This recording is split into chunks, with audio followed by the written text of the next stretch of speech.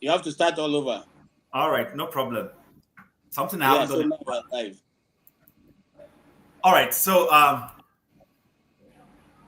didn't know we hadn't gone live. So, but anyway, no problem. So, welcome, ladies and gentlemen, to this special edition of 90 Minutes. Chim, give me 1 minute. Give me 1 minute. Give me 1 minute.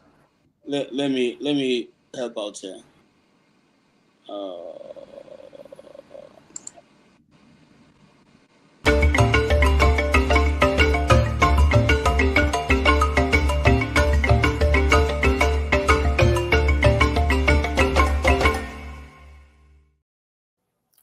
Thank you, KJ, for that. Good afternoon, good morning, good evening, depending on where you are located.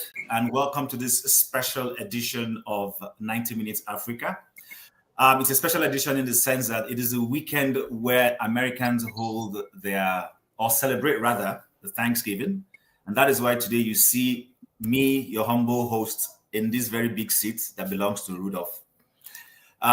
Rudolph, incidentally, is not here today because his turkey is more important to him. So he has gone to celebrate and eat turkey. He feels that he has given people enough attention. So I'm stepping in today. But, I know we're going to have a wonderful time, and we wish all the other persons who associate themselves or who are American. So I have KJ here, I have Tony here, and we want to wish you guys a wonderful Thanksgiving. And also a shout out to all our other viewers who are Americans in one form or the other, and also celebrating Thanksgiving. It's a time we thank God all the time for all his mercies, but we also identify specific days to be able to intentionally say thank you for all the things, all the blessings we've received. So I want to welcome KJ, welcome Tony, welcome Mr. James. We have an outline of discussions. We'll be looking at things in retrospect. I hope I'm correct. That is looking at it from what has already happened before. We have the issue of Gumi and his aide. One of Gumi's aides has been under trial for his role in ransom payment. Lots of money were found in his possession. Then, of course, the vice presidential candidate of the Labour Party in the last election, Dati Ahmed, was invited over the past week by the DSS for comments he made when he was interviewed in a particular media house. And then, of course, our First Lady invited all 109 senators to a sumptuous meal at a time when Nigerians are hungry, angry, and going through terror. Some people think it's very insensitive of her. I don't know what your take is. I mean, she's taking care of her children. The senators are her children. Unless you guys differ, you will let me know. And then there was also the incident of illegal weapons that were being taken. We don't know where those weapons were coming from. We don't know where they were heading to. We haven't gotten enough information. But weapons, from what we know, were being ferried across the streets of Kaduna, and some of them were falling on the floor and on the streets. And then there is Tunji Ojo, who some feel right now may be the shining light as a minister in this government. He's done a few good things. He has tried to streamline the process for renewal of passports. Some say it's a very good measure.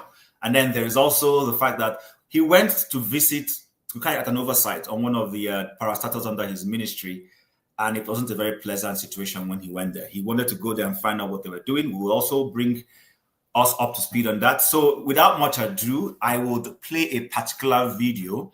Oh, before I do that, gentlemen, I want to give you guys the opportunity to shout out to our viewers and just, wish them well. KJ, starting from you and down, Mr. James, and then up to Tony lastly. Go ahead. Thank you so much, Chim, for standing it. It's good to hear you and to be here. It was a good day with the turkey. The turkey war was not easy, but we defeated it. We are here. Thank you, Mr. James, for being here. Your views and comments are always very, very much appreciated. Also, thank you, my brother Tony, for being here. Your constantly being here, and your views are, invaluable. So we thank you for being here. Thank you. I appreciate all of you and the people on the keyword warrior, the keypad warriors. Una well done, una do. Thank you, sir.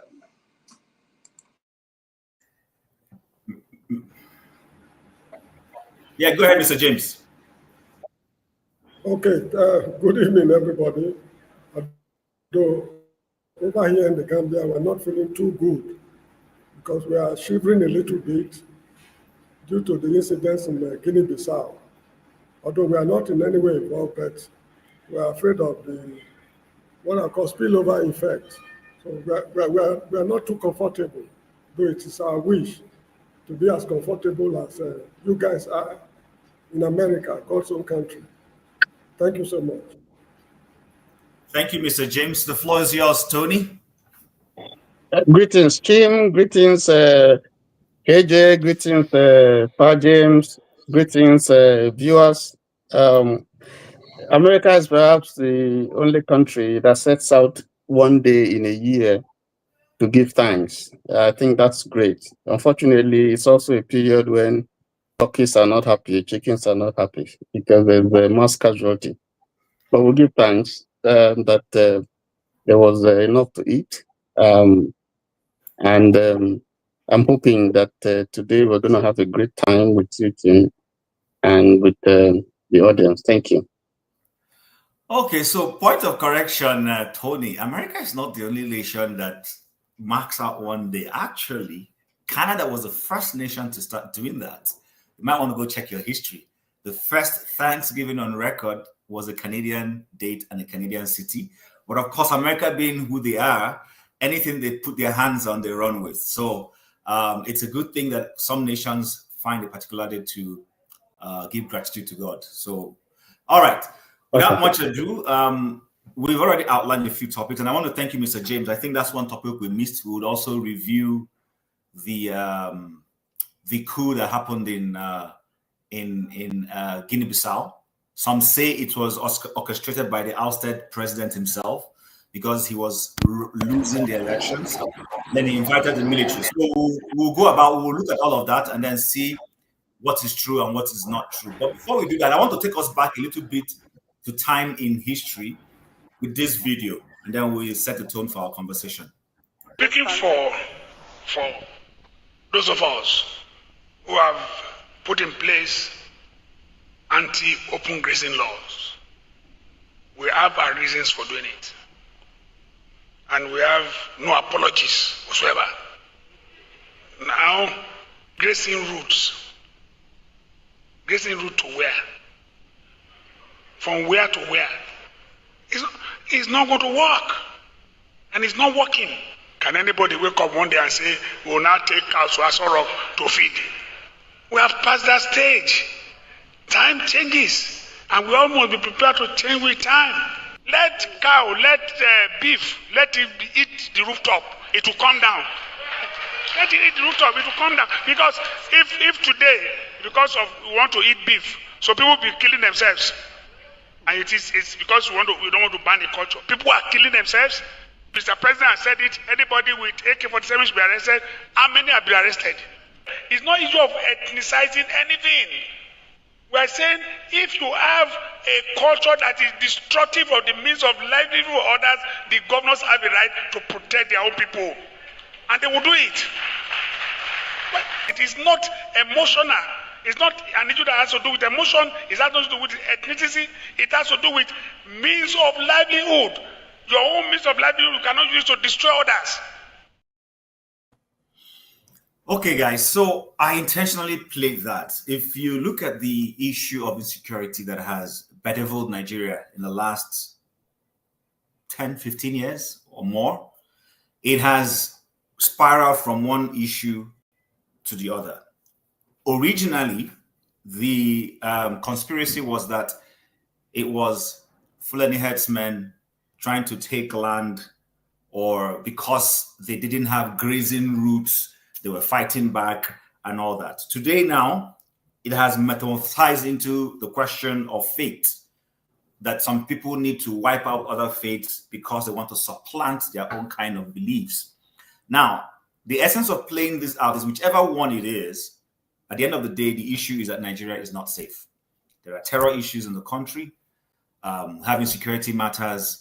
So, but I wanted us to go back and look at this and then begin to tie the knots and see, as things have evolved, have things changed? Are they getting worse? Or they're just remaining the same as we say? KJ, I will, in that order, go with you, and then we'll come down to Tony. The floor is yours.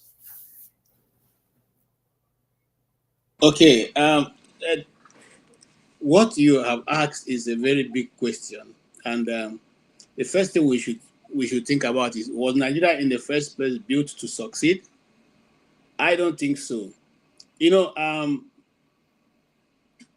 and I pray for you, Chim, that you'll be able to hold on as a moderator, and because at one point or the other, you're going to jump in because of what people will say.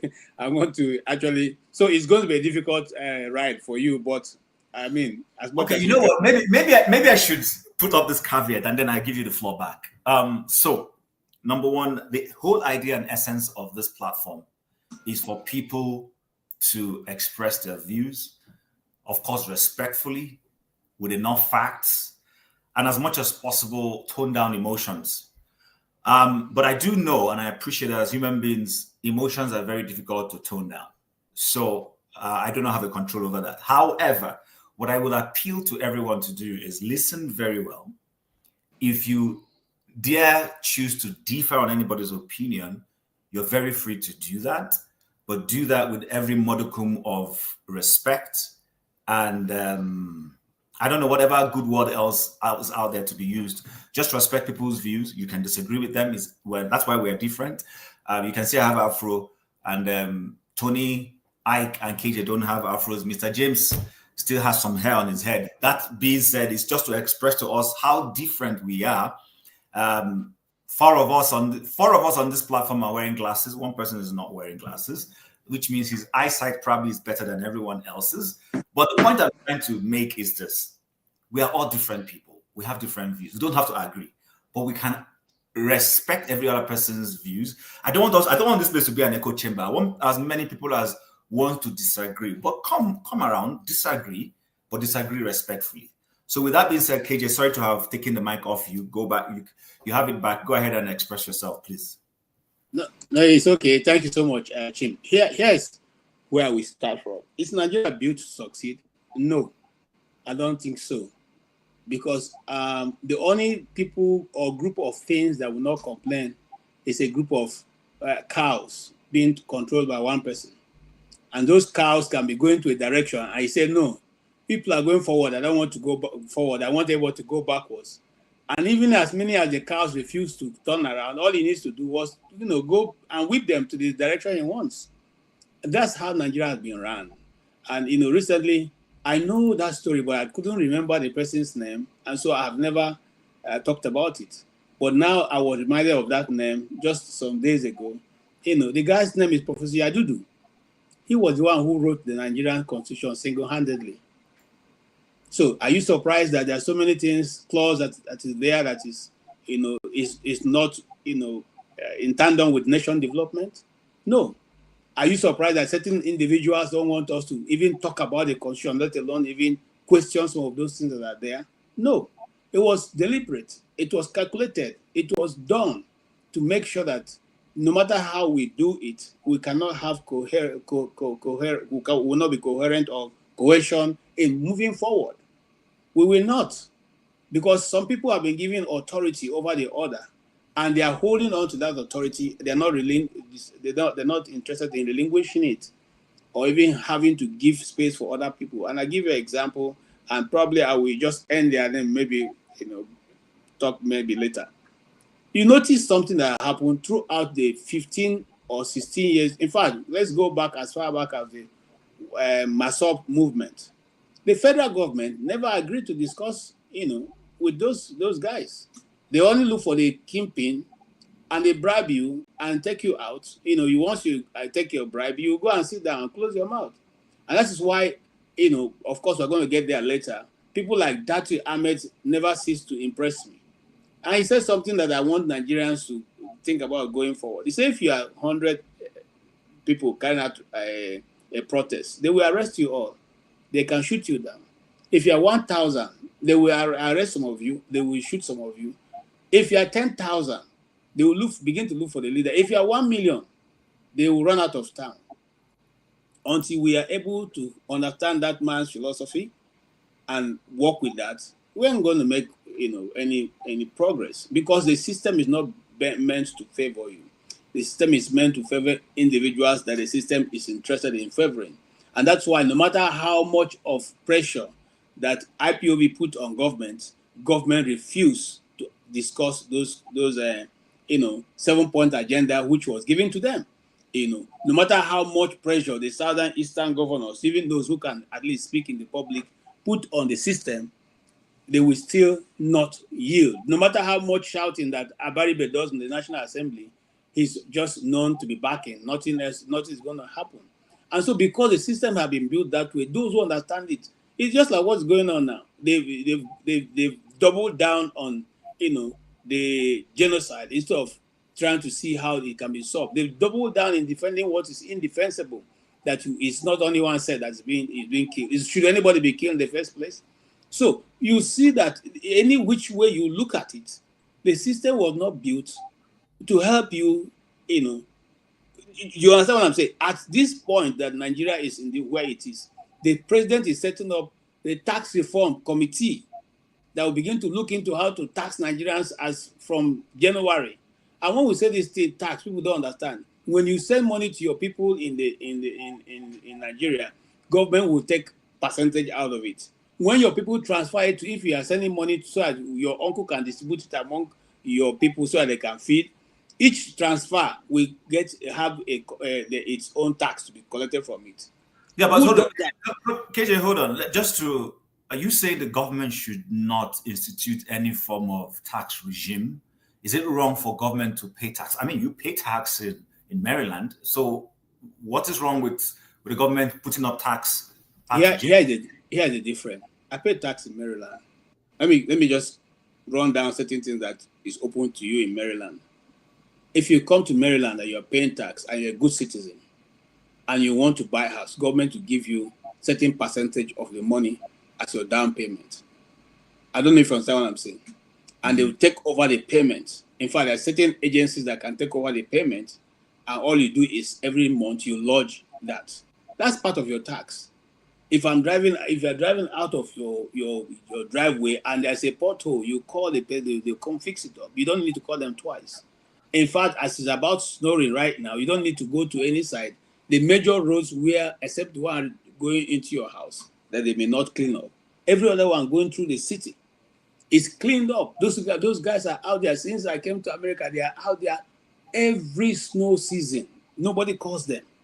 Nobody calls. You know that's your job. You are there, stationed and waiting. If the snow is going to start by 2 a.m., they will be there from 2 a.m. They start clearing the road till the snow stops. That is commitment of a people to a citizen. If a road is going to a dangerous bend, they put rail guards that no matter how much of speed you are speeding, your car will not fall off just in case you miss it. All you can, you. So what we are saying that the people see the reason for which they are being taxed, and anybody will be happy with that. Now, and these people have job. Yeah, to compare America, I'm still talking about America. You have job in America. What job are you taxing people for in Nigeria? You don't have any job. And you're taxing people who don't have job to keep paying you. How are they going to get it? The money we're talking about is money we send to our people to eat. It's not for business.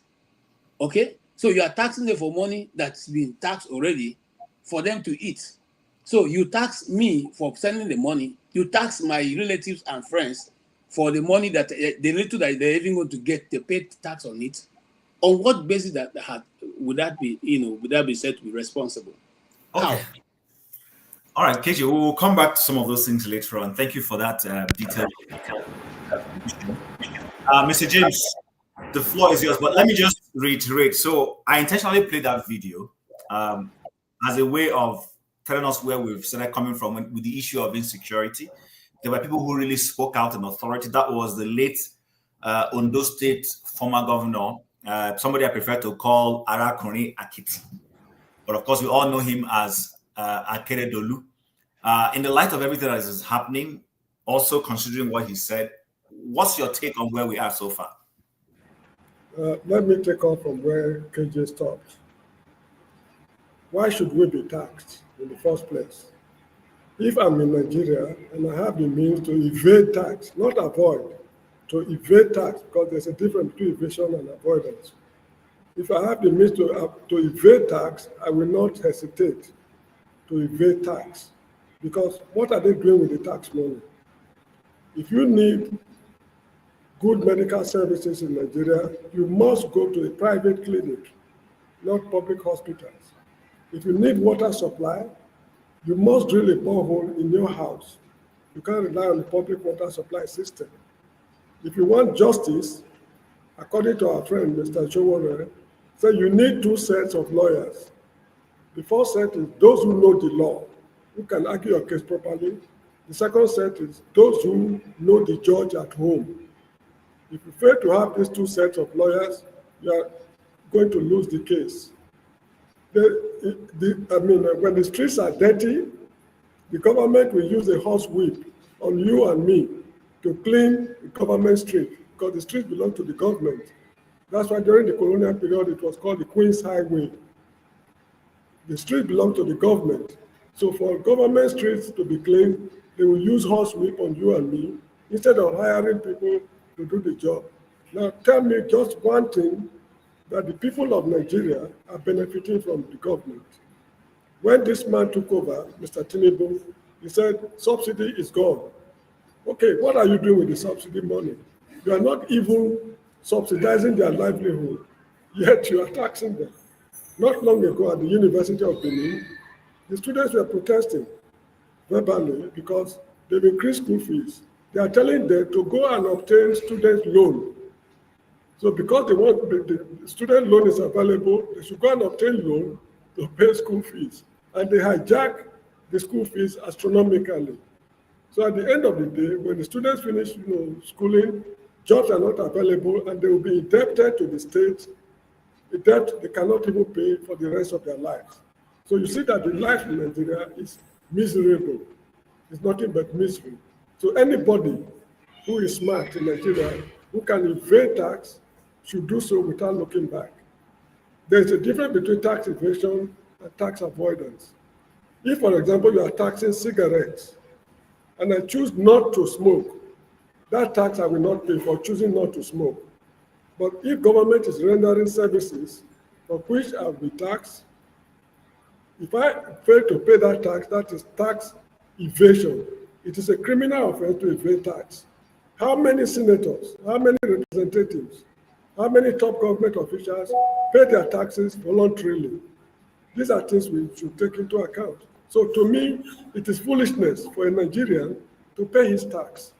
This is how I see it. People may not agree with me, but this is how I see it, because the government is not rendering any service to the people. Okay, so Mr. James, I'm happy. It's like you people want to talk about taxes today, so no problem. We'll talk taxes. But the question I want to ask is this: in the light of this whole tax conversation that has just come up, you pay taxes in the Gambia. KJ pays taxes in Maryland in the US. Tony does. Dito on our politics, aka Opabolo. Are you guys saying that it is wrong to pay taxes? Because government cannot do everything, but of course, government will collect taxes. And then secondly, in every liberal society, we have private institutions and schools, we have public schools, we have private hospitals, we have public hospitals. Are you saying that we should not have private institutions like those? No, I'm not saying so. I'm Okay. not saying so. Okay, sir. Go ahead. If No, go I ahead. have a problem, no, you see, like in this country where I live, education is not taxed because government cannot provide the service to everybody. Government schools are not enough to absorb all the, what's called school-going children. Children who have attended, who's supposed to be in school. Government cannot absorb all of them. And some parents are of the opinion that they need superior education for their children.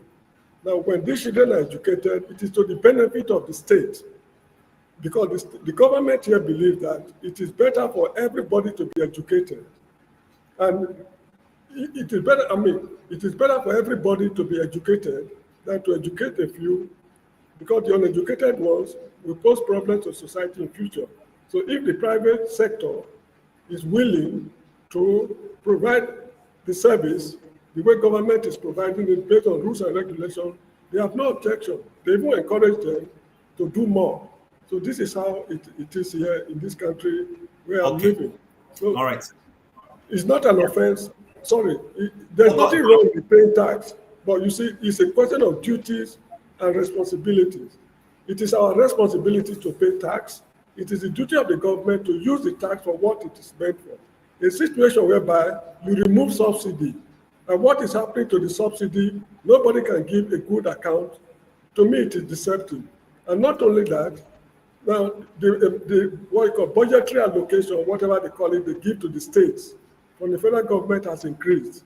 But if you convert it to US dollars, they were earning more before now than what they are earning now. So the increase is deceptive, because what government can do with the money in the past, they cannot even do a quarter of it now, because the money is already valueless. So this is how I see it. It is foolishness for me, if I were there, to pay tax. I'm not telling people not to pay. If you want to pay tax, may God bless you. Continue paying your tax. But should I go to the country, I will do everything possible to evade tax. All right. Thank you, Mr. James, for that detailed analysis. So, Tony, the floor is yours. But before, you know what we were supposed to start from, but KJ and Mr. James think that our tax issue should be something we should focus on. So, looking at where we started from, taking into cognizance this tax conversation that has come up, what's your take on the entire situation vis-a-vis, the terror matter we're talking about and the video I played? The floor is yours, sir. Let me greet my brother Uvi. How you doing? Well done. The even as we speak now, we hear that some people in the north, I think Kebbi and the casino, have been kidnapped or so on. So is that a new one? Yes, today Sunday. Yes, there are incidents of kidnapping in two different states. And I think one is about 300 people, and then so what I'm trying to say is is a tragedy. Every day you wake up and what you hear is kidnapping, insurgency, not abating but increasing. Even as you hear that government has stepped up its efforts to decimate these insurgents and these terrorists and so on and so forth. So I don't know. I'm not sure that the government is doing the right thing, because I don't think maybe the proper method is being adopted. I don't think anyway that the government is has the political will. I just think that it's just grandstanding. That may be unfair to the government, but I don't think that it has the will and the capacity or capability to deal with this problem. And you see the insurgents are emboldened. I hear that as we speak, 18 local governments in Castina have decided to have peace meetings with the terrorists. They're not depending on government. They're not looking on government. They have had to submit their authority, to sit down and discuss with the terrorists. And the position right now is that they are the ones dictating to them their terms, not the government dictating their terms. So you ask yourself the question, where is government? They are asking and demanding things from the government. And those governments, those local governments, are not even asking that they lay down their arms. That was not part of the discussion. The discussion is stop attacking, stop your attack. And in return, we will do X, Y, Z for you as demanded by the insurgents. In Kaduna, you have one local government. In fact, we have, I think in the next 1 week, we're probably going to have about 2 local governments that are also going to go into that kind of peace meeting with the terrorists or the insurgents. So you ask yourself, where's government? Totally absent. And yet, the responsibility of government is to provide security. The first responsibility of government is to provide security at all levels, whether state, whether local government, whether federal. But in this case, we're talking about federal because this is all over the country. So there is the total absence of governance. That's part of what Pa James is saying. That if I say I have a government, it should be able to protect me. It should be able to provide me what are the basic things of life. They can't provide. So what is the justification for me to pay tax? That's what he's saying. It's just a revolt. It's a citizen revolt against a system that is not doing what it's supposed to do. And perhaps maybe that's one option that we have to look at. Because why, if I have to provide roads for myself, provide water, provide electricity, provide security, provide everything, I can't get justice, then I don't see government. I can't get jobs. I don't see government. So even though that may look like a radical departure from what we know that is legal, but again, I think people have a right to stand up and say, enough is enough. This is supposed to be a two-way thing. We put you there to offer service, and if you can't offer service, then you have no right. The whole essence of you being there is cannot be justified if you can't do what you're elected to do. So Tony, if I may just a little question, and then you continue from there. Is so if I get you, KJ, and Mr. James right, you're trying to tie the irresponsibility of government when it comes to security to the fact that if they cannot effectively secure their citizens, then they lose the right, or they lose the power to demand people to pay taxes. Am I correct? Let me put it the other way around. Yes, it is the government has a responsibility to collect tax. Let's not. That's fair. That's the responsibility that we owe to pay tax. But there is also the question. That is a two-way thing. Government has responsibilities to the citizens, and so. What the question is, what I'm interrogating, and I guess what KJ and Pa James is saying is, if the government fails in its own responsibility to provide those things that it is by that is constitutionally, should provide, then am I supposed? How do I respond to government? There's no election now. So that you would say, okay, when the next election comes, we'll kick them out. But between now and when we're going to vote, what do we do? If the government can protect you, if the government can provide your basic needs, what do you do? The government has lost its authority to govern over you. So if people say, we're not going to pay, you don't have any moral responsibility anymore. You lose the moral compass to go to people to say pay tax. Okay. All right. Thank you, Tony, for that. Ike is not here. Mr. Aokpabolo Ovie, happy Thanksgiving. Before I hand the floor over to you, I want to ask our viewers to please share and like. And for those of us who have already given, if I can. Thank you for that. So share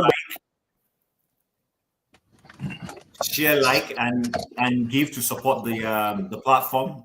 No matter how much you're giving, it will be very well appreciated. So, Mr. Pablo, you've heard KJ, you've heard Mr. James, you've heard Tony.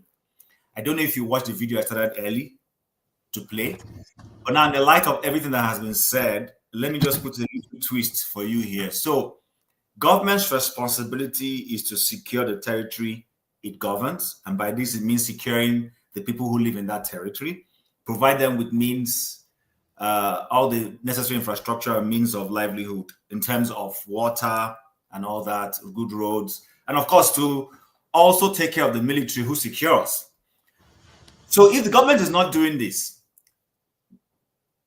how should the citizens respond? Should the citizens decide not to pay their taxes, knowing fully well that the government can use force and coercion to make you to pay that tax? What's your take on this?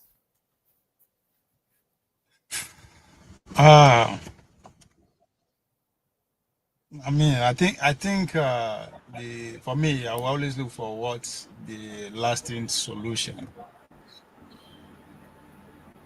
I think for me, the whole system for me is something that we need to either restructure, rearrange, or fight against. And by so doing, I will say, let every community takes over is our community.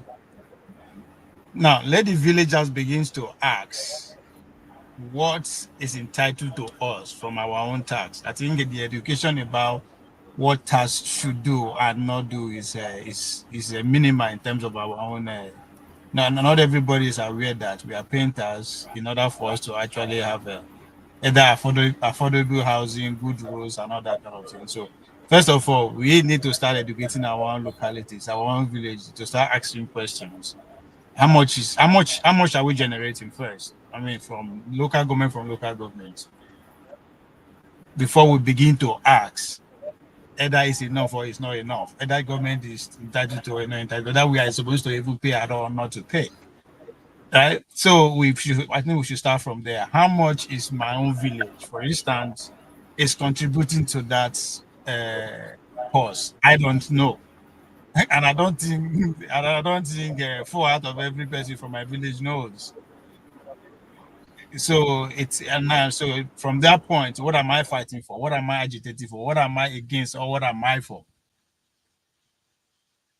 And I think it's deliberate. What I mean is deliberate from the authority for it to be like that. That is the job of the National Orientation Agency at every stage to actually educate the people. Or at this point, is our own job with the community dwellers who are on the known to create an environment where we can facilitate this kind of conversation. Because seriously, I don't, for me to actually say this is what the government should do should do or not do in terms of tax, it's very hard for me to argue against or for. The problem, what I'm against right now is that why are we even having the tax conversation today? It's too late. Right? The bill has been passed. So whether we like it or not, we will pay them. So I'm sounding like this because at the beginning, about almost a year ago, I was on it. These people. I mean, there was a contention even at the National Assembly, right from the presidency, when the bill was put before the INEC, before NEC, National Executive Council. They rejected it, but they will now them. They go back and forth, give and take. The bill was able to pass. So implementation is not going to be something anybody can stop, as far as I'm concerned. They are monopoly of everything, including violence. Okay. So the fact that we are having that conversation now, I don't see the value.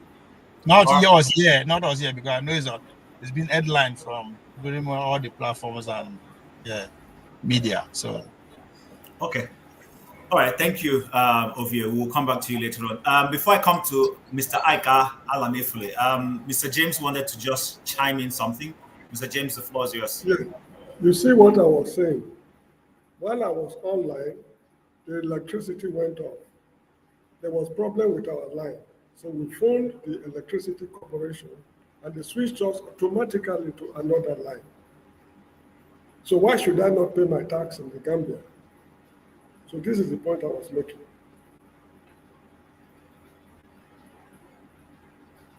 Thank you, Mr. James. So exactly, I think that's something. I'm impressed to hear that in the Gambia that you can call your electrical company and something will be done. And Gambia remind me again, what's the population of Gambia? Less than 2 million. The population less than 2 million. Okay, I guess some of us will also see that as another twist to say, oh, but they are too small. But the point is, whether they're small or big, it makes no difference. The point is that they are sensitive enough. They have no resource. They have no natural resource. They only live on grant and aid and fish in their waters. A few tourists come from Europe. That's what they use in running the country. They don't have crude oil. They don't have gold. They don't have diamond. They don't have uranium. No natural resource in the whole country. Okay. Thank you very much, sir. I see, Mr. Ike, are you ready to talk, or you have a business deal to close? Anyway, so we've gone through that. I would like to play another video, still on the issues of Nigeria and terror, and the issue of Christian genocide. I ran into this video in the course of the week. It's something I want us to listen to, and then we'll proceed. Mr. Ike, are you ready? Do you want to give your views? Yeah, sorry. All of you are in your homes. I'm working, so I need to, right? Happy Sunday to every one of us. Good afternoon, good morning, good evening. Yeah, I hope when the deal does work out that you will share the largest here with us. Brother Tony, happy Thanksgiving. I was expecting my turkey. I didn't see nothing from you, right? You and KJ eat his own and frown his face. You understand? So and my brother, is it Opobolo or Opoholo? What is that? He eats his own with his gang. So I don't need to ask him because I don't belong to his gang. He eats his own with his gang, right? That is what it is. Chim, thank you for hosting today. Can you tell me anything? Is there anything or a general talk for now? You're muted. So I started initially by playing. We have lots of topic. We have the issue of Gumi's aide, who is currently being tried for kidnap ransom payments. We're going to look at Dati and him being summoned. Actually, not only Dati, the former Minister of Justice was also summoned by the DSS. And then our mother of the nation, as some people try to refer to her, has decided to, to do a Thanksgiving feast for her children, the 109 senators of the Nigerian Senate. And then there's an illegal weaponry that was being transported through the streets of Kaduna. And unfortunately for the guys, fortunately for us and unfortunately for them, the weapons were falling on the floor and I think they got arrested. I'm not sure.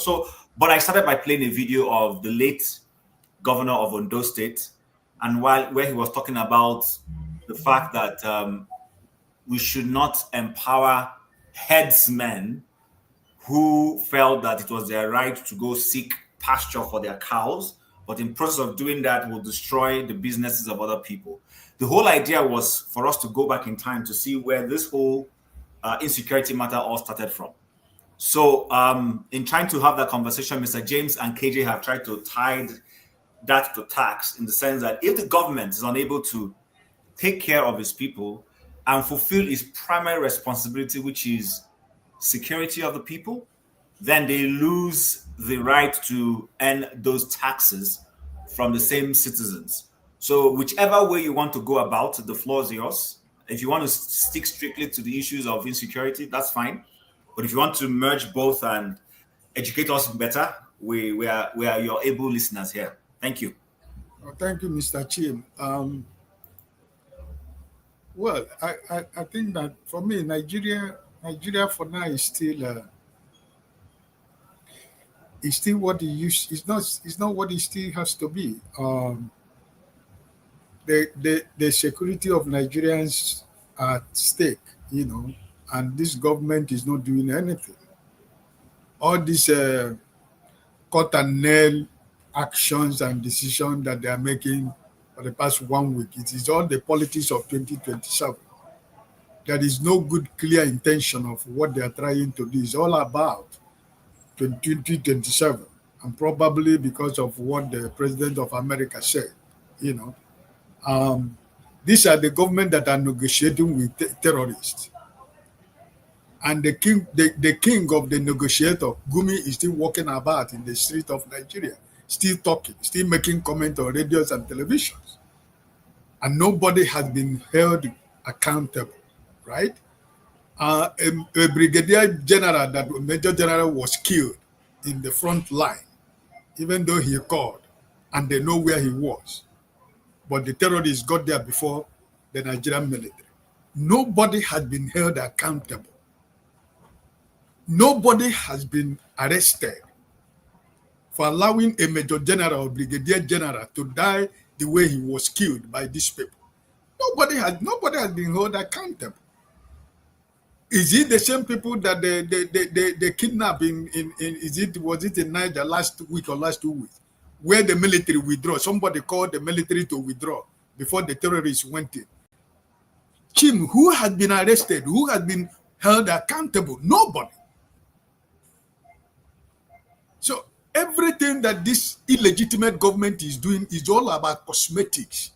It's all about trying to dose the tension, trying to take away our minds away from facts and reality. And also fighting and working for 2027. You know, where has the government for over 2 years? We know that the insecurity did not start on his time. But for the past 2 years that the government has been in power, have they not seen what is going on? The trajectory the insecurity in Nigeria was going. So I think that it has not been fair. It has not been easy for anybody in Nigeria. And I think that we are suffering. And I think that if there is no security, like KJ, you said KJ and Mr. James, you say, they don't have any right to collect any taxes from when they can't protect people, right? So if cow is more important in Nigeria now than Nigerian citizens, the cows in Nigeria are more valuable items than we, the citizens. And I think that anything we are talking about Nigeria is centered in the security of life and properties, which we don't have in Nigeria. Nobody sleeps in Nigeria anymore. So I think that this government has failed. And I think that the politicians of Nigeria today should hide them, their faces in shame. And see them, they're going to their mother called them to come and have lunch or dinner, right? They call, your senior president said, our mother invited us. It's their mother. It's not my mother. It's their mother, the mother of the people in the National Assembly. It's their mother. They're just making fun of us. They're enjoying themselves. They're partying and enjoying themselves while the citizens are dying. The people who are supposed to make the law, they are the architect of the problem in Nigeria. So how can we be safe? The National Assembly that was supposed to be to checkmate the executive, they are working hand in hand. So Chim, sometimes Nigeria, when you wake up every morning, I was just talking to my sister with the kids, not about 45 minutes ago. Nigeria is a failed. Nigeria is not working. Chim, Nigeria is not working. And I think that the few politicians who call themselves opposition, if they cannot come together before 2027 and present a common front in Nigeria, I am telling you, Chim, this man, if this man comes back the second time, you see this one we are crying now. This is just the beginning of the cry, because he's going to Chim, Nigeria, it's okay. Somebody else can speak. Nigeria is just. Thank you for that, Mr. Ike. We appreciate that.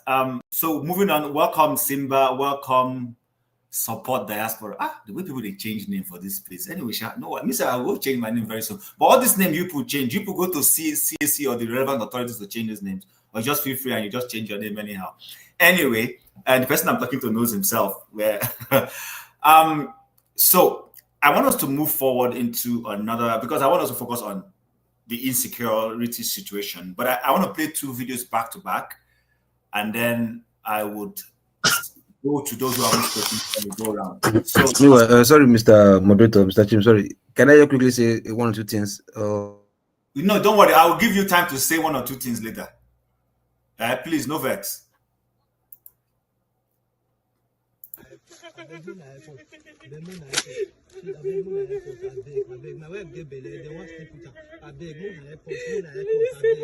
Only 7 million coming up with this. I beg, Mona airport. They say now 15 million is fine. Mona airport. I beg, my wife get belly. Mona airport. I beg.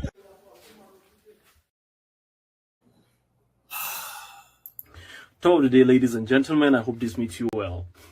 Honestly, with the way Sheikh Gumi is going, he's going to even cause more harm than good to the religion of Islam. I sincerely do not support what he's doing, because I wonder how you are going to be sympathetic to terrorists and forgetting the victims of the terrorists. How can we continue like this? And if Sheikh Gumi continues to do what he's doing, it's going to even make the situation more complicated.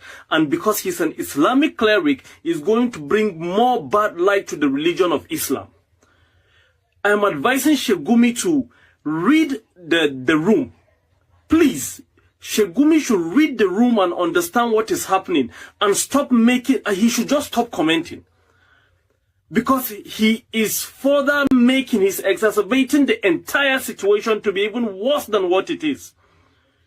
We cannot support negotiation with terrorists. There is nothing you are going to come and tell me that is going to make me accept that these guys are doing the right thing, or they're unaliving people because of something was done to them. We have to be very, very strategic in our thoughts. So please, Sheikh Gumi should read the room and understand the situation, because now that the whole Christian genocide thing is trending, now that we're having a lot of attention in our country, now that the religion of Islam is really painted in a bad light, it's not a good time. It is not a good time for such comments and remarks. Please, he should stop it. I am not with Sheikh Gumi on his plight of negotiating with terrorists or bandits. There is nothing that you can compare to the life of a human being. You cannot compare the life of cows to the life of a human being. So this is just what I'm here to say. This has to stop. I am a Muslim and I disassociate myself from what Sheikh Gumi is saying. I disassociate myself from the mode of operation he wants to imbibe and say he wants there should be negotiation with terrorists. I do not support that. I do not support that. You cannot be a terrorist apologist and you are going to expect us as Muslims to support that type of ideology.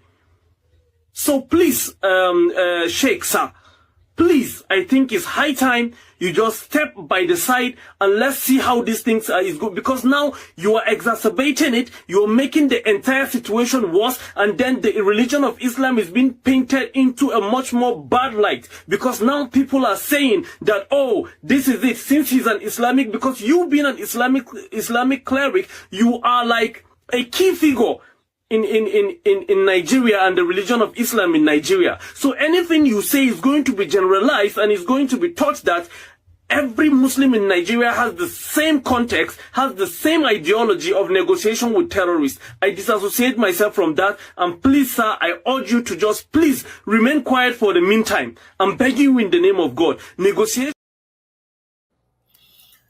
Okay, welcome back again. It's a special edition of 90 Minutes Africa. Rudolph is taking a rest. Like I said earlier on, he's enjoying his turkey. Unfortunately, he hasn't sent us any turkey here to share. And the Americans on this panel, Opobolo and KJ, they've eaten their turkey by themselves. So again, please, if you're watching the show, like, share, invite your friends, and to support the show, whatever you can give, you'll be welcomed. It helps the show continue to run. So having listened and watched the last two videos, the first one was a clip of a couple that was kidnapped. The wife is pregnant. If you could hear from the video, the man begging them that his wife is pregnant. They were negotiating 7 million. I think the man has 7 million. Or maybe they were asking for more. I don't understand what was going on, but they were appealing to people that they're asking for 7 million or something like that. And we know that since this terror issue started, Sheikh Gumi has been at the forefront of trying to negotiate with them. He feels the best way to go about it. They call it something kinetical approach or so. If I'm wrong, I'm not a military person, which invariably means rather than going to engage them in a shootout. Non-kinetic. Non-kinetic. Thank you very much, Tony. So, in the light of this, support diaspora. Maybe you want to take off from there. What do you think? should ransom be paid? Should we continue to negotiate with terrorists? Is negotiating with terrorists a better approach to the situation, or should the government just adopt a full kinetic approach to flush out these individuals? Because there are arguments that if your brother is kidnapped, then the easiest way first is to negotiate with them and get your brother safe before we can start talking any further. So I don't know. I don't have a view about this. What is your take? And then we'll come to my brother has changed his name again. All these people changing names. Now, wow. Anyway, welcome. He knows himself. I'll welcome him later on. Support Diaspora. Go ahead. Okay. Hello everybody. Happy weekend. Happy Sunday. And hope you're enjoying your. I won't say Thanksgiving because I later found out the meaning of Thanksgiving. That it wasn't from a good place. The history of Thanksgiving wasn't from a good place. I won't say happy Thanksgiving. So I'll say happy enjoyment your weekend. Okay. Sorry if I may quickly delve into just the previous taxing whatever system if the government is or not before I just go into that. Look, it's a must for the people to pay tax, whether or not. And it's also a must for the government to demand tax. But the ultimate must is what the government is doing with the tax. And another ultimate must for the people to hold their government accountable for what they're doing with their tax. Because you see, a government is like a system that is built. Everybody has their own quota to play. If one defaults, it kills your system, just like the engine of a car. If the engine of the car is what's it called, and the president or a government head of whatever, and the engine is working, but the exhaust refuses to blow its exhaust out, it kills the engine.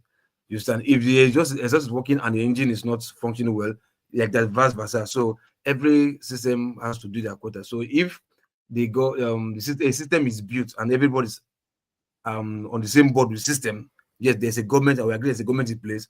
It's a must that the citizens must pay their taxes, and it's a must the government must pay their taxes. But the ultimate must, like I said, what the government does with their taxes, and the citizen asking the government accountable. I think the failure of governance here is prioritizing the government not using their tax properly, and the citizens not asking who is the government accountable, because that is where it's supposed to be the key factor. Hold your government accountable, will charge them to do stuff with your taxes. And I think that's what I would say. Support Diaspora. Hold on, please. I keep hearing this argument that the Nigerians are not asking their government what they're doing with the taxes. What measures, how do you want Nigerians to ask? Because people keep asking this question. People keep doing what they can do. Yes. You know, is it about the Nigerians coming on media? How do you want Nigerians to ask government about how their taxes are used? When they say government, UK? No, hold on. When they say government, government is not like federal to grassroots. Government is broken down into tiers and goes to grassroots. You understand? So if the people from the local governments, because see, I tell people this thing, if Adebi will know ourselves and our senator will really deal with them, they were supposed to deal with them. If they come like, guy, get out, A, B, C, and D, we can't vote for you. It's not possible. And we come out to like, see, either you kill us or you are not there or you kill us. You understand? These people will not get it that way. Just like people saying, don't vote because your vote does not count. The more you don't vote, the more these parties will enter into the system. So by the time you come out and vote, no matter what, look, you can say rigging. Rig can only be rigged if I want to bribe to ask lecturer to give me A, I can't just write and go and bribe lecturer to give me A and give me A. I mean, come on, lecturer, you write something now. No? Do something, still write or and bribe it, I can give you A. Just if the people are not voting and you ask these criminals to come out and vote, and what we expect to do, the INEC will bribe. We will definitely bring the election for them. So let's not go into that. That's the case for us. So like I said, hold on. I want us to, in the course of our conversations, profile solutions. You said that people should ask questions. In other words, put pressure and demand accountability. Yes. Please tell us, how is it done? How is accountability done in America, in US? How do citizens hold their leaders accountable to be able to account for let me use my case for instance. Where I live, there's somebody representing me. You understand? They came one time, I distributed flyer, 1 million, can you come, whatever in my body was like. First if I say, who is this? I just told you, I just went out of my streets. Look at this portal. This has been here for like how many millions have gone and passed. You've not done this. So give me, why should I vote for you? Why? Tell me one, why should I vote for you? I think there's no need. You can't vote for your party because your party you have not been doing shit for me. You understand? And I don't know what happened, but at least my vote will not yet count. Yes, I think did I vote or did I even, no, I think I voted somebody or whatever. But in the long run, it was changed because I was able to hold him accountable. Like, look, my friend, because that is what business to me. I can't go and be telling who's customer to like, hey, Stammer, hey, my this, my that. It's not going to work because somebody represents me in government. So if I hold those ones responsible, choke life out of them. Those will be the one that will choke the government life out of the government. But all the representatives we have, all of them are living large. We are not even asking them to. They don't even come to see us. And during election, when they come, we can't even approach them, tell them our mind. We only sit down there and be doing who wants to win the election, APC or PDP. And that's what we care about every 4 years. Collect money and go and vote. You win or you don't win. But when they do the campaign, when they come and put their flyers, nobody challenged anybody. Just everybody, Nigerians like just mind their business. Just chill. Like election come, go vote and that's it. So we don't really hold our representatives accountable. So if every government, not government in federal or state, the local one, because if it starts from there, that's why I say, if they won't tell you, politics is local, it's grassroots. So those in the local, that's where it starts from, bit from down up, not from up down. So if they say hold your government accountable, we shouldn't be expecting like it's me now, one local guy, one from the grassroots down, will want to be holding Tinubu accountable. No, that's why government is broken down to my own local government. So it's there it starts from. But if you start from there, if you do what you want to do better, it goes up. That's where I mean local government, holding your government accountable. Chim, please, can I ask Loco P just a question for us so that he can clarify his position? All right, go ahead so that I can go to comparable and then forefathers and consent. Okay, we had a situation where the president told members of the legislature that they already returned even before election is taking place. So how do you hold in that kind of system? How do you hold anybody accountable? Loco P. Okay. If for that, that's for electoral, not for taxes. Now, if you say they already returned, look, they will want to tell you is the feed that will still do the magic. The feed that everything starts from the feed, not NEC office. If it's already returned, it's politics. What do you want Tinubu to tell his party that they will fail? You will definitely give them what's encouragement. Like with this party in place, you go automatically return. Not because if return that don't vote, don't campaign, just sit at home. You are there already. No, they're just saying that like you automatically return and that's it. Even if he wants to do the work, that does not mean election that day nobody will vote or he will not go to the field and do anything. He will sit in his house and the ticket to the office will just come to him directly. No, you can only say that because you're a party man. That's what you share in the party's politics. But that day you will still go to the field. He voted that day. He said it to the person, right? But okay, let me use Okwebolo for instance. He told Okwebolo you automatically this and that, and he won. But that day of election day, Okwebolo was sitting in the field voting with his family, with his friends. If he believes that Tinubu will do everything, why did he go to the field? He will have sat in his house now. So that statement is just vague statement and big statement. But they still have to do the work by still voting. At least, even if the voting is not up to what will put him in the office. But okay, he went. Thank you, Loco P. So sorry for that. Then for the security, for the security, whatever I said, it's pathetic. When I watch that video, I don't want to believe the video is true. I just want to believe that maybe it's a skit and this and that. Because for me, that video alone, it reached to even turn the country upside down. You know, because I'm putting myself in that shoe. Like, look, if I see myself in that situation, anything that will make me escape that situation, either the government will kill me, the government of that state will kill me that day, or if the government will leave that day, because I can't see myself see my last prayer and like go escape and maybe pay money, then I will go sit down and just if I leave that place, either the government will be the one to kill me there, that for me to allow them to kill me again. So, that pastor is dead. That pastor is dead. No, hold on, don't worry, it's okay. Thank you. Loco P. So first and foremost, that's a true life situation. It happened. There's a pastor that was kidnapped. Then that man and his wife, pregnant wife, were also kidnapped. It's something that happened. The pastor is the one that's dead, but that very one, I don't think that one is dead though. Okay. Anyway, but the point is, because the thing that you said was that you want to believe it's a skit. Because man, come on, man. Man, I can't watch that shit. That's disgusting. All right. Anyway, let's forge ahead. Welcome to all of those who have joined us again, to the our viewers. Welcome on this auspicious day. It's Thanksgiving in the US. Dr. Damages is taking a well-deserved rest. So please share and like. And if you want to support the platform, you know what to do. We'll appreciate that. Comparable facts. you watch the video, the conversation has been all about security and should the government, if it's unable to secure its citizens. We've watched the couple that was kidnapped. They're citizens of Nigeria.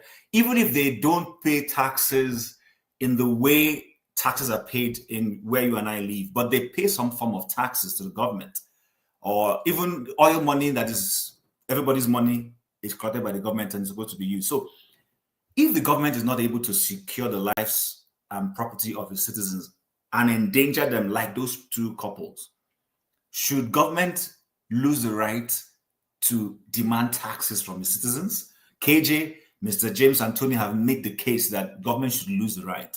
Pablo was, here or there. So how do you get your government in the US and your local government where you live to justify the tax you pay?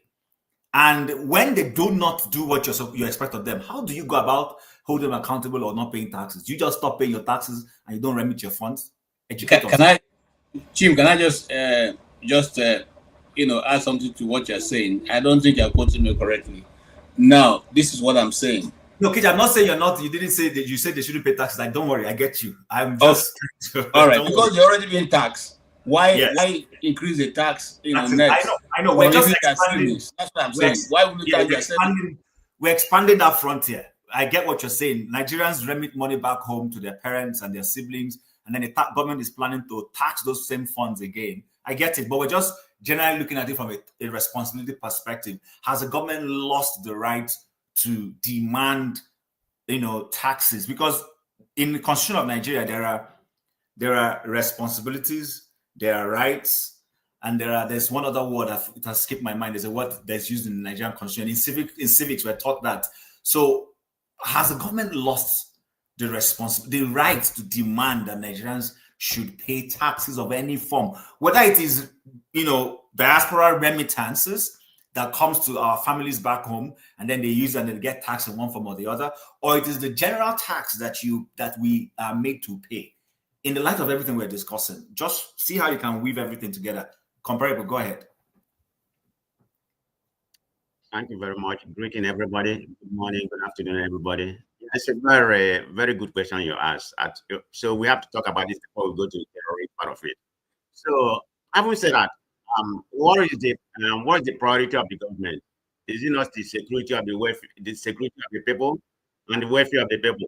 That's the priority of the government, the number one priority which government is supposed to, people, you have to, protect the people, and the welfare, you take care of them. So where will the money come from? In my own opinion, the money has to come from the people. So that's where the government come in. That people have to pay tax. I think it's a government priority to impose tax on the people. But they are answerable to the people. They have to know how the money is being utilized. That's where the problem lies. So that's where it comes to Nigerian schools. What are they doing with the tax money people are paying? So this is where people have to hold them accountable. You elect them, you all elect them. If you want to protest, you want to go to Aso Rock, you demand what is fair for you. That's what the people are supposed to do. But government has the right, in my own opinion, to pay, to ask people to pay tax. That's the way I see that. Because if you don't pay tax, how are you going to be taken care of? Where will the welfare of the people come from? Where will the protection of the people come from, which is the number one priority for the government? So in a nutshell, I believe the government has a right in that regard. But the people has a right to demand for, accountability towards their tax being utilized. So comparable. You said that government should pay. Then government has a right to demand taxes from people, and that those taxes, if not paid, that the question you ask is the hypothetical question you ask is where will they get the money to offer essential services? So my question is this: what essential services are Nigerians enjoying from the taxes that they are paying? When in nations like Saudi Arabia, which were not for a long time taxing their people, I hope you know that, but they were still meeting social responsibilities to their people. Now, Saudi Arabians pay taxes today. They've reformed their system. They're not just relying on the fact that they make money from oil and can build hospitals. They're not making their people pay taxes. But before then, they had oil in abundance, and they were using their oil money to take care of their people. give them good roads, give them good houses. We heard of Libya where people were not paying rent within Gaddafi's period, but now Gaddafi is not in office and the country is in shambles. My question exactly is this: those social services you're talking about, in the context of Nigeria, what social services are Nigerians enjoying? Okay, thank you very much. That's where I said people have to be held accountable. And you brought an example about Saudi Arabia previously. You know, they have been taken care of. You know, they're not paying taxes, but everything have changed. They're trying to modernize their, their country right now. You know, paying taxes and everything, trying to look like the Western, but in a way, what I consider to be semi-Western style of, government. You know, but having said that, that's where I'm coming from. You know, that people has to hold them accountable. For them, has to hold the government accountable, whatever it takes. We are not in the position of Saudi Arabia. Nigeria is not built like that. We are practicing democracy. So that's all we know since independence. We have parliamentary kind of government, which is part of democracy right now. So we are not built like that. The society that we came from is different from Saudi Arabia. They practice, and we are not practicing socialism. We don't know anything about that. So that's why, the people of Nigeria are built differently. That's what we mean with that comment that, people has to pay tax in order to survive, because there's no way it's gonna, that can happen in Nigeria. You can't leave everything laissez-faire, let everybody not pay tax. You don't even have enough money. You don't even have enough money to pay. We are lacking of the revenue right now, and even before a long time ago. So, I mean, that's just my own opinion, okay? But if everything is free, that'd be good, but it's not possible in Nigerian case. Nigeria will go broke. They're already broke, but they will go completely, bankruptcy. There's no money already. So that's how I see. That's how I have my opinion in that regard. Okay. All right. Thank you very much. So unfortunately, Simba is off. He keeps coming on and off every time we want to go to him. So I'm going to appeal ahead. When he does come in, we'll give him the opportunity to talk. He's been coming in and out. I think his internet. I thought you was talking about terrorism. Can I comment on? Yes, I gave you the floor, and you chose which area to go. Okay. I'm sorry. Okay. Let me continue. Let me continue. Go ahead. Okay. So the point, I think the last thing I heard about whether Nigeria should negotiate with the terrorists, no, in that regard, it's non-negotiable. It shouldn't negotiate with terrorists. It shouldn't pay a ransom, because what is that going to do? This is exactly what's happening in Nigeria right now. If you pay them ransom, you are funding a terrorist group. You are emboldening them. You are giving them more money. You are encouraging them for more kidnapping. I mean, you are strengthening the extremists. That's just what I say. But they should make it compulsory that government, when it comes to terrorism and kidnapping, it's not negotiable. This is what America does. But if individual family wants to do it, they can do it privately on their own. But when it comes to government, that should be non-negotiable, paying the terrorists.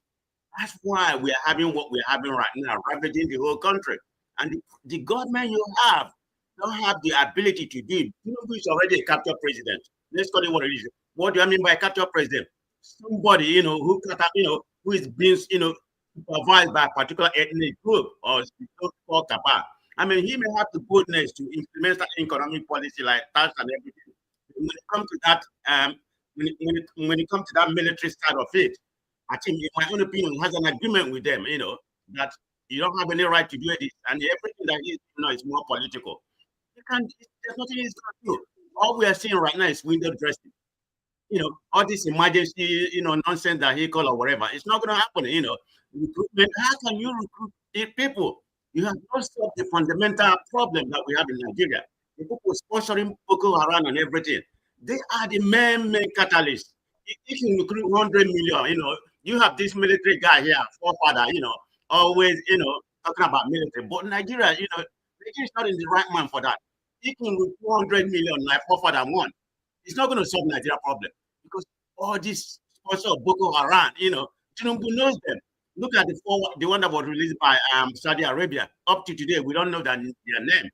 And somebody kidnapped, somebody gave them 20 years, and you put in on the Kanu there, for just instigating, and that Nigeria has a problem. So That's my opinion. That's how I see that. All right, thank you very much. Forefathers, before we come to you, so I'm not sure where you started watching from. I'm not sure what. I came before forefathers now. Concerns, that's not true. You actually, there's somebody. Ask forefathers. I know. Forefathers know. All right, no problem. Concerns, I'll hand over the floor to you. But I'm not sure where you started watching from. I've allowed everybody to go about it the way they want to.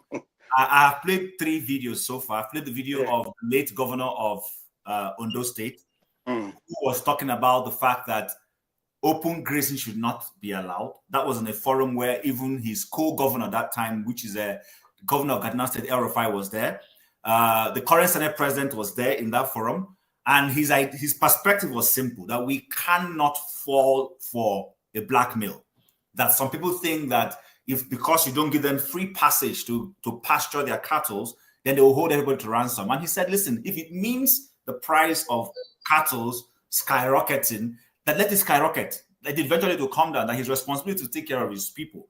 Now, the idea behind that video was for us to go back in time to see where we were coming from with regards to this insecurity.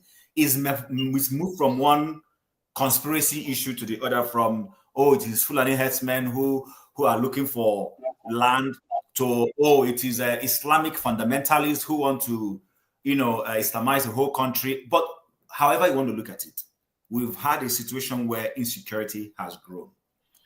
Now, I now play the video of the kidnapped couple, and then play the video of the Muslim guy who says he does not support ransom payment and negotiating with terrorists. So, Concerns, what's your take? Should we negotiate with terrorists? If your brother is kidnapped, God forbid, would you say, okay, we're not going to pay ransom, we'll put pressure on the terrorists to free my brother? Or do you think that ransom should be paid? Do you agree with comparable facts who says we shouldn't do it, but that individuals can do it? If doing it at all, does that not create an economy for that kind of illegal type of money making, as it were? The floor is yours, and you have 6 minutes. My own, you are going to give me time on my own. What does you doing them time? Sorry, Chim. I think, sorry, please, Chim. I think you should separate that breaking it into 2. If you say to negotiate on is it with government or with individuals, private individuals? Loco, you like talking too much. Stop, I want to talk. The 2 are not the same. You like talking too much. Because one side cannot go back for the 2. Okay, Loco, let him talk. Let him talk. Then we'll come back and review that situation. Concerns, go ahead. Yeah, gentlemen and gentlemen, good day for all of you for being here today. I was calling KJ during the Thanksgiving. He didn't answer he didn't pick my call, because I wanted some talking. Mr. Tony, I called you also, he didn't pick my call. If you're able, I called also. You're using your time to greet people. No problem. Let me greet everybody now. Comparable fight with Mr. James, everybody. Local, poco. And where you get my phone number? Forefathers. You see, when you see forefather, look at how he's very innocent. He think he's a good man, but not the same, no problem. You see, on the tax issue, quite all right. Tax is good for everybody to pay. In every country, some countries work with tax of their citizens. They engineer their country with taxes. They run their country with taxes. But in Nigeria, there's a problem of this tax. When the subsidy was removed, and now no subsidy for the country, people are becoming poor. How are people going to pay this tax? And again, who are going to pay this tax? The Fulanis are not going to pay. Or even most of them, majority of them are not going to pay, in the sense that in Taraba, in Katsina, in Sokoto, many of these places, Boko Haram or the terrorists have taken over those places, collecting the taxes. So if you are imposing tax on Nigerians, people who are going to pay this tax, see the Southern people. The Southerners, Southwest, Southeast, and the South, that's the people who are going to pay this tax. That's a problem.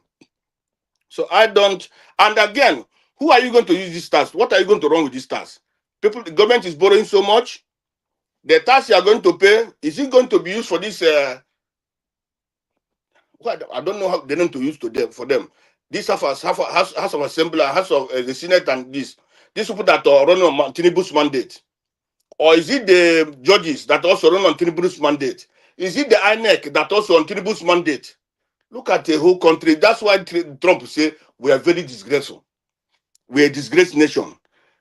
The former INEC chairman now appointed this ambassador. So when people said that that election was totally rigged, some people start arguing. It's like some of us are very, very dumb. Because we see the handwriting on the wall. We saw that that man is compromised. That people have destroyed Labour Party.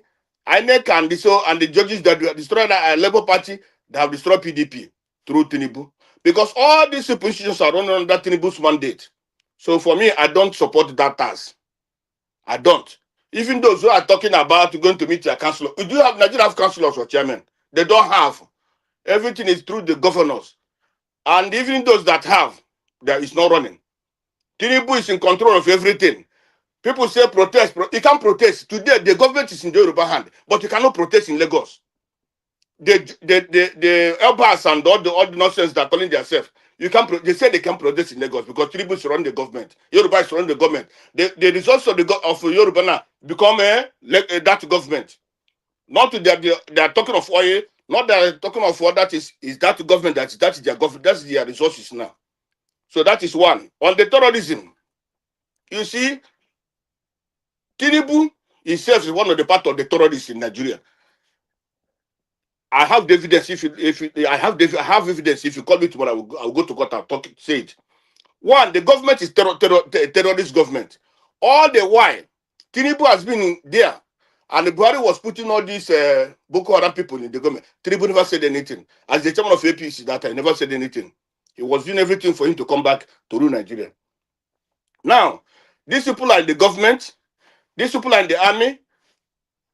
They are destroying everything. When the army are going to make any operation, their friends there will give them the secret and they will leak to their people. In some communities now are being run by this Boko Haram. The worst is that the Arawa itself, said that Arawa itself, they know about this terrorism. They know they are supporting their people full chest.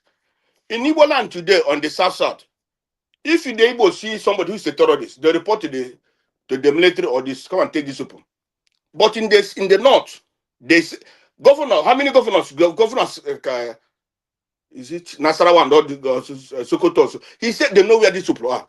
He said their people know where these people are. Many of the northerners say they know where these people are. But why they are not arresting them? In Igbo land today, when you see police arrest if somebody says IPOB, military arrest somebody says IPOB, they kill them. But why in the north? They see people carrying gun, the government see the people carrying gun, but they can't arrest them, they can't kill them. Instead, they put him back to the army. So the issue of this terrorism and this is a very, very big shame for the northern people, for the Arawas, to come up and say we have to give the bandits to negotiate with them, give them whatever we are giving to the South. The mineral that they sustain Nigeria today is coming from the South and Southeast. But these people are not even complaining. The people that are complaining are this. Even the gold, all the roads coming from the north, they don't want money in it. Their money is not coming to Nigeria. Coming to the city of Nigeria, it's coming only to that people. But still, they want for us to pay them again. The money, if Nigeria tell you how many billions and trillions they have spent on this Boko Haram, you can't believe it. Even this last one now, all of the government are paying them ransom every day. If this is Satanas making this terrorism, or you see that they could have wiped away. They could have been wiped away if this terrorism are from the east or south or this. No community will remain. Any community they see this bandit, they wipe that community away. Say they want to destroy Nigeria. But today, in the south, in the north, in Sokoto, in anywhere, these people are roaming around, making meetings with everybody. But the president himself, he doesn't care about this thing, because what he cares about how to come to be second round. That's why when I look at a black man, I say, are we really human beings? Because you are not supposed to be the president of Nigeria. A very disgraceful human being. With all the characters he have, what nonsense he have, but they make him president. He's supposed to be. Awolowo was asking for a day to be president a day, but you are given 4 years. The 4 years you don't know what you are doing. Instead, you want more 8 years again. If the 4 years you couldn't do anything, is it the for another 4 years that you're going to do something? By then, the people you are ruling have been wiped away, or they have been killed before you can be the next. I don't get it. So you see, for the TASO, for the terrorism, it's unfortunate where we are heading to. Look at the. You see, every day the state government say, oh, we're not talking good about the government, talking about good about Nigeria. You are talking good about Nigeria. You see that the embassies, what is the work of embassy? The work of embassy is to see what you are doing in your country and report to their own people. See, look who are going to represent you recently as ambassadors. Somebody like Reno Mokri, somebody like that man, FKK. If those people see those people, how can they look about Nigeria again? They say the man ruling us is a cocaine dealer. This one is a jobber, nonsense, talking nonsense, Reno Mokri. All this, So at the end of the day, my brother, for me, that country is failed. And it will continue to fail. And if anybody thinking that this terrorism will stop, that person is joking. That person doesn't know what he's talking. Because as long as money is involved, these guys are being paid, these guys are getting money, government is not arresting them. It can never stop in life. So if the Satanas know what to do, let them. Asabanjo, I saw Asabanjo, all these people that criticized Igbos before. They criticize Igbos, they talk nonsense. But today, Asabanjo is saying, let me tell you people the truth. It's only southeast, south. Let me tell you. This other southwest and the north, they don't like you people. It's only that oil they like. That is what's coming from that they like. So now they know that what the southeast are doing before it was good. So that's the thing. So thank you, my brother. All right. Thank you very much, Concerns, for your expose. Forefathers. So, like I was saying earlier, I'm not sure where you started from. Mr.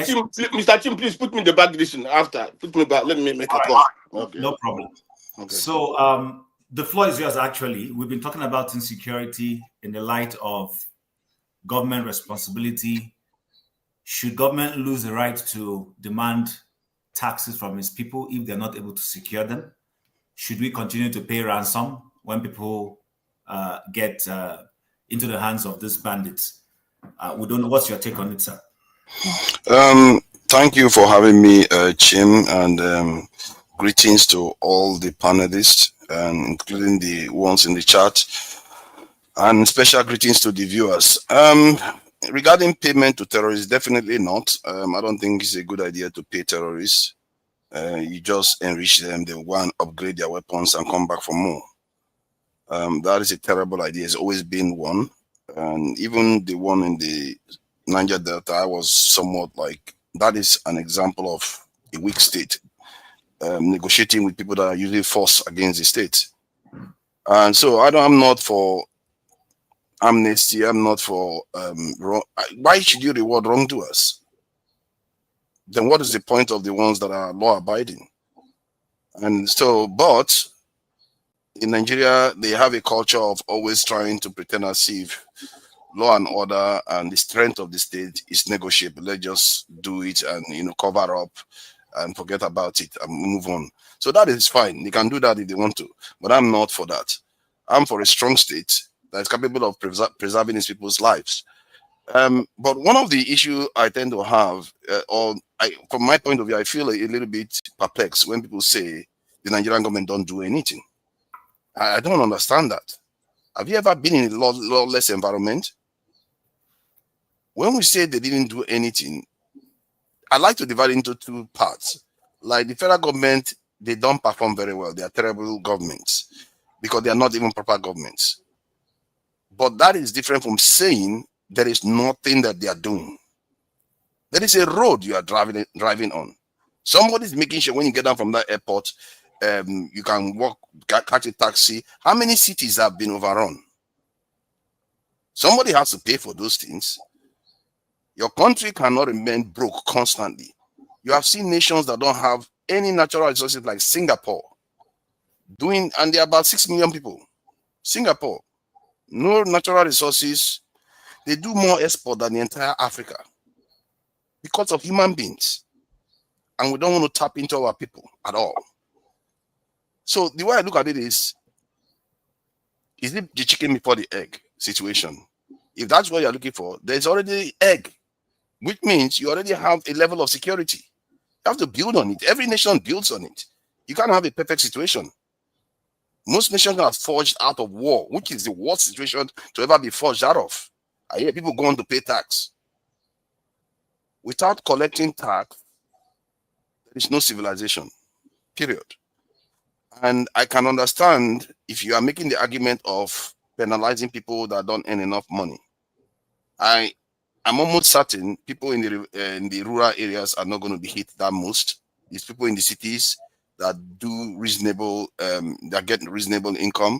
But I hear that it's 70,000 naira per month before you start getting taxed, which is quite low.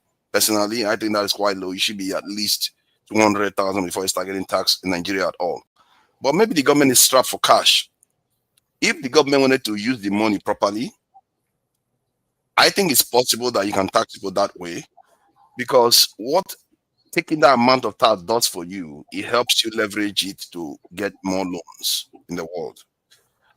This is how all that nations get all the trillions upon trillions of dollars loans. Like Singapore, 6 million people owe more than I think about $1.4 trillion. How? Why would anybody give them $1.4 trillion in loan? 6 million people. But they do. Imagine, Nigerians, our head will explode when we hear that kind of figure. Because we don't necessarily know how the world economy works. So I'm not necessarily against taking money from people to build a state. The problem I have is they are misgoverning the state. They are not using the money for anything useful that I can see. Like Tinubu now that removes the fuel subsidy. The money that was saved, what did he use it for? Nobody knows. He just, I save money, but I give governors, I share this, that's it. Money disappeared. Money he could have separated and said, I'm going to take this, I put it in defense. I'm going to take this and put it in health. At least people know that's where the money that was saved is going straight to. Nothing. And this is the sad tale. And I can understand why people feel frustrated. That why should they collect more money from people now, given the way they have been behaving? But I'm not looking at it from the point of view of only President Tinubu. I'm looking at it from the point of view that the next president that will come in may actually do a better job with it. Because somebody has to lay the foundation. Somebody has to pass the laws to lay the foundation. So from that point of view, I say it's the right direction to travel. The question is, can this president deliver based on his the way he has governed so far? Not even Lagos, this is history. I'm not so sure that he can deliver. However, the good thing about it is that when you see your money going out of the account every month, you know you are losing money to the federal government. You are more likely, even if it's 10%, 5%, 15%, more likely to hold that government accountable, because they are taking money directly from you, not from oil field anymore now. Have you ever paid anybody money for a service and you just let them go because they are big men? No. If you give them money, even if it's all these, what they call it, pyramid scheme people, you will want to hold them accountable, because you feel like, okay, I just lost my money to these guys and I didn't get what they said they were going to give to me. So I think that makes people want to hold more accountable. And I think it's a good dynamics to have in place than just sitting there. I think somebody said Saudi Arabia is even looking to charge the citizens that, because you have to do that so that they can feel like they are part of the state. From that point of view, I support it. In terms of national security, we all know what the problem is. We pretend as if we don't know. We all know what the problem is. You don't have enough people. I saw some video of Nigerian soldiers talking about how they are in remote location and they are brave. They were doing their job. A lot of Nigerian soldiers are doing their job. And this is one of the things I said people should not be doing. When they like, oh, the military is compromised, why should we recruit more into the military and all the rest of it? Those people need reinforcement. They need to survive. They have families too. When you keep besmirching them and at the same breath saying a general was killed, these are human beings. I know somebody that has died in the line of duty in Nigeria. He wasn't even a soldier. He was just working with them. And he died almost in similar circumstances as that general. Because after the general lived, they searched him out and finished him off. But you remember, you know the way people talk now, They'll say, oh, somebody gave him up. No, these terrorists, they know the area. When they ambush you, you scatter, then they'll go and find you. That's what they do. That's how they got this young man. He was buried about, well, if I'm not mistaken, 2 years ago, the year Tinubu came into office. So we need to recruit more into our security forces. We know that. Sri Lanka, a lot of Nigerians like to use, they talk about Tamil tigers. If we had the same number, that if you scale it to the population of Sri Lanka, if we had similar number of security personnel, we'll have 4 million. Sri Lanka is 22 million people, just about 22 or 20 million people, and they have about 400,000 soldiers. Why? They have more soldiers than Nigeria. And that's how they got rid of the Tamil tigers. Thank you. Okay, thank you, Foforas, for really you used your time but underused it by one minute. Thank you very much. I wish everybody would be like that. But I have a question for you. Before I saw Comparable and KJ, before you guys ask whatever question or comment you want to make, a little bit of this is for forefathers. So you mentioned why government needs to continue to collect taxes, and you mentioned things like roads, you mentioned maintenance of airports, you talked about rebuilding an overrun city if there should be a case of such a situation, and then you compared Nigeria to Singapore where all of this is happening. Now, there are Nigerians who would, hearing what you said, everything you said is perfectly okay. But there are people who will hear you and will say, okay, so I should pay taxes because roads will be built. They will ask you, what roads? Is it the dilapidated roads that we're still seeing? There are people who will hear that and say, what airport? Is it the glorified theaters we travel through, where I go and I waste my time, where I go and there is no air conditioning system, where I go, people are asking me anything for the boys? That's true. And then how many overrun cities in Nigeria, since we started experiencing this insurgency and stuff, how many of them have been rebuilt? So I don't know if you have any responses to this question. Yeah, the cities, what I meant by that was, have you seen any cities overrun by bandits? None. There is none that has been overrun. In Nigeria? Yes. In Nigeria? Which city? Can you name me the city? What are you talking about? Lot of villages have been overrun. It doesn't have to be villages. That's what I said. Local governments have been overrun. What are you talking about? Oh my God! I said cities. There is a reason why I use cities. Okay, please educate us why. I use cities is because somebody is protecting those areas. That's why the bandits don't go there. In other words, you don't have enough people to spread all over the country. That is to illustrate the problem. And even the cities, they are thinly secured. Because if you call police officer now, they will take forever to show up. But in the Canada where you sit, if you call them, they'll show up. Hold on, I'll let him finish, please. So that just give him some time. Abuja was attacked. Is that not hold on, let him finish. Go ahead, further. So in Canada where you sit, if you call the police, they will show up in 10-15 minutes because they are not that far away from you. They are everywhere. You have enough people. In Nigeria, even the cities are thinly secured, but even then they have enough security in the cities to deter the bandits from entering there in the way you see in the outskirts, because they go for soft targets. That's what they generally do. So what you need to do is expand that same grade that you have in the cities out throughout the whole country. That is why I keep saying you need at least 1 million personnel, military, to be able to span the whole nation, to prevent them from showing, because the moment they show up, they are in a trap. It's like coming out in a net. You get caught. That's how other nations did it. It's not like I am inventing it. That's how you can't not occupy the space that the bandits are using. Because if you go to Borno, you take them out in Borno, they will just shift to the west.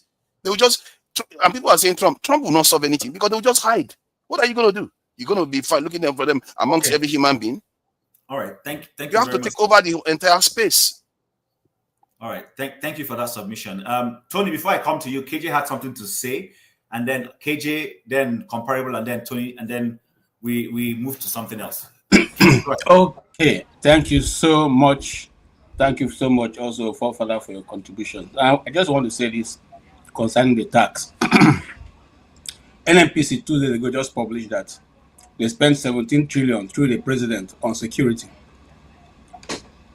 Okay, 17 trillion naira was spent It's not ahead of before in Nigeria. 17 trillion. That's not among the one he borrowed from National Assembly, for which we have all lost count of how much have been borrowed. Even as the last week, more money was still being borrowed. Okay. Fuel subsidy was removed, and fuel moved from whatever it was to over almost 1,000 naira right now.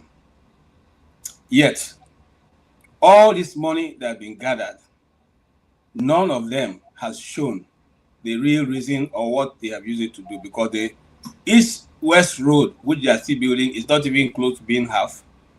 The existing roads are still as bad as they were yesterday. Now, insecurity, after spending 17 trillion, is still not getting any worse.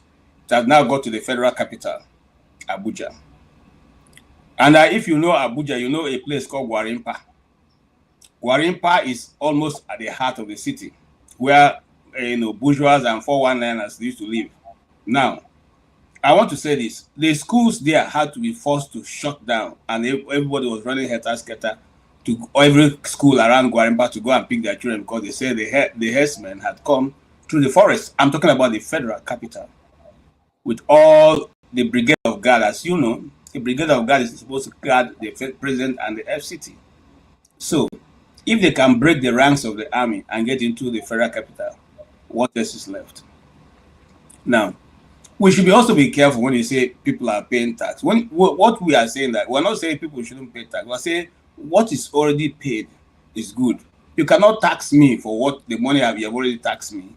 I'm sending the money to your country. You have already taxed me for that one. Then my nephews and nieces who are going to use to pay school fees, this money I sent for them to eat and to do other things, you are also going to take money from that.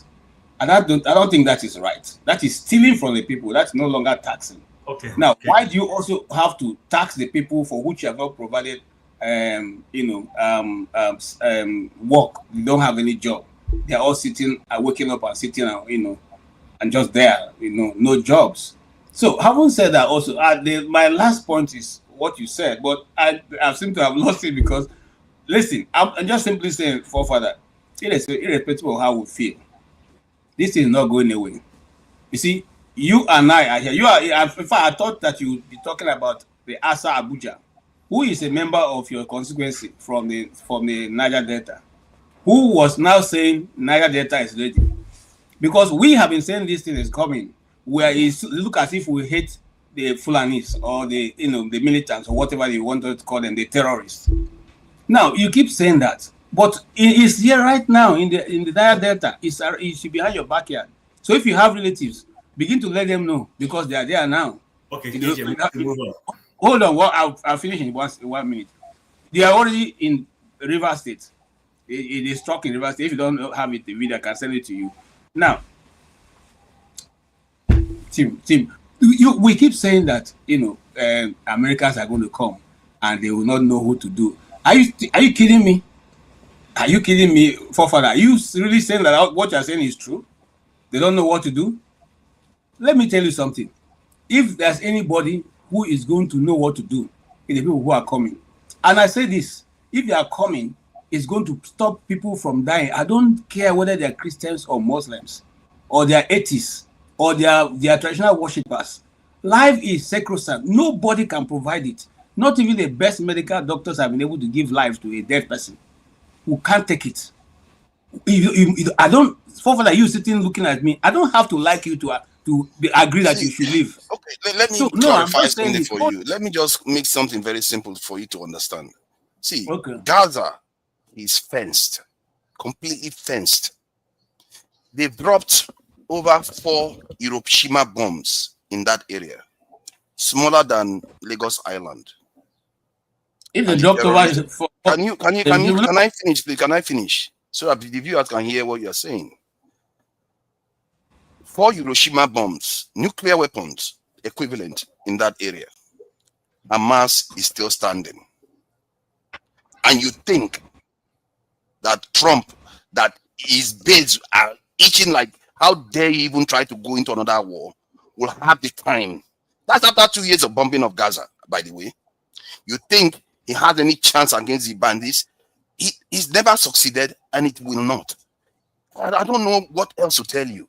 He's just going to destroy your country, and nothing is going to come out of it. Can I answer that?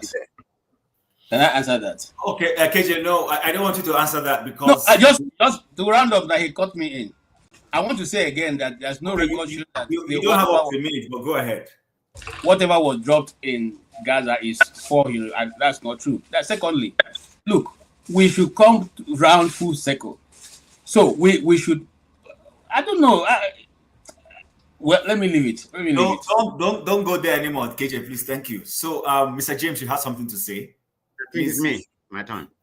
Oh, was it you? I thought it was Mr. James. Yeah, it's me. No, it's not your turn yet. It's James. Yeah, Mr. James, let Mr. James please comparable, and then Tony, please. Yes. Okay. The cities are not safe. The Nigerian Defense Academy was attacked. Nothing happened. What's it called? Kuje prison was attacked. Nothing happened. United Nations headquarters in Nigeria, in Abuja, was attacked. Nothing happened. The cities are not safe. The church was attacked. Catholic Church was attacked. Nothing happened. Comparable. So are you telling me that? No, it's not his turn. No, it's my turn. It's not comparable. Hold on. Did they not just shoot two soldiers in I American raised my capital? hand even before KJ. What are They you shot doing? 2 soldiers in American capital. This in Charlie Kirk was assassinated in America, broad daylight. See, no situation is perfect, but let's face it, the cities are not as compromised as the outskirts. We know that is true. Let's not pretend. The cities are vulnerable. He just gave you an example. Abuja is vulnerable. Hold on, please. All capitals are vulnerable. I just told you American capitals are vulnerable. Just yesterday, I think one of them was shot up. A church was shot up. Children were killed. They are not vulnerable. In California. Oh God. They are not vulnerable. That's not true. Please, let's not do that so that we don't lose. Okay, I'm sorry. No problem. After comparable, I'll come to you, Tony, please. Okay, thank you very much. Let me go back to the tax, the taxation we are talking about. I think the problem, we should be talking on the area of how the tax is being utilized, whether it's being utilized for human capital development in Nigeria and some other welfare. Because in Nigerian constitution, the constitution and the Federal Revenue Service Act give the government the power to collect tax from the citizens and the companies. So that's not debatable. It's in the constitution. So people have to pay tax, but how is the tax, whether it's going to be progressive, people who don't have money to pay, you can excuse them. That happens, like people in the welfare in America, they don't have to pay tax. So it has to be progressive. That's what I'm saying. Everything has to be equitable. Then, if you don't pay tax, the government has the right to fine you, penalize you, seize your assets, prosecute you. But you may have an exception, if you feel that the tax was illegally imposed on you. You can challenge the government. That is the only area, ordinary citizens have a right to challenge, the government, say they don't want to pay tax. So in that regard, people don't have a right to refuse paying tax. You have to prove, you're not supposed to pay tax. It's the right of the government. I mean, it's in the constitution. So all these arguments we are making, whether it's right or not, yeah, we can pay it. But let me say one more thing. They said in the last 3 days, USA conducted some survey in the Borno state 3 times. So I don't know if that has been verified. I don't know if anybody heard about that news. So yeah, thank you. All right, thank you, comparable. Tony, the floor is yours. Yes, first of all, let me say that America has conducted 3 sorties.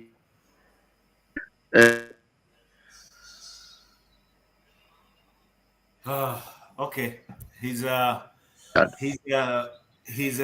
video has gone bad. All right, so let me. Are you back? Hello. And that Guarimpa school thing, I've not seen any evidence of Guarimpa school being closed. Yeah.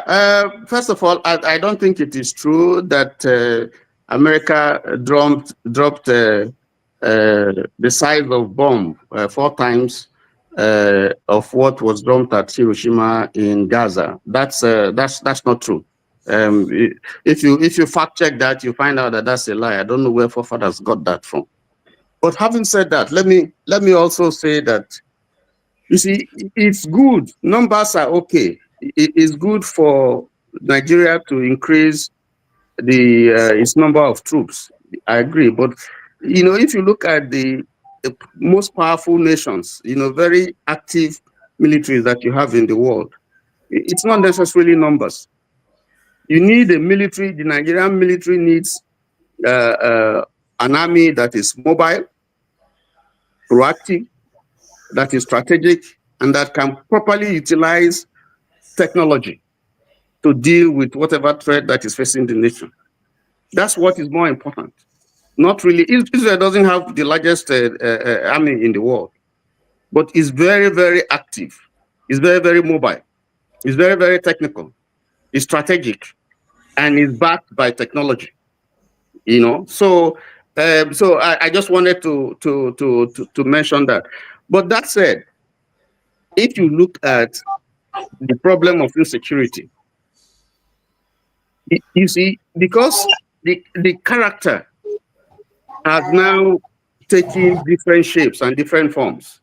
Like the video that you played, the second and the third video that you played, you would see that if you take Gumi, for instance, is just an enabler and is a business person, is a businessman. So if you are trying any effort that is being made to decimate insurgency or the terrorists, he will resist it. He will be against it, you know, because that would immediately wipe off, you know, his source of making money, his ability to make money. Because how can you be saying, like someone said here, that you should negotiate with people who are killing you, people that you say are not Nigerians, coming, you know, to foist this kind of hegemony on the people, killing, destroying, looting, taking territory. And you say the government that has the authority, this sovereignty, you know, to govern, should go and negotiate with them. And like we have seen some northern states doing. I think it just tells the story, or like somebody who is saying that you shouldn't build schools in remote areas, because by so doing, you will enable the terrorists to strike. You are just surrendering to terrorism, because if you deny people education, you open the doors to prison, you open the doors for people to, I mean, the people who are there, you know, to be used. So I don't understand the logic. The point is that from the body language of those in government, from the politicians, from those who are sponsoring this thing, if you look at their pronouncements, you look at their body language, they are not just interested in having this thing, you know, stopped or destroyed. That's why you see people talking about America and saying that, you know, why should America do this? Why should America do that? I don't understand it. If you are incapable of helping yourself, so we just sit down and watch them and kill people and continue to destroy. They don't provide any solution. Nobody has provided a solution. Those of them who are saying, no, America shouldn't come, America shouldn't come. There's no solution that they provided as an alternative to solve this problem. Wow. Okay. Did you not hear all the solutions that I gave you just now? You didn't hear anything at all. You see, this is our problem. You choose not to listen, but you pretend as if it doesn't exist. Okay. All right, guys. It's not a personal banter. Let me reiterate again. Number one is, I personally, as a moderator, I'm not in the business for those who are saying shut anybody down. I'm not going to shut anyone down. Everybody has a right to express their views. If you think somebody is spewing what is inaccurate, you can call the person out with facts. I will allow you to do that. But everybody's going to show. For me personally, if I am here spewing what is not right, it automatically gives the audience the idea of the kind of intellectual capacity I have. So I won't shut anybody down, but I will try as much as possible to moderate properly. Now, thank you, Tony. Thank you, forefathers. Thank you, everybody. I want us to move to something else. Welcome, Femi and Dexter. We'll come to you guys. I want to play a video, or rather, sorry. Yes, I want to play a video. We all heard that in the last week, the president has released a list of ambassadorial nominees. They are yet to go through screening. So in other words, one or two people might not make the final cut. It's possible. They might also all go through it and come out from the crucible. It's also very possible. But I want us to take a look at some of the members or names in that list. We have names like Reno Omokri. We have names like the former National Intelligence Chief or Director or something. One Ayodele, somebody who is undergoing investigation. If you guys remember the money that was lost somewhere in Ikoyi, and then they said it was fraud money or something. The man is being accused of being part and parcel of that fraudulent process. Mr. Okay. Okay, Ayodele Okay. Thank you very much. He's currently being investigated, and DSS had his name published on their website. And then as soon as the presidency put his name in the list of the ambassadors, DSS went and removed that particular list. Unfortunately for them, the internet doesn't lie. The footprints are still there. And then we have Reno Mokri. We'll narrow down to him. And then, of course, the most controversial of them all being the just departed from position, INEC chairman.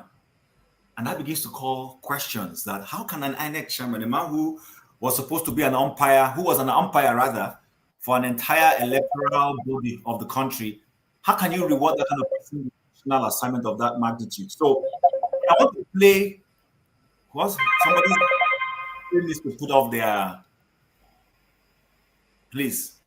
So, but I want to play this video briefly for us to just watch. And please give me a second. You know, it's been a long time I did this thing here.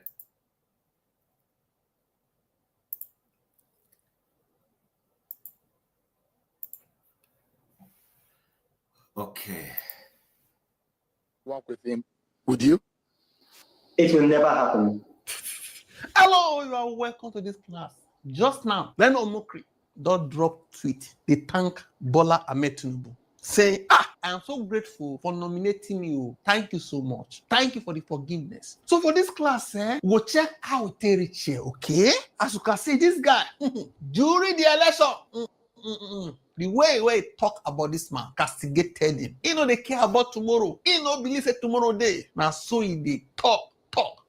Even though say the thing they news, they say, oh, we go see talk, but he talk. So for this class, go see the journey so far. How he attacked him, call Ben, cause say he no go ever work with him. How they attack him now, we'll see everything, okay? Everything we go discuss for here, the internet. No be say I go generator, okay? We could see. So this class, I taught how to eat your vomit like Reno or Mokri. Also, we are still going to look at how to use law 2 of the 48 laws of power. How Jagaban, how Mr. President has been using law 2 of the 48 laws of power in dealing with political enemy, opponent, and so on and so forth. Okay? So let's start. Before we read this, let's see how we got here. Okay? Now, if you go to Arise News channel for YouTube, go to November 12th. 2022, they posted this video, okay?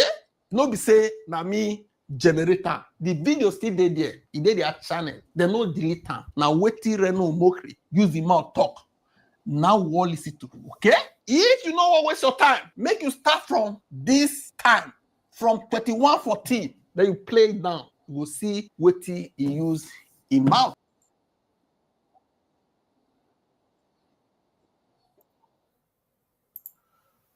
Okay, guys, I don't want to, there's no need playing the whole video. I'm sure you guys, you get perspective. I just wanted to give us a snippet of this. So it is the right of the president and the presidency to nominate whosoever they want to nominate for any form of appointment. But I also admit that in politics, there are no permanent friends, nor are there permanent enemies. But that being said, I believe there is a threshold human beings or individuals should not get to when it comes to somebody is disturbing us. I don't know if it is support diaspora. I don't want to constantly disturbing us with all this your money making video calls. Anyway, so Reno. My mic is mute. Oh. My mic is mute. I don't know. Okay. So Reno Omokri criticized the now president when he was candidate Bola Tinubu, called him a druggie, claimed that he was indicted. If you go watch that video, you will hear everything. They went back. In fact, they asked him in a show by Okimbaloye, as if Okimbaloye looked into the future. He said, "Is there anything that will make you in future accept an appointment from President. He said it will never happen. Now, today it has happened. Is this a case of people are using their platforms to create financial opportunities for themselves? Is there a lack of principle in this? Should Reno accept the appointment? Should he not accept the appointment? Should Bola Tinubu not have thought about giving him that appointment? All sorts of questions I want to ask. But, everybody's going to be given the floor to express their views on this. So I will start with the last two people who came in. Femi came in before Dexter. So Femi, welcome. You might also want to chime in on the previous topics if you so wish to. The floor is yours. Okay, thanks. Can you hear me? Yes, we can hear you. Go ahead. Thanks, Chief, and everyone here. So I was going to chime in anyways, but real quick. So while everyone was talking, I was trying to make notes on a veritable solution that Sorry, Femi, before you continue, Mr. James, let Femi finish, and I'll come to you. Mr. James needs to go. Let me go ahead, please. Okay, all right. Thank you very much, Mr. James. Go ahead, then Femi will continue. Oh, you mean I can go ahead? Yes, go ahead, sir. Well, thank you so much indeed. I'm about to leave now because it's nearly bedtime in the Gambia. As for the ambassadorial list, I just want to say that, was it Machiavelli or somebody anyway, somebody wrote that an immoral society cannot reform itself. So that's all I've got to say about that list. I thank you all very much. I have to go home. Thank you so much indeed. Thank you, Mr. James. Have a wonderful night. Yeah, Femi, back to you. Thank you. Yeah, so thank you again, Chim. So I was making some notes, and I'd subtly in the past made mention of something that I don't know if it was Mr. Tony or someone that actually mentioned the role of technology. Because I highly disagree with forefathers, like quite a number of us, when it comes to the issue of having men. Because again, at least I try to listen a lot more now in the last couple, I'll say more than a year now, to the likes of Alistair Crook, as an example. This UK call him an expert of sorts who plays in the security domain and what have you. And if you take a look at the combined total, and then again, it's not like I knew all these things before, so it kind of shocks me the kind of things I just learn every day. The combined total of the UK, the French, and the German army is probably roughly 300,000. I don't know if you seen where I'm coming from. Sorry, repeat that again. The combined total. You go check. I'm not making any of this up. Just repeat that again. Yeah, the combined total of the British, the UK, and the German, including the Space Force, because the French probably are one of the few countries that also have a Space Force, just like the US. The combined total is approximately 300,000. Now, I'm not counting reservists, but even if you count reservists, and keep in mind, reservists are not necessarily properly trained. I'm talking about the standing army, Air Force, and the Navy. 300,000. You have to count reservists. They're part of the military. Others, I know why I'm saying this. I don't even know. I'm not an expert in this thing. I'm talking about what experts talk about.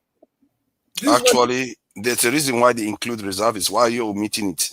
And let's say you omitted the reservist. Give me your number again. Don't throw me on my guard. You can push back later. We don't agree. I always say something that if I see experts, these people that are dispassionate, that one can readily recognize that these guys know what it, and it's not one of them. These are people that know what this is what they live and die by. You can't argue with them. You might not agree with them. You understand? So I don't want to go into the depths of anyway. So now that's not even the important part. But generally, there's a way these guys, I just mentioned one of them, analyze how modern warfare, which we probably even have a clue of, because modern warfare is not from 1945 or 19 whatever. And of course, especially when you now include the fact that now you're talking about there's a name you give to this when you're dealing with bandits, and there's asymmetric warfare, right? It's not the regular warfare anymore. And then on top of that, more importantly, if I pick it back to how I started, technology technology. Nigeria has the money. If they're serious, it's just that because we're a serious nation, we're not playing where we should be playing at. Now, part of what I now wrote down that falls under technology, which a lot of companies are actually deploying, and that's what you're even seeing with respect to even the likes of Israel, even Russia as well, even Ukraine, as interesting as it is. Even America right now, it's more about technology.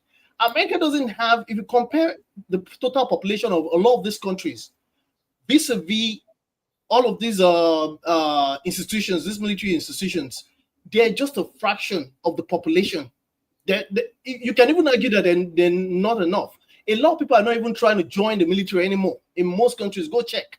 Now, just to summarize on this and see if I still have enough time on the current topic. So, there's drones that have, again, sorry, I'm having to read this. There's drones that have all kind of capabilities, that you can do all kind of surveillance. They can map faces. You have infrared, what's it called, technology that can, if you want, the best time to catch these guys at night.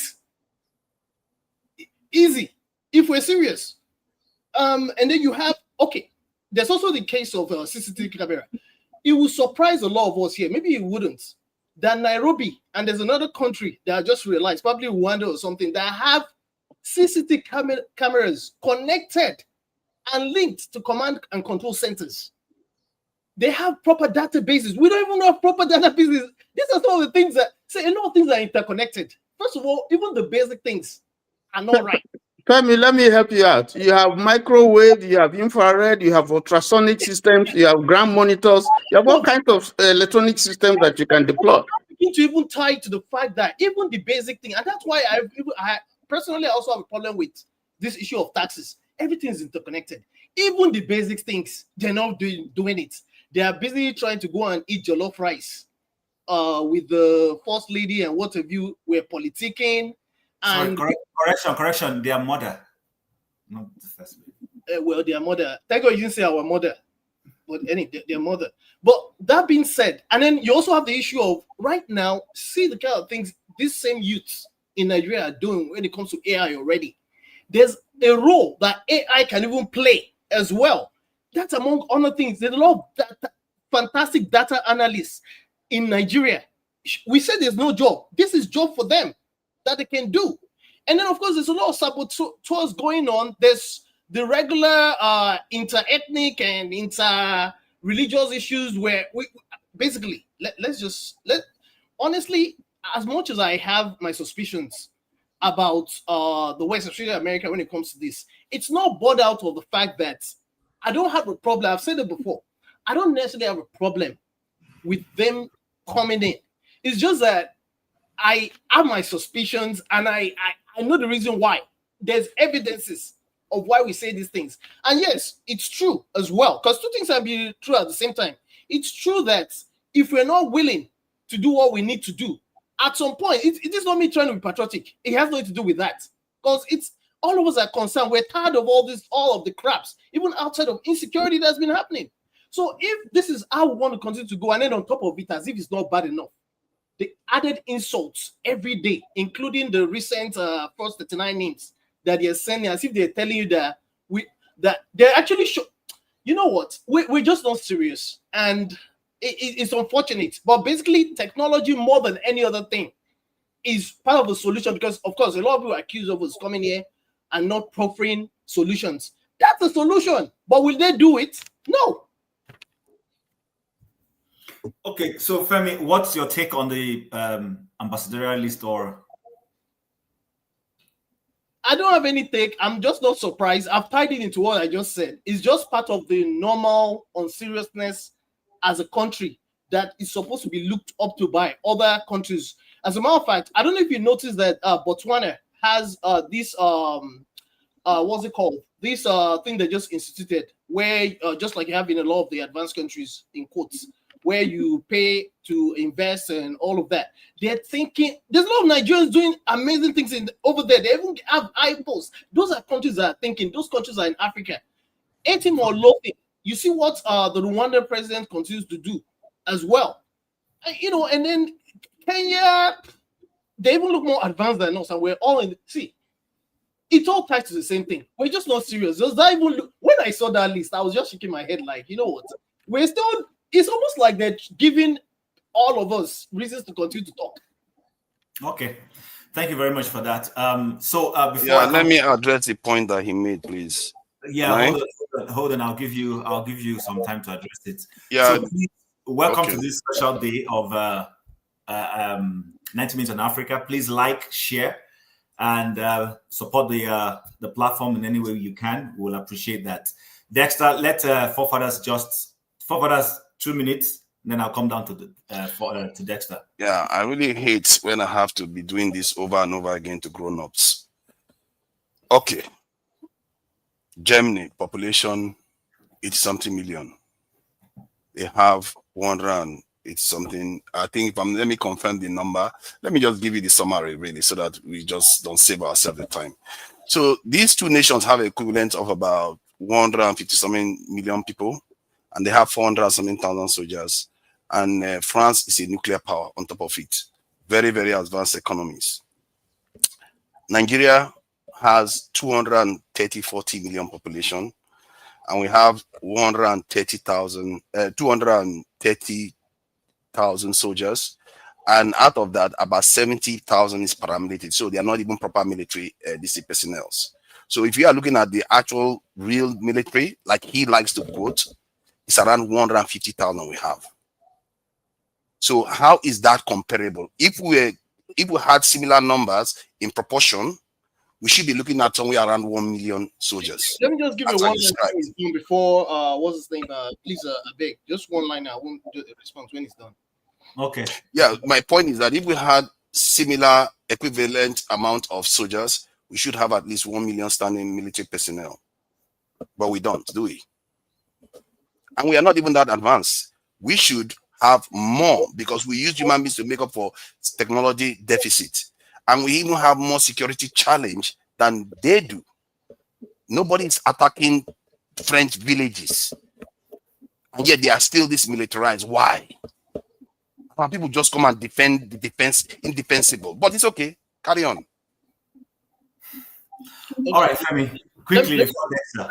I won't take your time. I'm sorry, Dexter. So we live in 2026, not even 2025. A lot of things have advanced. There's a lot of these countries that we even I brought up them we're comparing. They used to have even more military. Now, in technology, there's something we call scaling. The more you advance, the more you stop doing things the old way. Plus, the kind of what's it called? The kind of insurgencies and what have you that we're fighting today. You just end up losing people. That's not the way it works anymore. It's more about technology now. It's there. Instead of them using money to go and eat Kebbi and jollof rice with their mother and giving themselves what's it called? Security votes. Then why is it that the people that are more advanced have more people still? Don't you think that? How is this confusing to you? No. Why is it that people that are more advanced than us still have more people? Let me just finish now. Security is not the one way. It's not the one-way street road. Come on. I know, but you just plug the gap you can plug with the people you have. But this type of argument, I keep having it again, and it's exhausting. Like we can't even see with our own eyes. Listen to you. Let me finish. I didn't interrupt. Let me finish. Let me finish now. Countries that are more advanced have more people, and you're still making an argument on that. It's a waste of time. Hold on. Can I finish?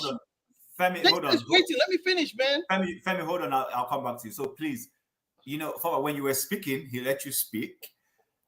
He's pushing back. Let him push back. Just listen to him. If eventually we need to give you more time, I will give you more time. But let him push back so that the audience will hear his argument just the way they heard yours also.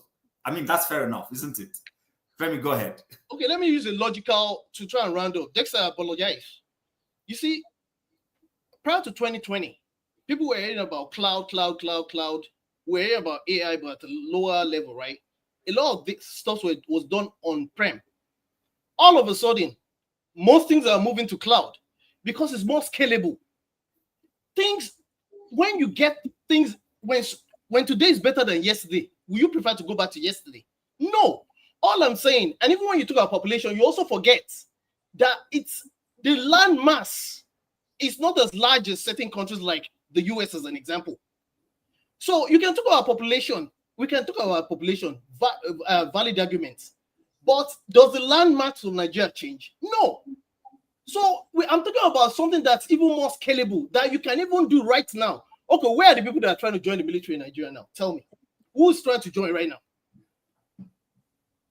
Thank you. Okay, thank you very much. Dexter, I'm coming to you. But before I come to you, Mr. Pobolo, I'm here with you. You can private chat me. You don't need to tell the whole world that I'm doing a horrible job. You're a panelist. I don't think panelists will be snitching on each other. This is snitch behavior you're putting up. But anyway, I forgive you ahead of time. Can I address this thing again, please? I will give you time, just please, so that Dexter can chime in, and then at some point I will bring it back up for you if you don't let us wait. So please, Dexter, go ahead. Thank you, Chim, and everybody that have sacrificed their time to come out here. I was listening from the beginning. I think some of the things we have said, I think many people have already said what's there. I think one of the problems we have as Nigerians is a deficit in quality education. Okay, so especially for those people who are outside in the Western world, one of the advantages you and your children have is getting quality education and renewing your mind. Sorry, Dexter, apologies. Did you say we have a deficit in quality of education?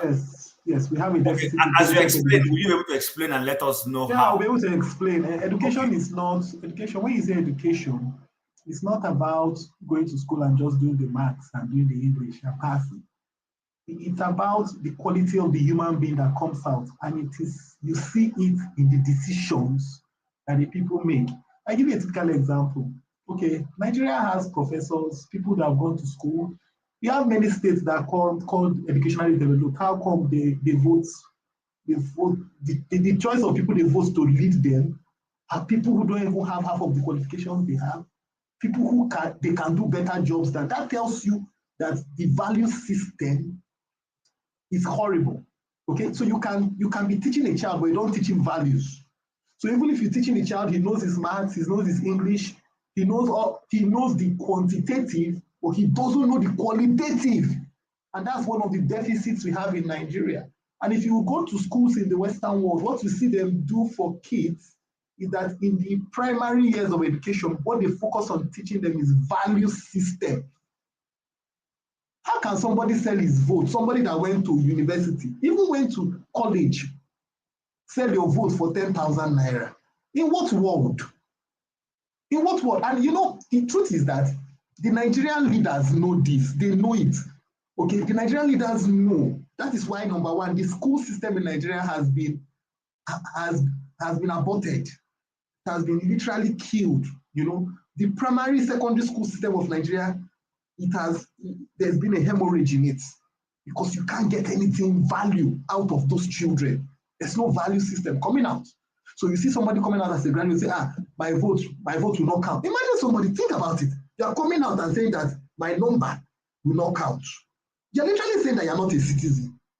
It's simple. You're literally saying that you have no say. But that tells you the value system. You can't see a young person coming from the Western and say, my vote. You will see people that even vote as minority, that even if they don't win, you see they still have a say. But in Nigeria, it is not that way. So they say we are bereft of quality. So that's why we can choose the worst of us to lead us. And you still have people reinforcing that decision of the worst of us leading us. Because one, they are hoping on what they will gain.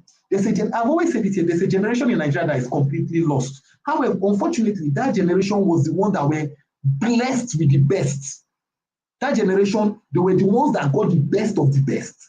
But they are unfortunately lost because they sold their birthright for a plate of pottage. That's what they've done. They've sold. Example, somebody is a drug dealer, comes and tells you, come and work for me. You are a professor. You are a professor of law. You know the law. You know this person is a drug dealer. You still go and work for the person. Is something wrong with you? It's something, can't you don't think about it? I'm thinking, can if I were me, what killed that man is when he saw the value system of the so-called people that he thought were his peers. It was Femi Falana that defended Tinubu now. They were about to kick him out. But it was Femi Falana that went to the. So that is the level we are. And look, one thing about Nigeria, we must stop deceiving ourselves. You see, that's why I don't like religious bodies in Nigeria, because they make people, they give them hope where they shouldn't give them hope. They should tell us the hopelessness of our situation so that we can face it. They give you hope for, they want, look, there's no pride, there's no joy in having a palliative economy. What we want to have is an empowered economy where everybody can stand for himself, not one man giving handouts. Then you say the man is a giver, or the man, there's no joy in that. That system can never work. What we want is where every man can stand up for himself and know that he is born equal. You are all born equal men. I don't care the family you come from. I don't care your name. But unfortunately, what we have in Nigeria is that they are born into classes. People are different. So what we now do is there's a struggle in Nigeria. Everybody wants to get into that class. So you are ready to sell your birthright even if you can just get into that class. So I'm not surprised about some of the decisions and the truth, like I said, there's a generation in Nigeria, you cannot help it. The only hope that Nigeria has is in the young people, the people between 15 to 25. The people that are coming up, the people that have not become adults, hopefully, and from the children that are in diaspora. That's why all of us here, if you are in diaspora, encourage your children to learn law, to learn government, to learn STEM, and prepare them to go back and transform. Because another thing is that some of us, the mindset, I hear the argument of, they're comparing the UK, comparing Germany, the German army with the UK army or with Nigerian army. See, look at, you are comparing apples and oranges. A country that has not had a census for over how many decades, then you are believing the number. Just think about it. You are comparing a country like Nigeria where there has been no census, no verified data for how many, more than 2 decades, over 3 decades. Then you are not using it to compare with a country that has verified data for the last 10 years. You now compare them. Why do we deceive ourselves? Why do we engage in self-deceit? We engage in serious self. Look, the people get the leadership they deserve. I didn't expect anything different. If you listen to that Don Azar video, one of the things he said there is this: look, we must give it to the president of Nigeria. The guy is playing his strategy well. Keep your enemies keep your friends close, keep your enemies closer. Don't think that because he awarded Renan Mokri and awarded those people, he has the purposes, he has the reasons for doing that. Unfortunately, it is at the detriment of us Nigerians, at the detriment of us. Unfortunately, some of us don't value our status. That is the truth. Because if some of our decisions, if you weigh our decisions, we find out that some of us don't even value what that's. We don't even value that we should be called citizens. That's why I said a general was killed. Nigeria should be mourning. A general was killed and they are still killed. So think about the insult. A general was killed and they are still kidnapping. That's why I said, imagine if it was in Israel, the general was killed and they are terrorists. Oh my God, whoever they are, they will be licking their wounds now. But in Nigeria, the general was killed. We are still discussing it. We are still, look,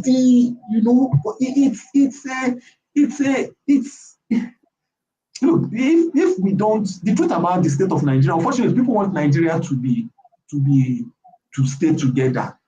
You see, but you must earn the right to be together. There's nothing like Nigeria must be together. And that is one of the things that has made the country to become so bad.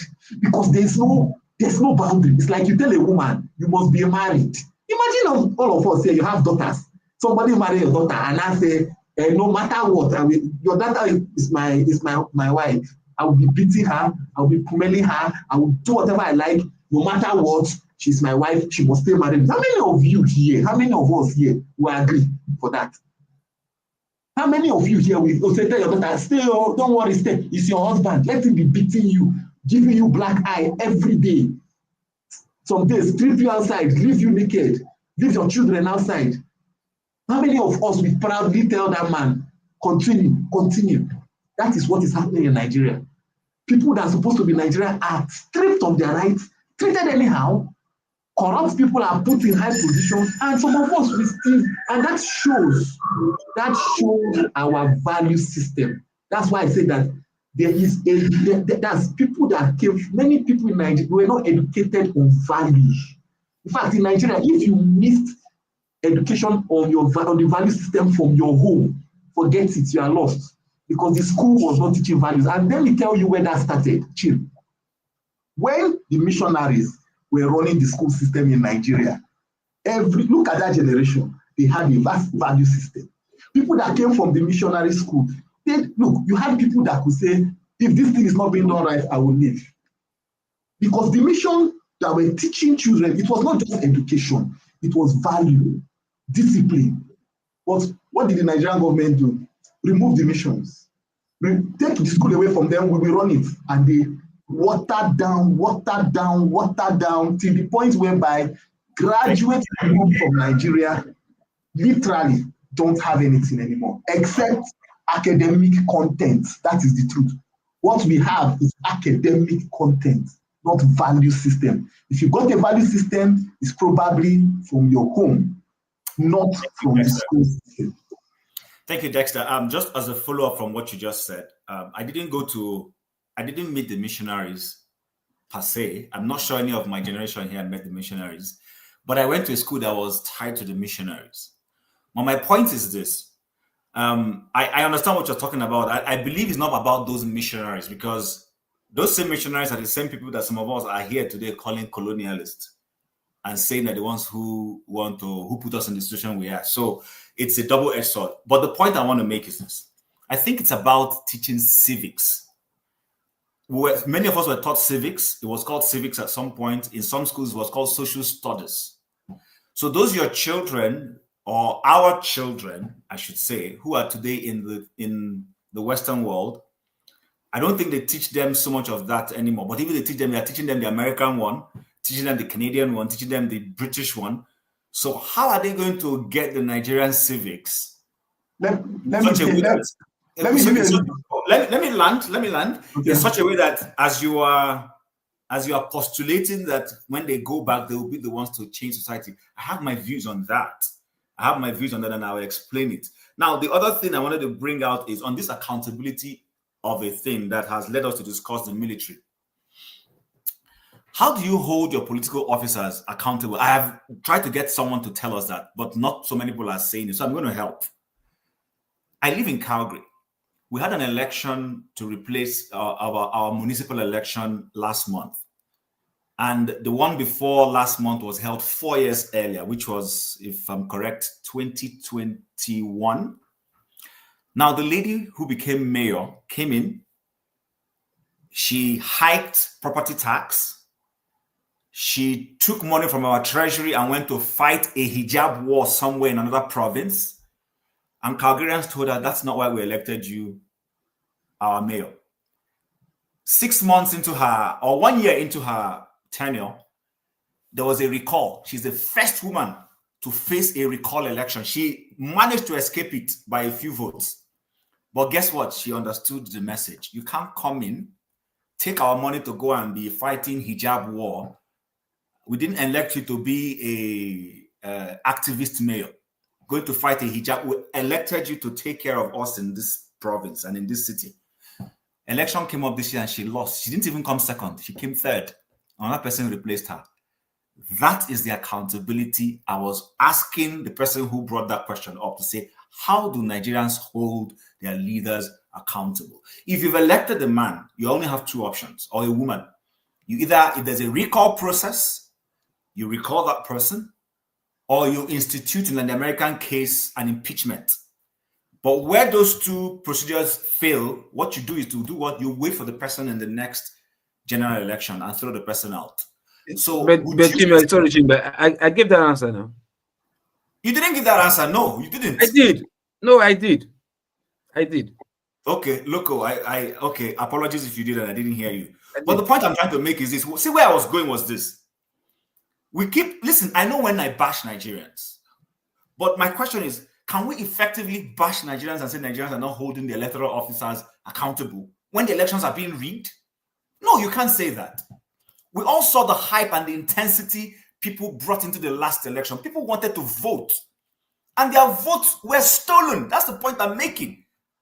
So in that instance, you have to cut them some slack to say, as gullible as they may be in other issues, but when it came to, because there was electoral reform, there was a hype, people got invested, people went out to vote, and then you stole the election somehow. So I think, when we keep saying Nigerians don't hold their electoral personnel or their leaders accountable, I don't exactly buy that. I just simply think that, yes, there might be other things the Nigerian citizen is guilty of, but it's not guilty of not holding. What we're doing here is holding them accountable. In the UK, like 2-3 months or 4 months or thereabout, the government of Sheikh, or whatever his name is, they changed the website something. You guys all saw it. And what was changed? Some dot or something. And they paid some outrageous amount of money. Didn't you hold them accountable? Wasn't it brought up on BBC and Co? Didn't you force the person who do that to either resign or to come and explain himself? It was done. But in Nigeria, when these things are done, people get shut down. But Chim, so let me ask you one question. Yes, let me will come to you after he speaks. Go ahead. So let me ask you one question. People will always use Opus Dima as an excuse. I know many people want to say that. Opus Dima came first. Look, let me tell you the truth. If the spirits, the zeal, the seriousness that they used in coming out, marching on the street for Nnamdi Kanu, if they use that same spirit to back their elections, after each election they do we die here today. If we see any INEC officer that want to try and do whatever, today we die here today. You understand? If that same spirit now, because if they want to say maybe for Nnamdi Kanu, they are not backed by the government, so they are either here, maybe they might be dealt with the military or whatever. But if they use that same spirit, genuinely say, look, this is our election, we back it, follow to the latter. Let INEC try rubbish here. We'll kill ourselves here today. You think INEC, on the other hand, was like, nothing will happen. Let's put opposition whatever. They will think twice. Look, I don't want to belabor the issue. There is a lot involved. There is the electoral personnel involved, or electoral INEC, as you call them. That's what I'm thinking about INEC now. But there's also security. People went out to vote, and the security personnel could not defend them. We saw somebody almost lose her eye trying to vote in Nigeria. That's the point I'm making. When the elite and desperate politicians subvert the system and get away with it, you can't necessarily blame the people all the time for that. That's the point. Listen, you had an election in New York. What's his name? Trump did not necessarily like the fellow who won the election, but he couldn't subvert it in any form. I keep making this case here. He could not subvert that election. He couldn't. So let's leave that. Mr. Pogolo has accused me of not bringing him into the conversation. Ovie, the floor is yours now. But I hope next time, if you have any situation you're a panelist, you will deal with it here in the panel. You will not be going to popular side to go and be. It's a backstabber. It's a backstabber. It's a backstabber. Go ahead, please. Yeah, there are three ways to check power, right? If you are in an inner circle, you do the backstage. If you are not an inner circle, you come out publicly. If you know work, you raise hell, right? So, I mean, there's a lot of things has been said from everywhere. So I don't know. That's why I was confused in the beginning what you asked me. But on the issue of how do we get our electorate accountable? I think again with the over theorize things, we see they allow our education, take precedence. They say politics is local. Started from Obasanjo time, when Obasanjo, literally them beg people to come take office. They go into university, they ask people to resign for their jobs. They were looking for people, they went abroad to bring them. From that first election, the next one, 2023, the politicians on ground, the locals, they vow, if you no work, you no go chop. If you don't be there on ground, actively involved, they no go agree. May they give you any position again. So it was pretty much a gentleman agreement. So why am I saying this? Politics, election, a practical activity is physical. However, we theorize for laboratory classroom, if we don't get involved, we don't have active participation, it no go work. That's why if they pay attention, even the Americans, where they go say Elon Musk put 250 million, he put it on ground to actually for people to they walk door to door to remind them this is what is at stake. What I believe we should be doing at this point is to adopt what I call the neighbors rule. The presidency na multi-billion dollars investment is above an average person. Focus on your locality. The neighbors rule is that don't vote for your councillor who doesn't live in your ward. It's as simple as that. Yeah, but Okwebolo, hold on. I hear you. I'm just a little pushback. I understand the principle of what you're pushing for, and I agree. Are there no American members of the House or Senate who represent certain, in Canada we call it riding, certain constituencies or I don't know what you guys call them, help me, that don't live in those places? I can mention two. That's what I'm wait now. That's why I started by saying politics is local. You understand? America don't mature reach that level. But that's even a different case. I will even get to that. So when I say start from the local level, your councillor first. I am not, you don't be saying I come from there. You don't live there. Why would go vote for person when they live with us and it's supposed to be a local person? But that's what I'm saying. There are people who come from there but don't live there, and they are representing certain localities. That's what I'm saying we should change. I say going forward, that is the gospel we should be preaching to our people. Because if they live with us as a councillor, you go answer question tire now. If you close for office, you can't deal with us. If you want to drink beer, we see you. If you want, we know you. It is not enough that I am from this place. We know you are from there. Do you live with us? Do you bear the consequences of your action on our behalf? No, you don't. So from there, it is very hard for you to hold that person responsible. That means you don't even know how they come in. In other words, all the people who are leading Nigeria live in Lagos and Abuja and only go back to those places to contest election then. You are there to serve the people. Not be them you won't serve. What is your job in the first place? It's to serve the people. That's your job. Now they won't give you job. They want to employ you. Are seeking for employment. See, we get caught up in the presidential politics. We forget what it really means. Now you they look for a job now. We are not asking you not to come and contest. I am only telling the voters, my village people, for as a local government councillor, if you know they live there, I don't care if you live in, no, if he doesn't live with every day, when you wake up, you know, say, now this may share, you go buy tea from. Now here in the fresh water, now here you know him. Don't vote for that person. It's as simple as that. Right?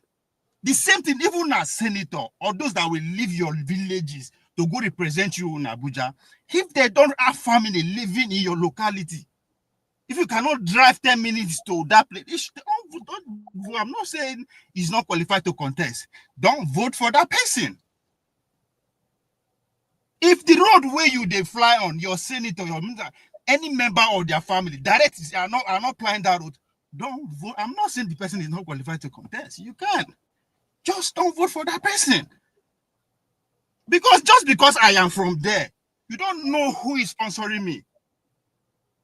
At the end of the day, you're not going to see me. So you cannot hold that. But if you live with me, if you live in our locality, it is very easy for me to mobilize people against or for you. So let's take it literally. Politics is local. There's a reason they have ward, stay all those levels. Let's start from there. You cannot hold anybody. You don't have what it takes to hold the president accountable. That's a fact. Anywhere, you don't have what it takes. Unless you're a billionaire. And the way you did, you still have to mobilize people against the president. So if we miss that first step. Politics is local. There's no two way about it for every sense of the word. Somebody who is coming to campaign on behalf of somebody that is running for president, ask who be this person. If you campaign, you go leave us. So all these things are, I mean, these are the basics. I said that's the thing we should start teaching our local people. It takes time because if I can't spend money, you know, feel home me. I will do everything to protect my interests. I'm a human. Now, you are using Trump as an example that enough is survived New York election. That's a Democrat state. Again, politics is local. There's nothing he could do. Now, there won't be that. If all your village, now, Labour Party, how they want a rig, you know the people where they there. So, again, it involves work. It involves work. If we did in diaspora, we are not going to do all these things. That's where our resources come into play. But there's no two-way about election. Doesn't matter the technology that is available today. People see how to do the groundwork. Obama did it. Trump is doing it. He has to. There's no way. Even the Tinubu of Almighty, they spend the money to underground. That is because he knows it not just. I mean, how many people vote for around 15, 20 million people? And that is because they exempt the village people where the vote they who don't understand this is that we are talking about. It is very easy to say, no place to them we come up because say my vote no go count. Now waiting that they tell them for school be that. Okay, thank you so much. Thank you. All right. I hear you, and you're entitled to those views. Like I keep saying, and I repeatedly repeat, on this show, the whole idea is express your views. No view is going to be shut down. Anybody expecting a view to be shut down, the only time we will take the mic away from you is if you begin to make it personal. Let people express themselves. You're allowed to push back. You're allowed to disagree with them. Forefathers, you had something to say before I go to Revolutionary and Mr. Ike. The floor is yours for 2 minutes, please. Yeah, thank you for that. Like when I did the numbers, based on even his own numbers, Nigeria would have needed 600 and something thousand soldiers, which is almost 3 times what we have now. And if you take into account the reservists that they actually pay for, Germany has almost 1 million. They pay them to be reservists, by the way. The idea that they are just sitting there doing nothing is ridiculous. And they have almost 1 million at the ready to go. And this is our problem. We do everything not to defend our people. And then when it comes to contribution, we come here, start crying, start feeling injustice. It's not going to solve anything. All that crying, how is that going to protect those people out there? They tell you to put security forces around them. If they hear you fighting against me, what would they think? If you were the one that was being this thing massacred and everything, and some other person is saying, get security officers over there to protect them, and you are sitting here saying, no, you don't need that. You just need this in the drones and all the rest. And even the countries that have the drones have more people. Do you know one thing that is better than 1 drone? 2 drones. The another thing that's better than 2 drones, 3 drones. The more, the better. Always the better. And if you don't have drones, you have people, use them.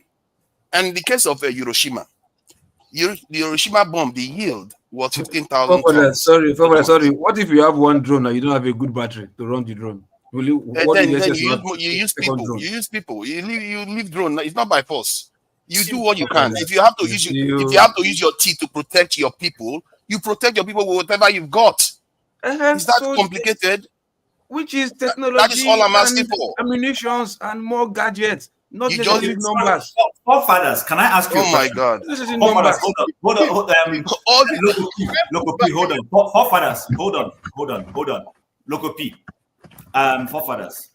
The general that lost his life, you don't believe it was a sabotage. You believe it was because the insurgents created chaos, scattered them, and then they discovered one man and killed them. I don't know. How can I know that? Yeah, hold on. Do you notice, or did you read, or are you aware that the communication the general was having with his own forces to rescue him was leaked out to the insurgents? That's why they were able to identify where he was to go and get him. Did you know that? It is possible. Chim, please. I listened to what's this man? A top NMPP member. What's this? Trying to remember his name now. Ubagaladima on television, and he was saying that a journalist interviewed the guy who killed the general, and he asked him, "How did you locate where the general is, and why did you kill him?" He said he has a device that will give a geolocation of where the Nigerian troops are, anywhere within the Sambisa region. It's called triangulation. Thank you very much for that information. I intentionally, you know why I'm bringing this out is this, so that you know that when people come here and say that, listen, Femi is not saying that we don't need foot soldiers. At all, Chim. Nobody's saying that. Nobody's even saying that. Nobody's saying that. But the question again, back to accountability. Those foot soldiers, are you providing them with the necessary weapons, technology, and all that? You're not even providing those things for them. So you are endangering them. Why do you need them? They even stealing their money at the top.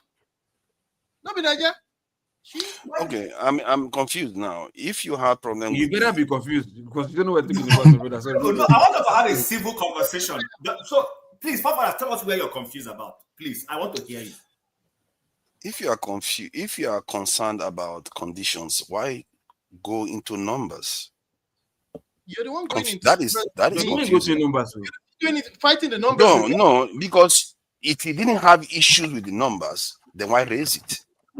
I have issues with the fact that you're looking at one thing and thinking that that's all, and that's the only solution. No, that's the problem. Nobody ever said that. If you had just said that, then you should have highlighted the area you are concerned about. Don't dispute the number issues. No, but you keep saying it as if everybody else is wrong. That's my problem.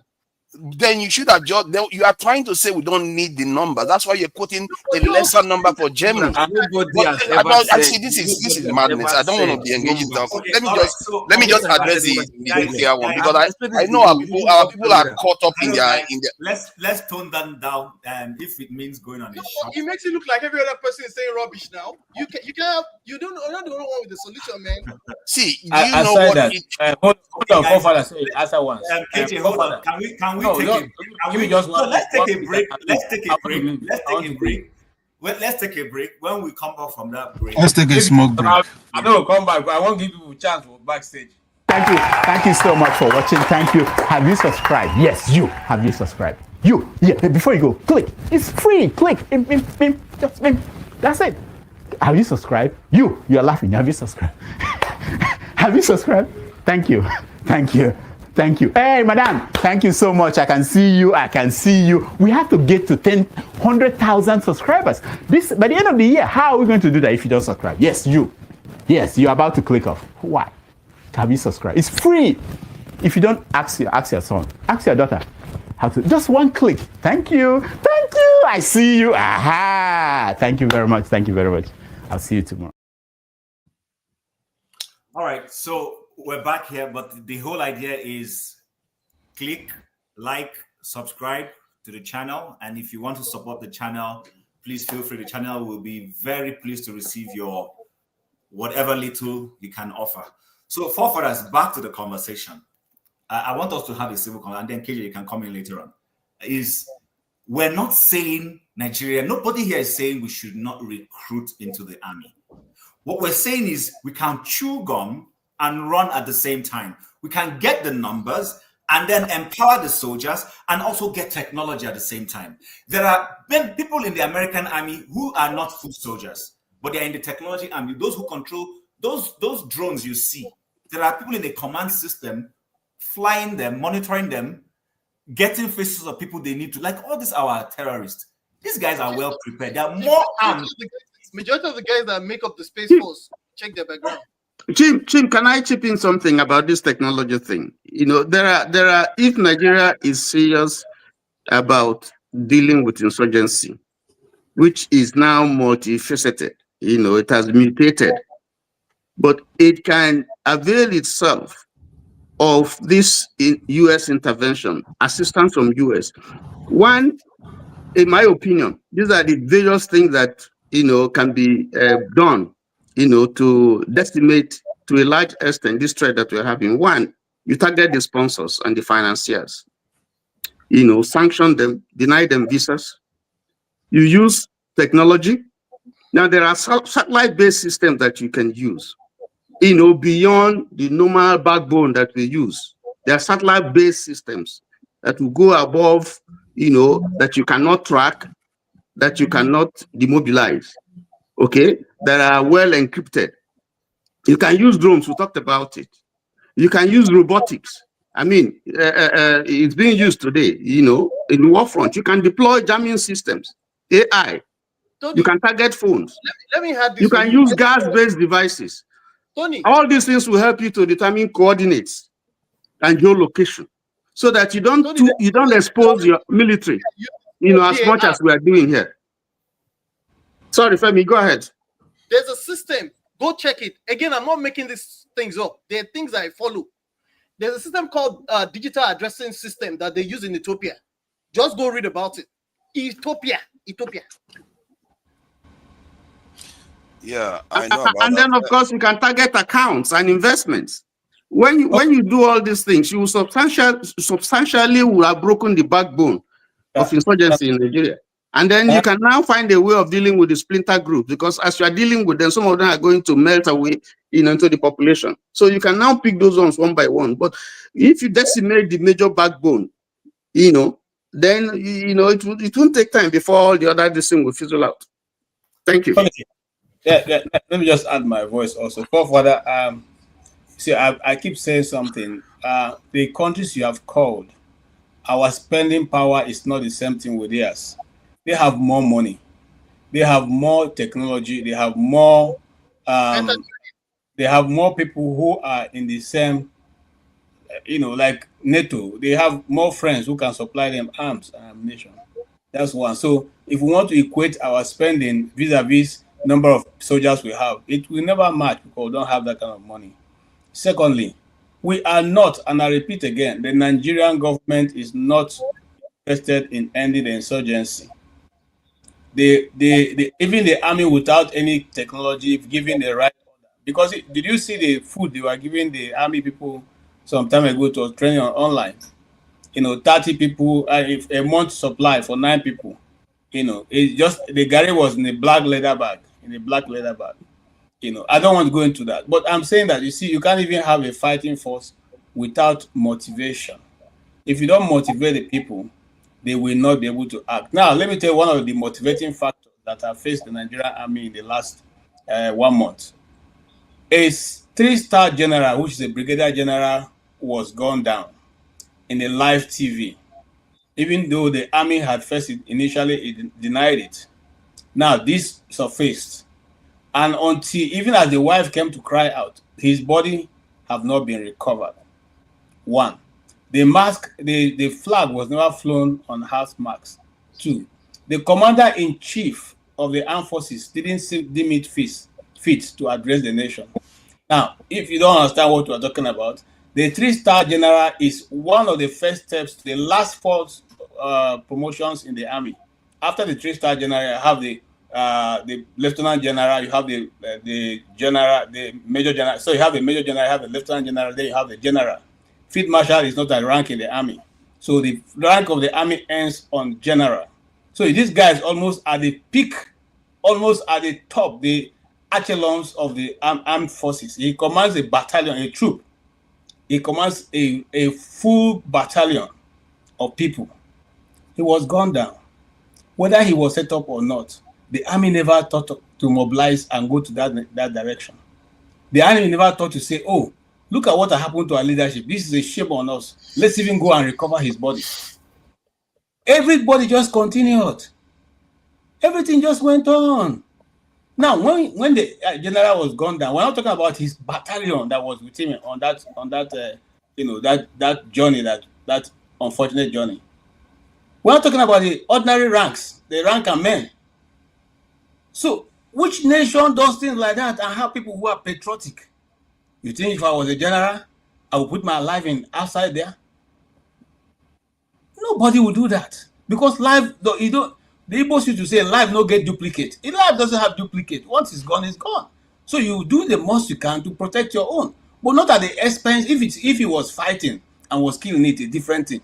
You are adapted by some miscreants, and they do that to you on a public TV, and the nation that you are serving, you died for, you pay the ultimate price, didn't consider you fit to look for your remains, to go to your wife, because nobody has even spoken to the wife and say, this is what happened. How about forefather? Let's face the fact now. Right. We're not sure we want to do anything, about whatever is going on in Nigeria. Okay? And I want to say, hold on, this is my last point, I'll go away. Listen, we know that there are technology other countries are using. America have used it. Many more people are using it. Okay? Rotimi Amechi used it. I said that some days ago. He used it against the Niger Delta militant before even the amnesty was during his time in government.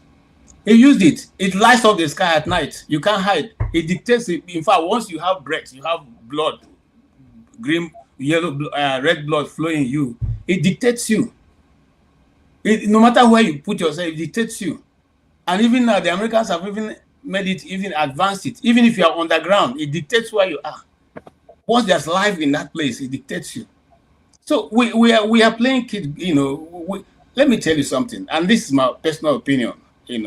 I think the system has already decided that this is the time to dip the Quran in the Niger in the sea, and that's what it's going for. So let everybody prepare. Just like I am in the same position with Asa Abuja. I mean, the guy who came out to say this is our position. I stand with him on that, because I cannot be staying in my house. You come and carry my head and make pepper soup with it. I will not allow that. Thank you. We're running out of time. Thank you. Again, please, people liked the show and we had 22 likes. Suddenly now it's 4. Is it that people went and unliked what they liked? So please, if you have liked before, don't like again. And those who have double liked, go and like it back and get back your like. Who's next? I think Loco P. Wow, Chim, you are really outdoing yourself today. How? So you wouldn't even allow me to speak. What are you talking about, forefathers? I didn't even get a chance to respond. They completely interrupted me. But if I you think that it's right, no, hold on. Let me address something. That's not true. You have spoken more than anybody. Everything. I have. Yes. Oh, yes, okay. You have spoken more than me. I have given you a ground to speak a lot today. I have. So if I provide evidence that you gave me 2 minutes to speak, I barely spoke, they stopped me from speaking, and now you want to carry on. Don't worry, I will start another show and I will have my say. If you want to run your show your own way, and I'll provide evidence for what you've done. If you want to leave it like that, because if it was me, I don't take things personal. I know you have animals, but I don't take this personal. You should be fair. Forefathers, hold on. Number one, people have been calling for me. Hold on. I will provide evidence. I'm not going to say stop. I will provide evidence. Hold on. I'm sure you are reading the comment section. They don't like me. They even on my own show, they don't like me. That's not new. So why Hold on. I typically don't. Chim, please. Loco, let me tell you one thing. Amen. Loco, hold on. I have shut it down several by saying everybody's entitled to their views. Every time you and Femi spat, I let you respond. Same thing with Tony, I let you respond. Somebody else spat with you, I let you respond. I only asked you to let me allow others who had just come in and hadn't spoken to speak. But you've spoken more than anybody on this show today. You have. You've responded. Oh my God. So, Lokopi, go ahead and I will come back to Well, forefathers. everybody's addressing one So I just person. want It's to okay. say, forefathers, listen, forefathers, hold on. Sometimes pretend to seem mature. Just pretend. Just pretend sometimes. Because I'll tell you what you do. It's simple. No, joke apart. Because sometimes, you my guy, but it will pay me for you if you come this way, like, man, what my guy do like this? You understand? They pay me sometimes. Because the truth is simple. Look, you can't be. It's not possible. If you say, okay, no, you are always attacked. Okay, nobody know you here. Everybody cannot just. We not chop. We don't have a coven. The meet where we meet to say, okay, Papa is his target today, and it's not even today. Every time the church on, they are all holding meeting, attacking you. All of us here on the panel holding meeting, attacking you. You don't want smoking go one day like my head is really correct. So what is happening? Why are they attacking me? Or is it the way I'm thinking? Sometimes just try hold yourself responsible to like not be so you agree you did at fault to, but hold yourself responsible. Think, evaluate the process. How, why, every time, why? Just sometimes, I swear, you will chance maybe you will see different, you will see light in different directions sometimes. I'm telling Because you, it you can't reason be differently. it can't be week in, week out, that they attack you. You understand? And you're only holding this position not waste when time on you're that. not the host. If you the host, I know say by now you don't keep many people asking over here. If you the host, but you the only hold this position when you're not the host. Now you feel the pain when you the host, which you do some people at times. Go ahead. What for I still get Dubi here. Forefathers, go ahead. Just take a hit. See, it's a fact. You see, the problem with our people is that they struggle with facts and they fight against it, and they pretend as if they want solution, but they don't really. And yes, you attack me. I don't care. Because what I'm talking about is more important. And if I was so wrong, time will prove who is correct. And if anything, the chain of events is already proving me correct. Everything I predicted is going to likely to happen. Many of you were thinking that we didn't have a security threat or no nation will ever threaten to attack us. Guess what? That changed. So if we recruit more people, they're not protecting us. Point is that you want to be ready, but it's okay. Let me leave that one. About the nuclear weapons that I talked about in terms of 70,000, six times. I actually said 4 times Hiroshima nuclear weapons. It was actually 6 that the university that released that information quoted, that they had 6 equivalent Hiroshima bombs in Gaza. That is completely fenced. The criminals cannot escape. They are underground and they are coming out fighting, killing Israeli soldiers for straight 2 years. And Israelis have the best weapons America can give them. And they couldn't. Hamas is still standing to today. And some people are somehow so delusional to think that Trump will be able to do it in Nigeria. But this is the thing with our people. You tell them truth, the chat would attack you. I don't know what is wrong with our people. God help us all. I really don't know. Why are you attacking me? Like when Chim just said just now, oh, we are not against the numbers. We are just about the conditions and everything. And you know what I would say? Oh, fine. Period. Move on. Why is that somebody, you have to tear the person down? I don't get it. If somebody tells you that you need numbers and you agree with it, why argue with them? Just accept it and move on. So that you can now go on. Or then you talk about the lower tier problems like conditions and remunerations for then we'll talk about those things. But why dispute the numbers when just because you feel like I'm the person to talk about it, you have to tear me down? What is the point? How does that help our people? If you say something I agree with right now, I will agree with it so fast that it's not even noticed. That is the problem with you guys. But it's okay. All right, forefathers, thank you very much for that. I think we need to move on to something. Time is running out. I do not want to run a show that runs way beyond the 3-hour mark. And this will bring us to the last video I have. We chime in on it and then we call it a day. Just give me a second. Right now, happening in Zaria. Today is 26. Yeah. A commercial trailer passing through Zaria around Ahmadu Bello University, loaded with bullets, on its way to supply to the bandits. For one reason or the other, there is along Zaria Sokoto Highway. Today, now, the bullet was dropping. The bullets were dropping and on the road. The driver did not know and was still going, and the bullets were dropping. I hope he has been apprehended. So I use this opportunity to call on the Commissioner of Police in Kaduna State to quickly send a team to go and escort the trailer loaded with bullets. Bullets are dropping on the road. The people are crying. I think we should stop further discussion on this matter and go into the prayers, because there is a lot of work to be done. So, there's no need to, whatever you are going to say, Senator Plank, these bullets that are dropping on the ground, we need to make a resolution on this now, before the bullets find their way into the hands of the bandits. Are you going to say that the bullets should not be? Okay, just say something now, because I don't want anybody to feel that he was shot out. Let's just use 30 seconds and say what you want to say, because these issues are too serious, and security really should not be discussed in the open like this. Yes, sir. But because of the peculiar circumstance that we have found ourselves, look at it's here. Yes, sir. President of the Senate, get the IG and send it to him, and then let him. President of the Senate, my distinguished colleagues. No protocol. Just yes, say something. Yes, sir. All right, so I intentionally played that because you see, sometimes when we come here, I've listened to people think that we want to run down Nigeria. This is which sane nation do you see bandits, if it's not cows, running through the streets of Nigeria without control? It is bandits carrying their weapons freely in the face. They are rubbing it in our faces to say you can do nothing.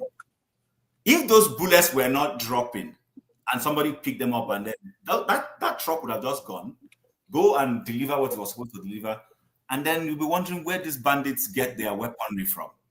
So again, these are the situations our forces are dealing with. The Nigerian military boys, those of them who are patriotic, are doing very well. We must give kudos to those who are doing their jobs. However, it is demoralizing. Even if it was not a military situation, I want you to think of a situation where you work in a private environment, you're doing your job, and there's a leak of the information. You're working on a project. I mean, I worked in telecom. When we want to launch a project, it's just a few people who stay together, launch a project, and launch it so that the competition does not know about it. But imagine you're in product development, you're working on a project, and then suddenly your computer gets a wind of what you're doing and they launch the project before you. It's very demoralizing. That's the kind of situation our soldiers find themselves in. So with that being said, maybe I'll start from Tony and then we'll go back up to forefathers. Tony, please.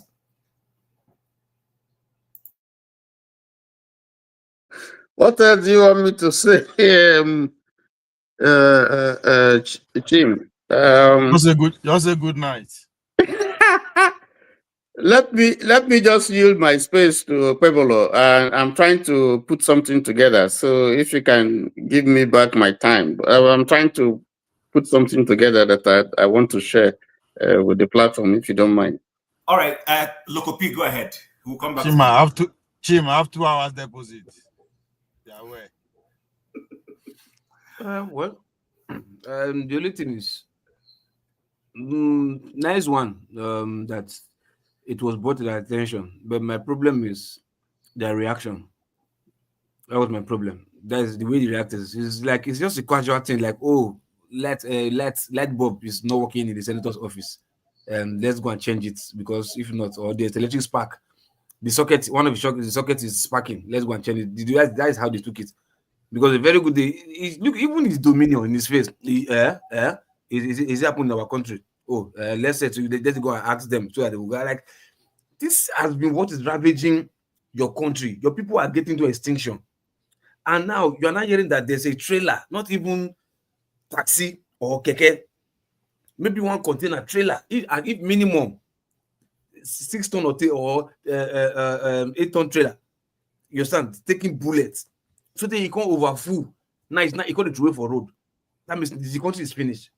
And they're sitting down there saying, no, okay, let's not discuss this matter. Okay, prayers, this and that. Like, if they are supposed to deliberate on that issue, like, send as an immediate alert to the country and ask all the security personnel, head of security personnel, to come to the nearest meeting the next 24 hours. That was what I'm supposed to hear. But it's just about, okay, yeah, security matters is not what you're supposed to be discussing in the public. That is when it comes to tactics.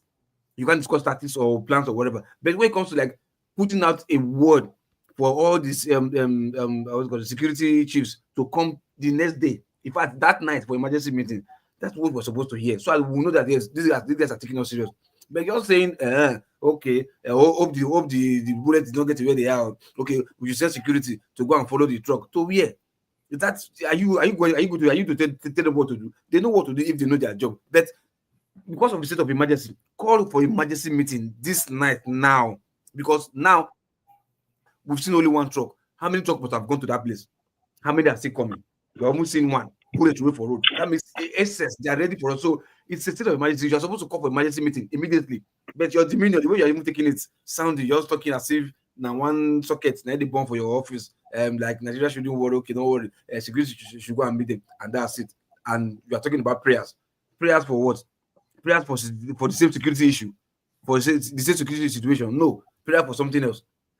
Like, okay, you guys are just sick me to my stomach. Right. Oh, okay, Tony, back to you. Go ahead.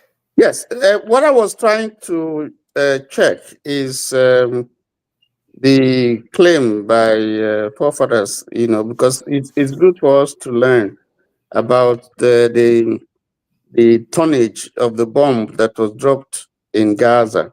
He said it's 6 times the size of the bomb that was dropped in Hiroshima.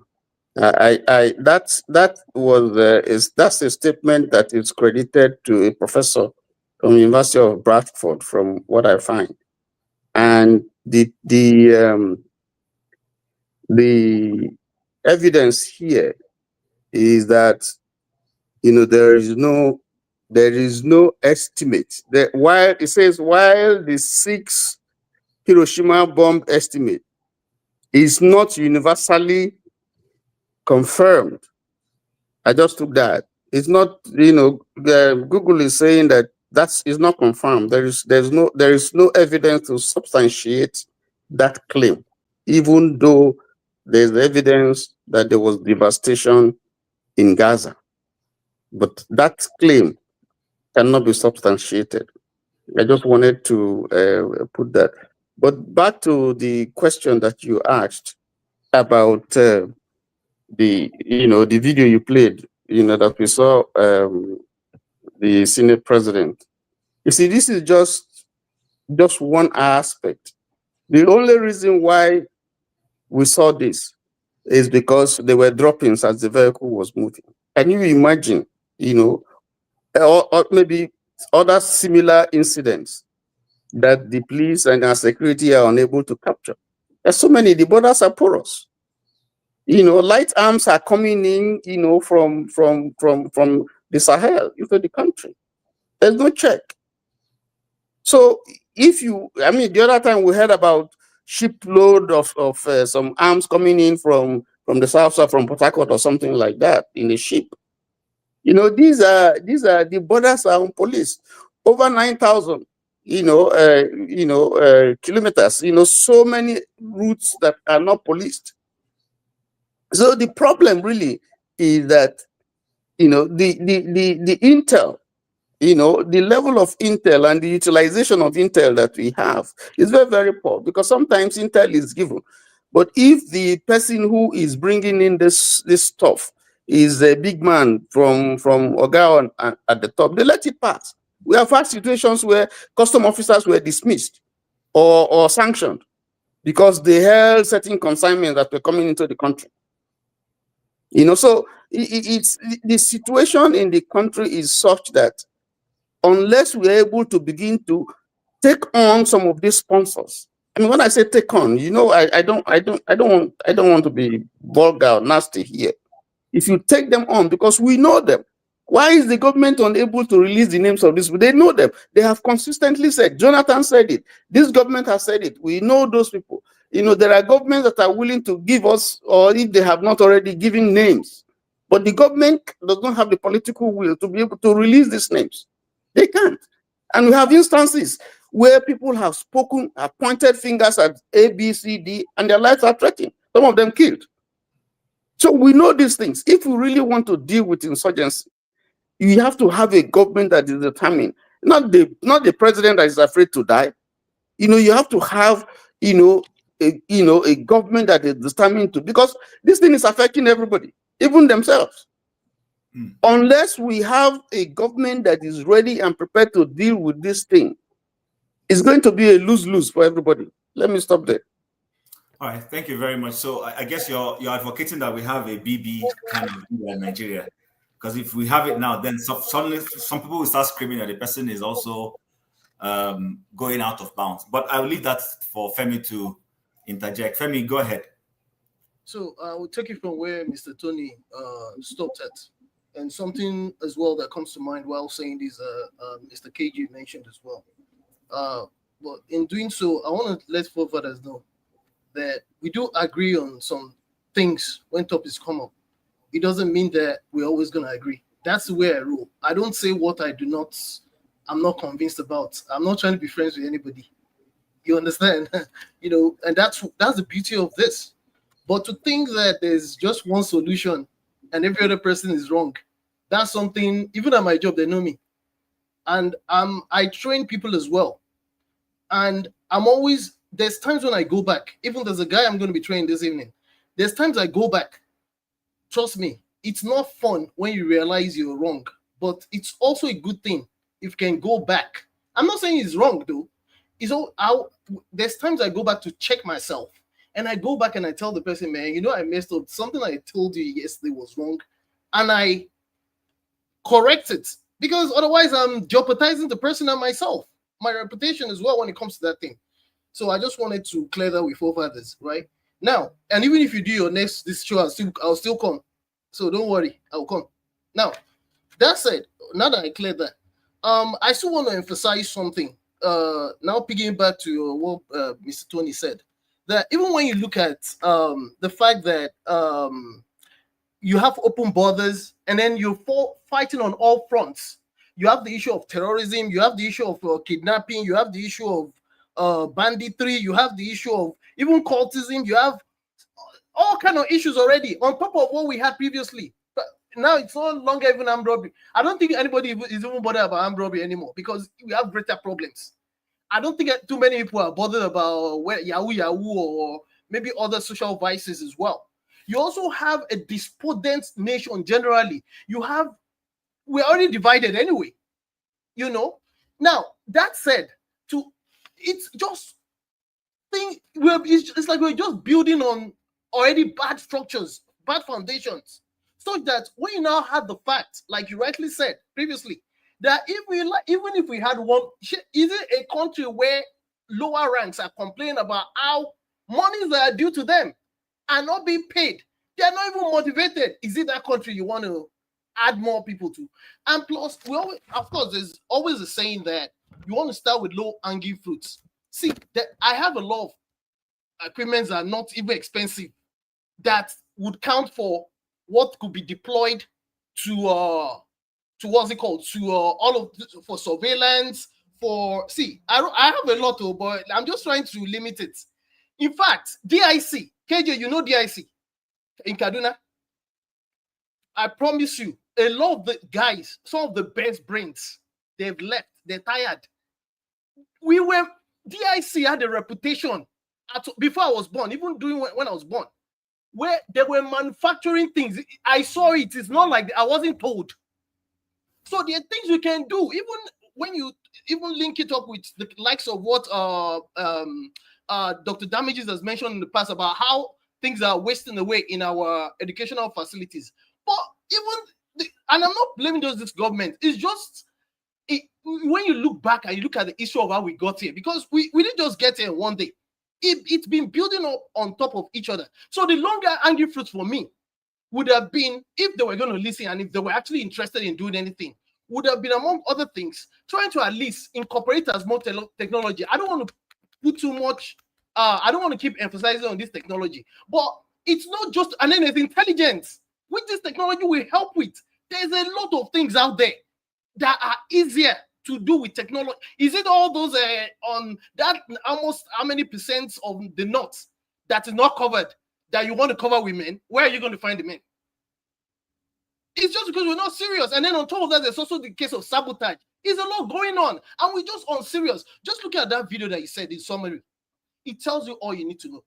So it is only when these guys are scared, it looks like it's getting closer to home. It looks like they really want to do something. I rest my case. Okay, thank you, Femi. Concerns, are you there? I'm here. Go ahead. You see, I like to hit the nail, hit the hammer on the nail. I don't like going like this. The country has failed. What is the responsibility of the government? Is the citizens, to take care of the citizens. But what we are seeing today, the president and the wife and all the cabinet members cannot take care of the citizens. The security have failed. The president is head of the security apparatus. But today, he's not doing anything. He's only interested in how they can make election on 2027 and he comes back to power. If the country want to be good, now, the citizens have to protest and see that this man is out. If this man goes out, even another Yoruba man comes in, fine. Who can have and again, not only this man itself, that party is a cost to Nigeria. You see that APC? Took all the whole criminals in Nigeria that are there in that APC. Both the Igbo people, any Igbo man you see in APC is a big criminal. Any South you see in the APC is a big criminal. Any Yoruba man you see there is a big criminal. Fulani is the same thing. A president is only the wife and I think two Nigeria was there at that time. I called the wife. He knows what I called the wife. Because last 2 years or last 3 years, I saw in the National Assembly when the wife was a senator. Who is that? That guy from Kogi State, he was a senator before. He was talking about this insecurity. What did Tinubu's wife say? Hey, stop! Don't you know that you're APC man? Are you PDP? Don't know. Are you PDP? You APC? Why should you talk about that? Can you imagine a mother? Somebody who says it's a pastor. People are dying, and this man is talking about it. Instead of supporting the man, you say he must stop talking about it because those people that are dying, you don't care about them. What you care is how your husband can become president. What you care is about APC cannot to rule. You see, so smarter than I don't know. People should know smarter than me. Yeah, smarter than me was hammering it on the national. Say people are dying. What is Buhari doing? This, that. What do we do? That woman say, stop. What woman touch? Are you not APC? Are you PDP? Can you imagine a whole mother, someone who call himself a mother? People, instead of talking about how people can be saved, your only ambition is how to become the mother of the wife of a president. So that is when I hate that. That is when my hatred about that one came up. You see, today, and again, the South, I pity for all of us who are coming from the South. The way we are handling this thing, it will consume us. If I say now, people say, do I want people to go to war? But that is what's supposed to end this thing. Central African Republic rose up against the Fulanis when they came there. They rose up against them. The same system we have in is what the Fulanis came and they start installing all their people, everything. But the Central African Republic people, they rose up against them. And today, they're getting their say better. So like what we are doing today, it cannot help us. We are not going anywhere.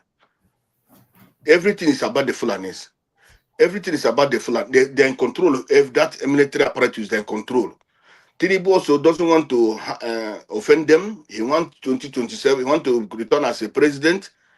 He doesn't care about who dies and who doesn't die.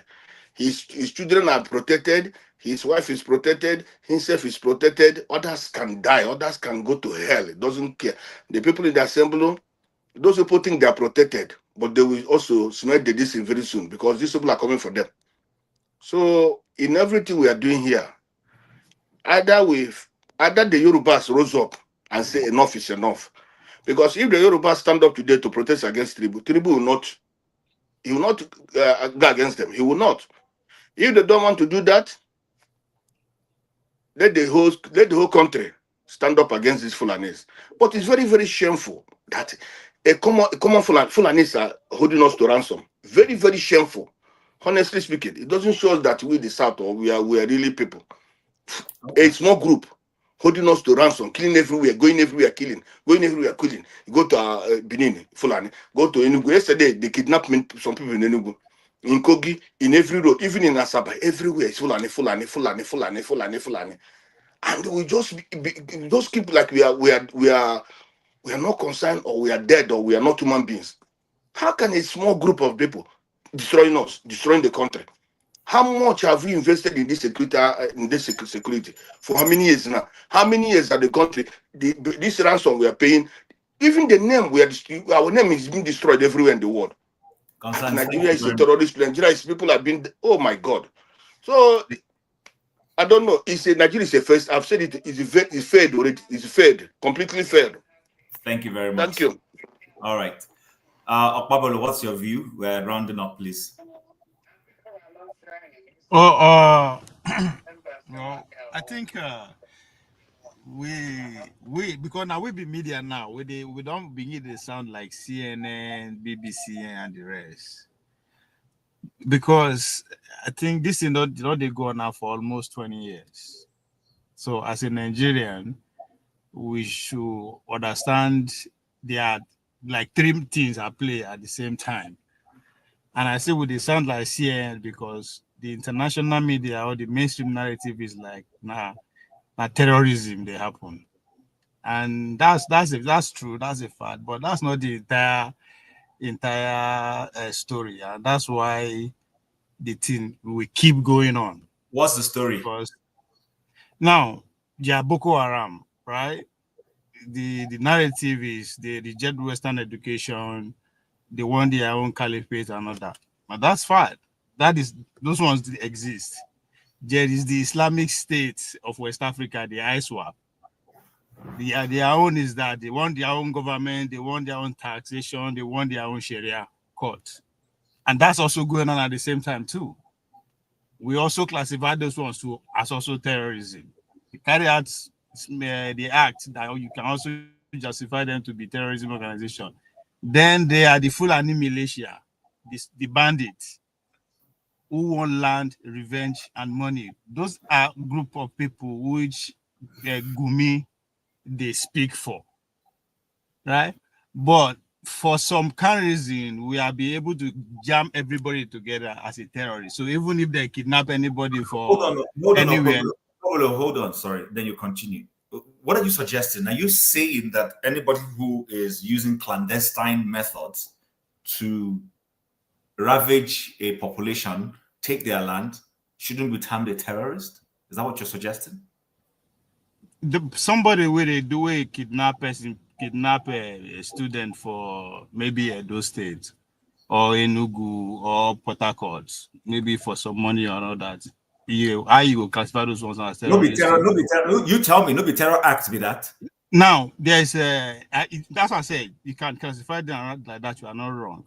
But the danger of that is that we they empower the military chiefs to keep getting more money, which they are accounted for. I'm classified because we have to put the country that we are speaking of into context. Everywhere now free for everybody. So expectation of everybody should be disciplined, everybody be moral and all that is off the window. That's not what we are talking about here. Now, so when we classify everything, every activities now as a terrorist move, what we are actually doing is to empower the military to get massive security budget, which is what has been happening for the past 20 years. Nobody is accounting for it. No auditing, no oversight. The soldiers who was stopping the people in authority from carrying out their oversight functions and holding them accountable. I don't have a problem with voting money, but I have a problem with that is voted for and is not accounted for. hold on now. Let me finish my point. Then you understand. I'm coming. I'm inducting three constituency here in this building. The military chiefs and the big boss are just the ones that are obvious. They are becoming richer, building estate and everything everywhere. That's a given. Then the political class who lives in Abuja, which is one you are talking about, and it's a classical example that the video you play, right? So they will classify law as an opportunity for them. It's like we are making an excuse for their failure of governance. When we declassify everything like that, because the issue of either farmer clash can be actually directly be connected to government failure. So that one you don't need gun blazing to actually take care of that. This is its classical example of the farmer because of poverty, desert, the desertification, government. This is exactly what is happening under. So you cannot classify that solution under the same way we are managing with terrorism. That's a failure. That's an opportunity for the politician to just keep getting richer and keep making excuses for them. That's what I mean. Then the international, you also have interest. Their interest is what? Nobody say can't take out the resources now because people are finding it difficult to get that. They also say weapon. We don't produce AK-47. We don't produce bomb. We don't produce anything. All the technology that these terrorists, so-called terrorists are using, we don't produce them. Who is producing them? Who is selling them? What do you think? Do you think that one will be happy they will actually stop their own business? So again, the way we frame the solution, it has to go hand in hand with the way the situation actually is. If you go interview people on ground, they will tell you their own reality is different. They will tell you there's a particular village that is occupied by Nigerian military. We don't talk about that because we don't talk to the local people. Their village is occupied. So all the time where people they come claim saying that Chinese people they come mine, fly, go. How did they do one successfully? Because military men are there guarding the whole place. The people who live there have been thrown apart. We classify those two as terrorism, but again, we are making when we make a narrative like that, we make the Nigerian military so bad and empower those who are doing the two activities. That's why I say we actually treat the conversation like CNN and Al Jazeera and all those things, because that's what they saw. Everything are terrorism, everything are terrorists, everything are terrorists. Does that mean the terrorism is not happening? It is happening. That's why Donald Trump can easily brand one section of it Christian genocide, and again, it catch fire. So all these things, it's not just happening. Nobody say we just wake up in every day, begin to talk about that. No, it's been orchestrated. All of us we're there here now. If we say we will carry our phone, call our village people, right? Our one village, and come back here and have a conversation along waiting they will tell us. It will have nothing to do with how this the terrorism that we are talking about. So everybody, if I go commit crime now, not somebody to come and say nah, terrorism, nobody will question that. Even when the guests they kidnap, nobody interview them. So when your Senate president tells them, "Make we go inside, go pray," it's because he's trying to give the media what to talk about, and again, leave out the substance, their own failure. Okay. So there's technicality to all these things with this headline when they push to us. So for us who are the victim in a way, we should keep our emotion aside and analyze it. That's why everybody now they see Gumi as a terrorist, right?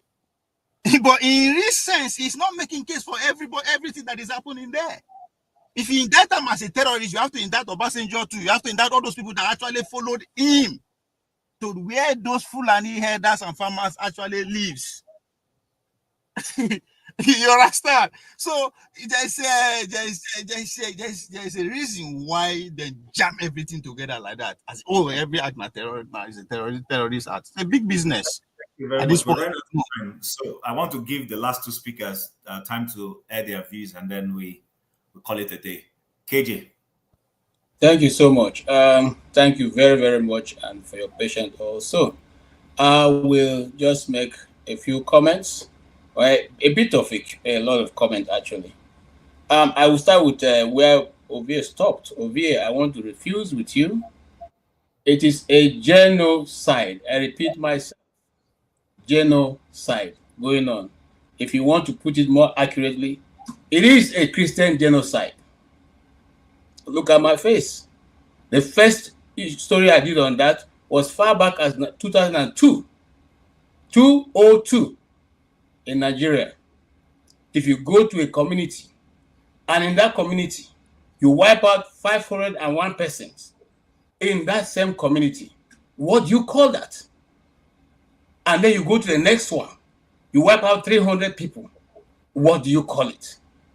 Let's not play with these things. It's not semantics. These are human. It's genocide. If they kidnap two people for Lagos, so hold on. I didn't interrupt you now. Let me talk. No, it's my turn to talk.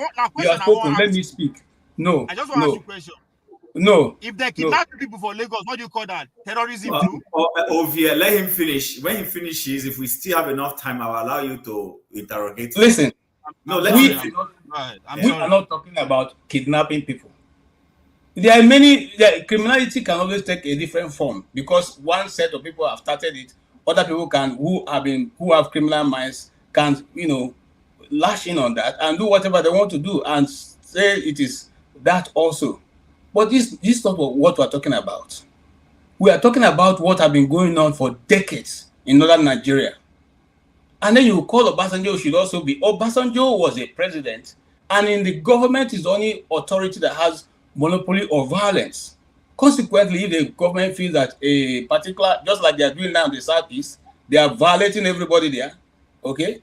And then what do we call it? We cannot say what they are doing is this thing. We can only complain. We can only shout out because they have authority of violence. And if we decide to respond in the order which they are doing, they call us, terrorists, or they call us agitators, separatists. And they have a reason to do whatever they're doing. But what I'm trying to say is let's not play down this because when we say it's not, no, it is what it is. It is what it is. Some of us will not be saying this thing. If you were, for instance, like Reverend Dachomo, who sat down, they killed your grandmother, they removed her heart right before you, they took you to your uncle's house, they did. Will you be saying that? What kind of human beings are these people? If you know Jos very well, Jos used to be one of the coolest cities in Nigeria. Everybody goes to Jos for holidays. Jos has become a shadow of itself. Will you be saying that if you are those who are these things that have happened over the years? I did a story of Mama, what's her name now? Who lost everybody she had, apart from the old woman who's sitting there, Mama Hawa. Will you be saying that? Now, so let's not say these things. It is what it is. If we need to get help, if the government is not able to, let us get the help. Having said that, I want to also talk briefly about the nominees of the ambassadors. And like I said, I'm not surprised. You cannot put somebody who is criminally minded in a position and you not look for like minds like himself. If you read some of those Ladybird books those days, you find out that there's one character called Alibaba and the 40 Thieves. Okay, so Alibaba cannot be different for the 40 Thieves. They are friends, they move together. So if Omokri, who the Americans invariably have followed in the American news channels, have followed his activities in the last 2 weeks and are still following it, and decided to make him an ambassador, okay, over your country. I don't know whether are you going to send him to Europe or you send him to Benin Republic. Maybe you want to send him to the backyard of the nation, but not to any European country or America where people. I mean that's not even going to make. There's no dividends coming from such individuals. I can say that upfront. Okay. And the issue, I want to also briefly touch on the issue of Nnamdi Kanu. I like what Alex Oti have done, and he has earned my respect for that. To have taken the authority of Abia State to Sokoto prison. For those who have been celebrating and thinking that, no, this is what, no, we are still saying, we do not see Nnamdi Kanu as what the court has said to tell me whatever they've told him. It is not who he is. Nobody goes to visit the terrorist. And if the authority of our state can go there in his official capacity as governor of Abia State, I doff my cap for him. All right. Having said that, I'll move quickly. I like also You see, we have been saying this thing gradually. We didn't want to say it openly, but people were. I like what Asawana they are doing now. I support them all. Because sometimes you see, if you don't bring out your abstinence also to play, your enemy will think you're a fool. Because you slap me on one side, on the other side doesn't mean I don't have hands. So now that thing we have been saying and crying, don't let this come, don't let this come. That thing that Nnamdi Kanu have been speaking since 2012, it has come to our doorsteps now. It is now here. So those who agree, those who don't agree, all of us go feel the pain. Okay? And the good thing is that Asawana have now seen clearly and they have now decided to step into the place. So it's going to be a fair fight. And I like that. So if they want to intensify effort just like they've done before America does whatever it wants to do, and they think that because of that they can use this time to overrun the cities in Nigeria, ain't gonna happen. And like I said the other day, somebody was misquoting me or saying that I said I can never be a Muslim. I have nothing against Muslims. I will never be a Muslim. I repeat it again. I have nothing against Muslims. I will not be a Muslim.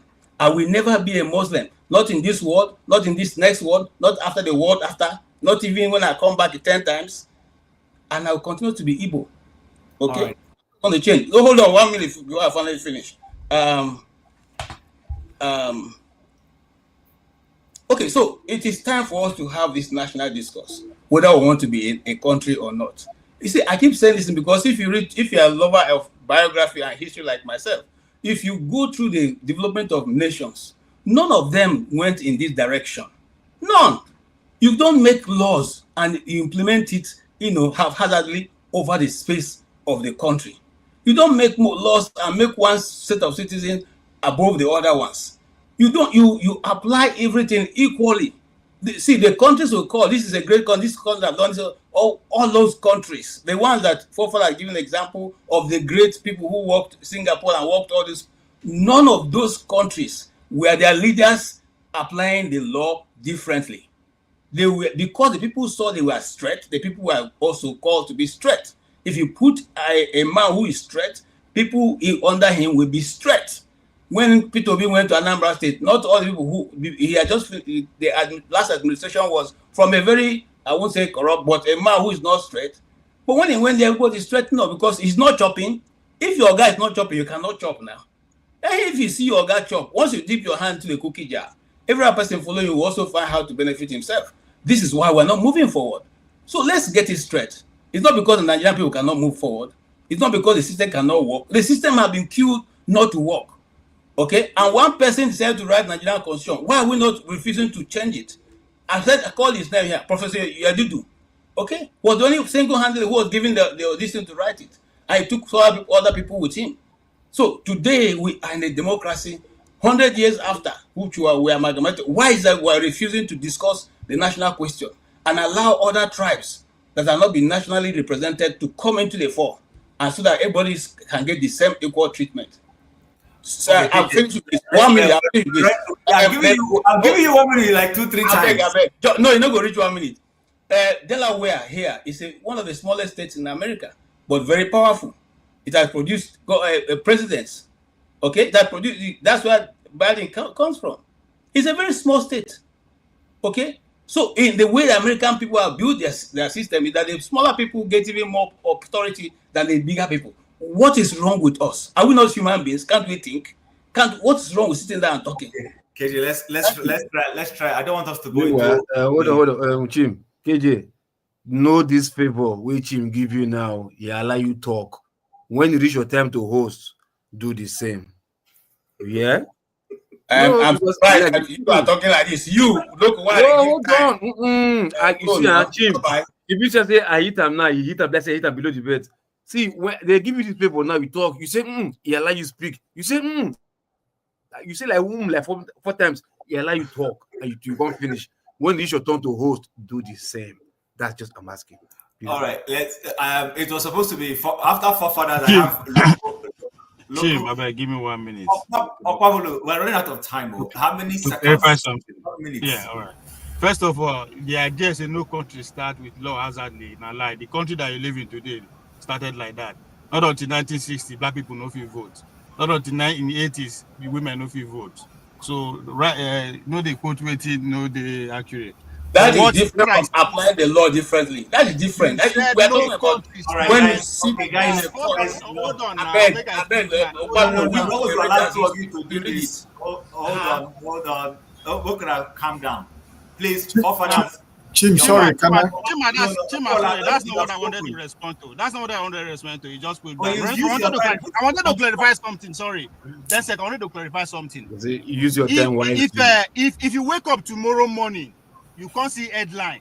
Dr. Damage's shows yesterday says I should treat every criminal out there as a terrorist. Would that not be a fact or not? That's how propaganda works. So when you declassify Boko Haram, ISWAP, kidnappers together, the result you get is continuity. So I said there's a difference. I don't thought genocide no happen.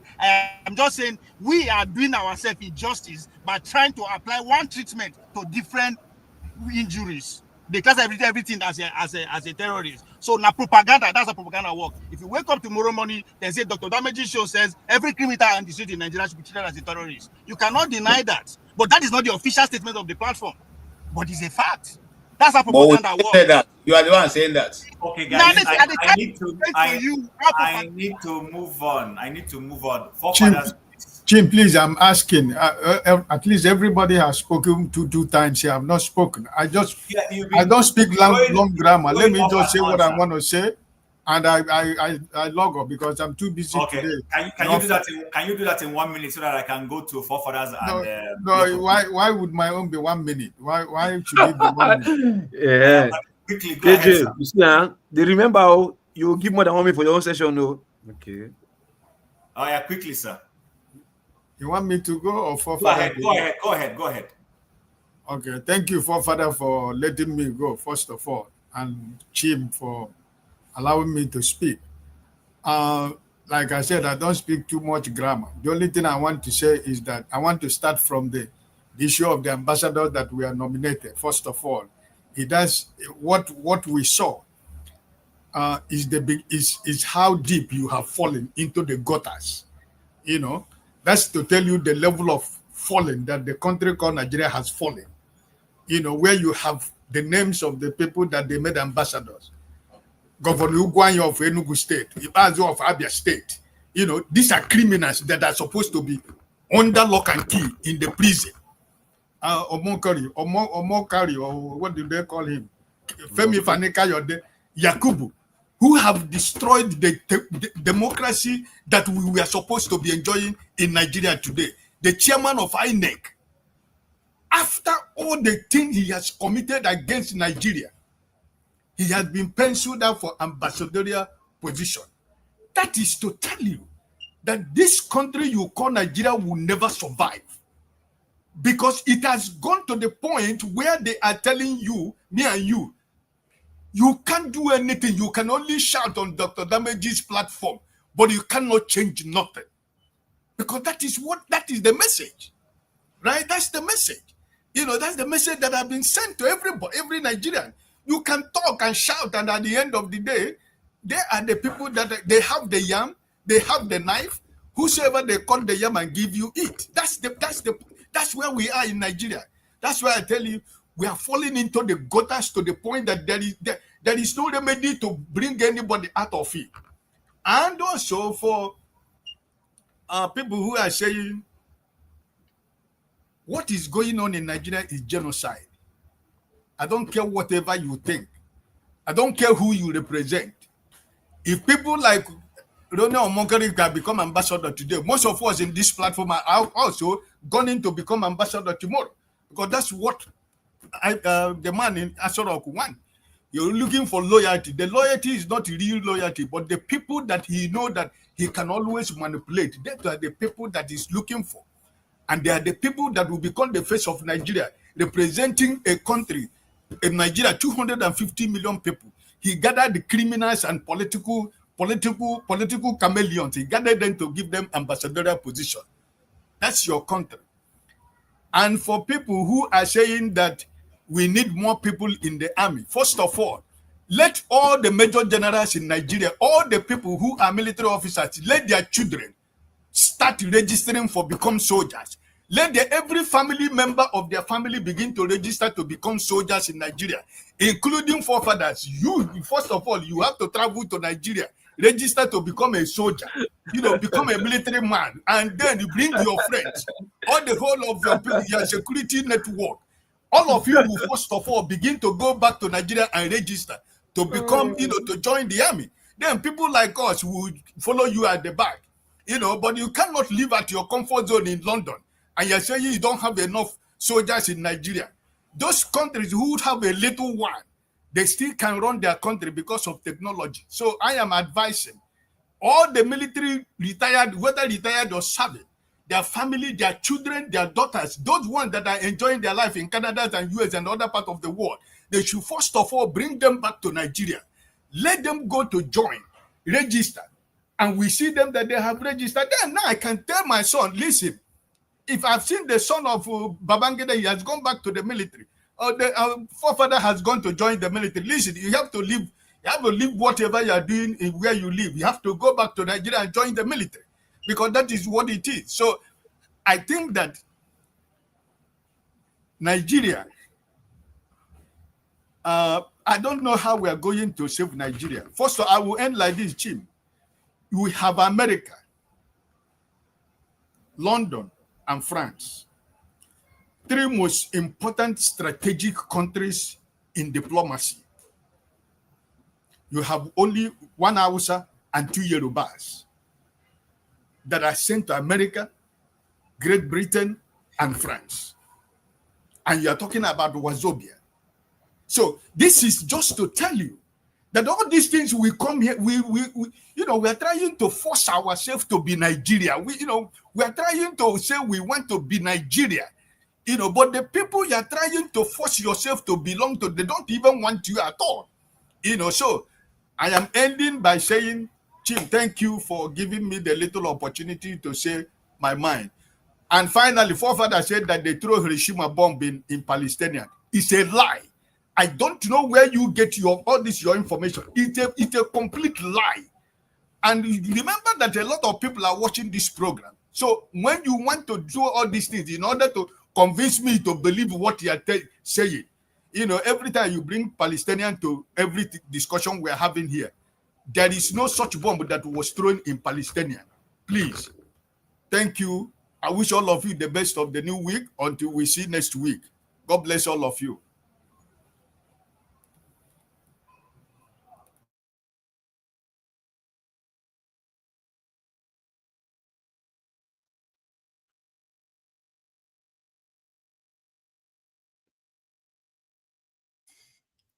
Is he muted? Oh, sorry, Loco P. Sorry, but apologies. Thank you, Mr. Ike. Loco, it's your turn. You speak, and then we go to forefathers, and then round off quickly. Speak for which one this time? Any new topic? Yeah, what were we discussing? The last conversation we were having. Yeah, everybody has been chiming in on. We've talked about it. We're talking about the weapons. If that's not what you want to talk about, go ahead. No, sorry, please help me. Just give me the last one, please. Okay, so our senators were discussing the weapons that were illegally being moved through the streets of Kaduna, and the bullets were falling on the streets, which is an irregular activity. And then everybody's giving their perspective. I don't want to preempt what you want to say. Okay. Anyways, I don't think that was lesser because I just said something about that it was not serious, that it was just this dominion was like. Okay, sorry, you spoken. Then his forefathers gone to. That's what I said. It's not. No, I know. So that's what I said. No, it's not the last one because when KJ ranted. Okay. Anyway, in the conclusion, I'll just be quick. Anyway, in the conclusion, like I said, please, Nigerians, everybody, please, let's not be docile. Yeah, the only thing that is holding us back is we are too comfortable. Nobody see themselves to be like, let me do something for the nation. None of us. Including myself. Nobody see ourselves doing something for the nation collectively. Because if I talk, they will say, okay, no, everybody do something back home. Individualism has never took any nation anywhere. You understand? It has never. You understand? Everybody has to come today. Okay, let me give you a simple example. What happened on Saturday here? I was surprised I saw it today. Say that this very dark man did cleaning protest or whatever. He was saying it like a joke, but he said it. Everybody keyed it in, and they had one voice, one spirit, one goal. They all came out and look at the massive turnout, and if people, even his enemies, everybody was surprised. Like, look at the turnout. So because they have a collective interest. So I think in our own case in Nigeria, we should put that also in our mindset, like that thought, like there should be collective interest. You understand? Nobody wants to sacrifice, nobody wants to leave their comfort zone. And I think that is where we are getting it wrong. We should be seen out there and put at the back of mind that consistency, persistent consistency over and over, even if we fail, do it again. It will get to a time your failure will not become acceptable in their face. Like, okay, you have been choking us with this everything. Okay, what do you want now? You understand? So if we in the diaspora come out as a collective unit, collective force, go for the same objective, just one objective, one at a time, consistently, it will get to a time where it will be accepted, whether by hook or by crook or by force. You have to take it from us because we're like a bone in that throat. So Nigerians, both home and diaspora, not home, diasporans, even you the chat session, please leave your hours there because they say this the social shift, they're packing shift hours. Everybody wants to pack all the shift to make money. Your money you will make will not take you anywhere if you don't have a home to go to. You understand? Because in the abroad that you are right now, the economy is going down every day. It will get to a time you'll be looking going back home to be your next safe haven. So before you get to that point, please let's look for a way whereby we'll make our home comfortable for us so that when this Western economy goes down the drain the way it's going right now, we'll have a place called home that we'll go to and become who we are supposed to be. Thank you very much. Thank you, Lokopi. So, forefathers, give us your last views and then we round off and close the show. We're actually running into 4 minutes. Thank you. Thank you for that. Let me address the nuclear weapons issue. The Hiroshima bomb yield is 15,000 kilotons. That's what it comes down to. And America has supplied 14,000, 2,000-pound bombs to Israel since 2023. And by sometime in 2024, they've already used 600 of them on Gaza. 2,000-pound bombs, the equivalent to about 900 something kilograms. So it's almost a ton on its own. That is just that one, not to mention all the others that were dropped. So when some people say is 6 times Hiroshima, it's actually an undercount. Just like the casualties are an undercount because they are not counting all the other people that are remaining under the rubbles and all the people that die from circumstances that they would not have died of because of those things. So that is what I am expressing there. Nobody said there was a nuclear bomb in Gaza. And the reason why I brought it up was because some people think that somehow Trump will come in and be able to solve our problems. When in reality, you have a terrorist group completely fenced in, locked in, with all the bombs in the world at the disposal of one of the most powerful military in the world. And the terrorist group is still standing. I don't know what to tell you. I really don't. Maybe I'm stupid. But I refuse to be that stupid, to pretend as if I don't know that. I don't know what I can tell people. So I'll leave it at that. In terms of our security situation, the truck that was intercepted is also an example of what I'm talking about. When we pretend as if Nigerian security forces are all compromised, why not scale those people that stopped that truck? They are saving lives. You may not know it. It's really sad because sometimes when I think about these things, I literally call those people angels because they are doing job for nobody and nobody thanks them.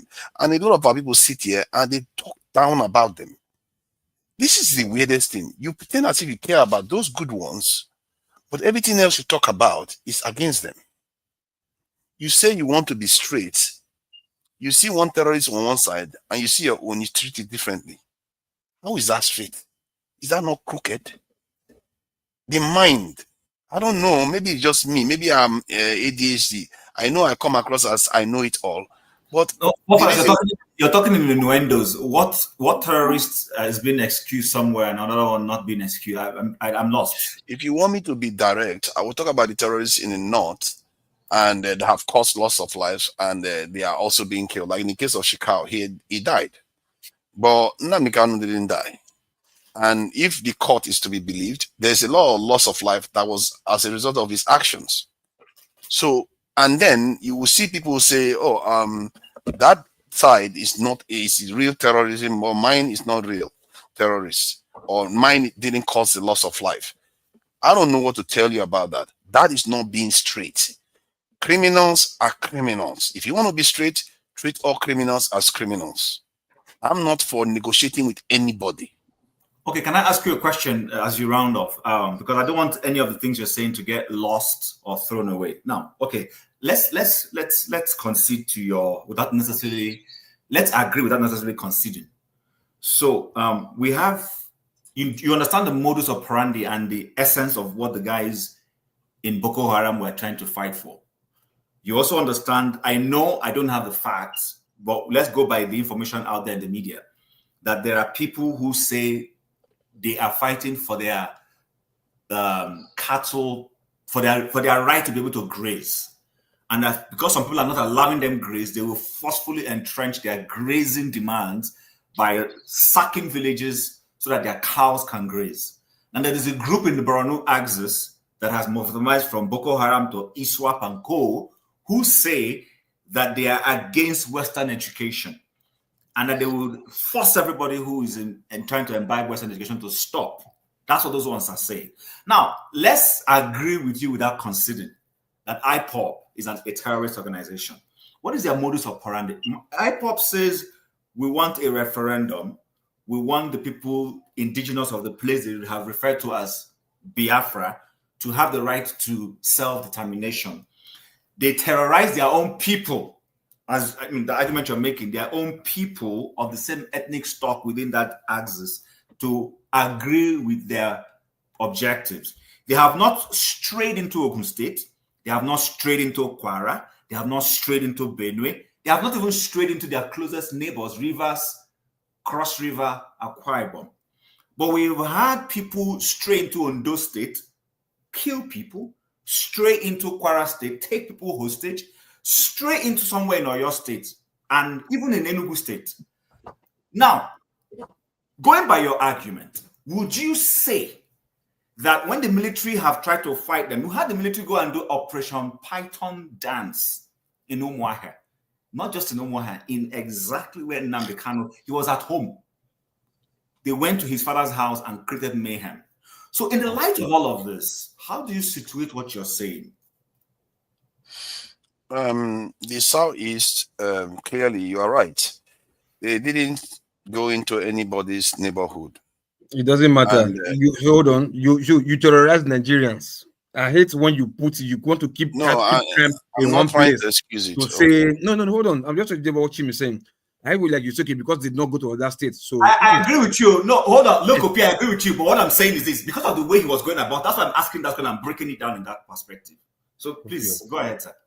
So it is true they didn't stray into other people's territory with war. And it even goes beyond that. Generally, the Southeastern people have not been very warlike historically. They really haven't. That's the truth. In Nigeria, most other groups are often more warlike.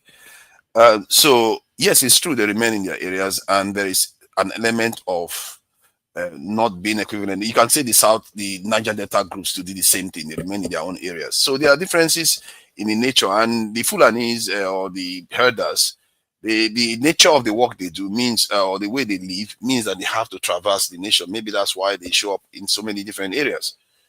But I think Koloko is right. Criminal behavior is criminal behavior. Loss of life is loss of life. And I really feel bad for people that actually suffer the casualties of this loss of life. And that is the one that really baffles me sometimes when people try to hesitate when they say, send people there to go and help protect them. It's like, why do you block it? Why do you want to argue over lower tier problems. Lower tier problems is salary and all the other stuff, but the higher level problem needs to be dealt with. People need to be there. You need to put bodies between them, the criminals, and the innocent citizens. Nobody's protecting them. Do you know how horrible it must feel to go to bed in the middle belt areas, knowing that these things could come to your village anytime, especially if you live on the outskirts? It's really horrible. Then in the north, the same thing. So the way I look at this thing is so clear in my mind. Criminal behavior needs to be dealt with, and the way you deal with it is with your people. We've had kingdoms before now. We didn't need drones to do all of them. Human beings are the most sophisticated weapons you can generate. You train them very well, and you send them out there to do what needs to be done. And then if you have to deal with salary, whatever you need to deal with it. And because when you send those people to go and do that job, the nation will start to heal. You have more security. People will be able to go to farm. Economic activity will increase. Income will increase. Jobs will increase. The nation will be better off. That's what they call a self-healing process. That said, you see, I struggle with truth. And I think maybe I wanted to have a live stream about that. Truth is something that we really need to cherish. Because I actually believe in religion, when they talk about light, that's what they mean when they talk about truth. Because it's the essence of everything. If you cannot know how to trace truth, you are just walking in the wilderness. You are going to walk through life aimlessly and just die. Remember, we're all going to die. And people that talk about me going to Nigeria to become a soldier, I don't have any problem with that. Even the Nigerian government, I said it the other day, I was with Peter Obi on a panel, and he said he was going to recruit 1 million. Your beloved Peter Obi wanted to recruit 1 million. And I said, if he was willing to do that, I'm going to put myself forward to recruit. I don't know whether they will take me. I'm an old man, so they may not. Maybe I don't have the cardio skills to do all those things. So, but I'm willing to put myself forward. What is more worthy to die protecting your people when you know your life, your death is not going to mean nothing? It's going to be something. And all those people that die, their death is not nothing. They are keeping people alive. That security officer that stopped those bullets from going through, you know how many lives that man has saved? Or the men that were protecting that thing have saved? It wasn't a security officer that stopped any bullet. It was citizens who reported the matter, took the videos. These are civilians. Okay, good. So those civilians who apprehended it, who apprehended, no, hold on, sorry. No apprehension. Nobody apprehended anything. So the thing just apprehended itself. They didn't stop it. It passed. They only showing what fell from the trailer. Nobody was able to know what happened to the trailer. The trailer disappeared. So hold on. Are you saying something just fell from the trailer? People just assume that bullets are all over the trailer.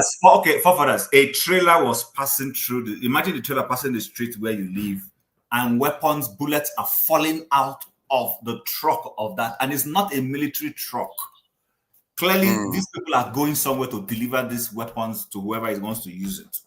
So citizens who videoed the situation sent it to their own people and somehow it made its way into the chambers of the Senate while they were deliberating. And then one of the people who got it went and showed it to the Senate president. That's what happened. So do we have that video to see what they saw? You want me to play it again? I can play it. No, the guns. I didn't see the guns. No, I didn't see the bullets. Ammunition. Hold on. It's ammunition, not it's ammunition. Yeah, I didn't see the ammunition that fell out. So they didn't even stop it. So the thing went on its merry way. It was civilians, people, it was passerby, road users that saw it, not military people. So they just recorded it and spread the video. That's it. That was how everybody knew about it. Not that police saw them, caught them, whatever, but they must have been, maybe they might have caught them again later that day. But at that moment, that video was just on the spot of seeing them, bullets just dropping out.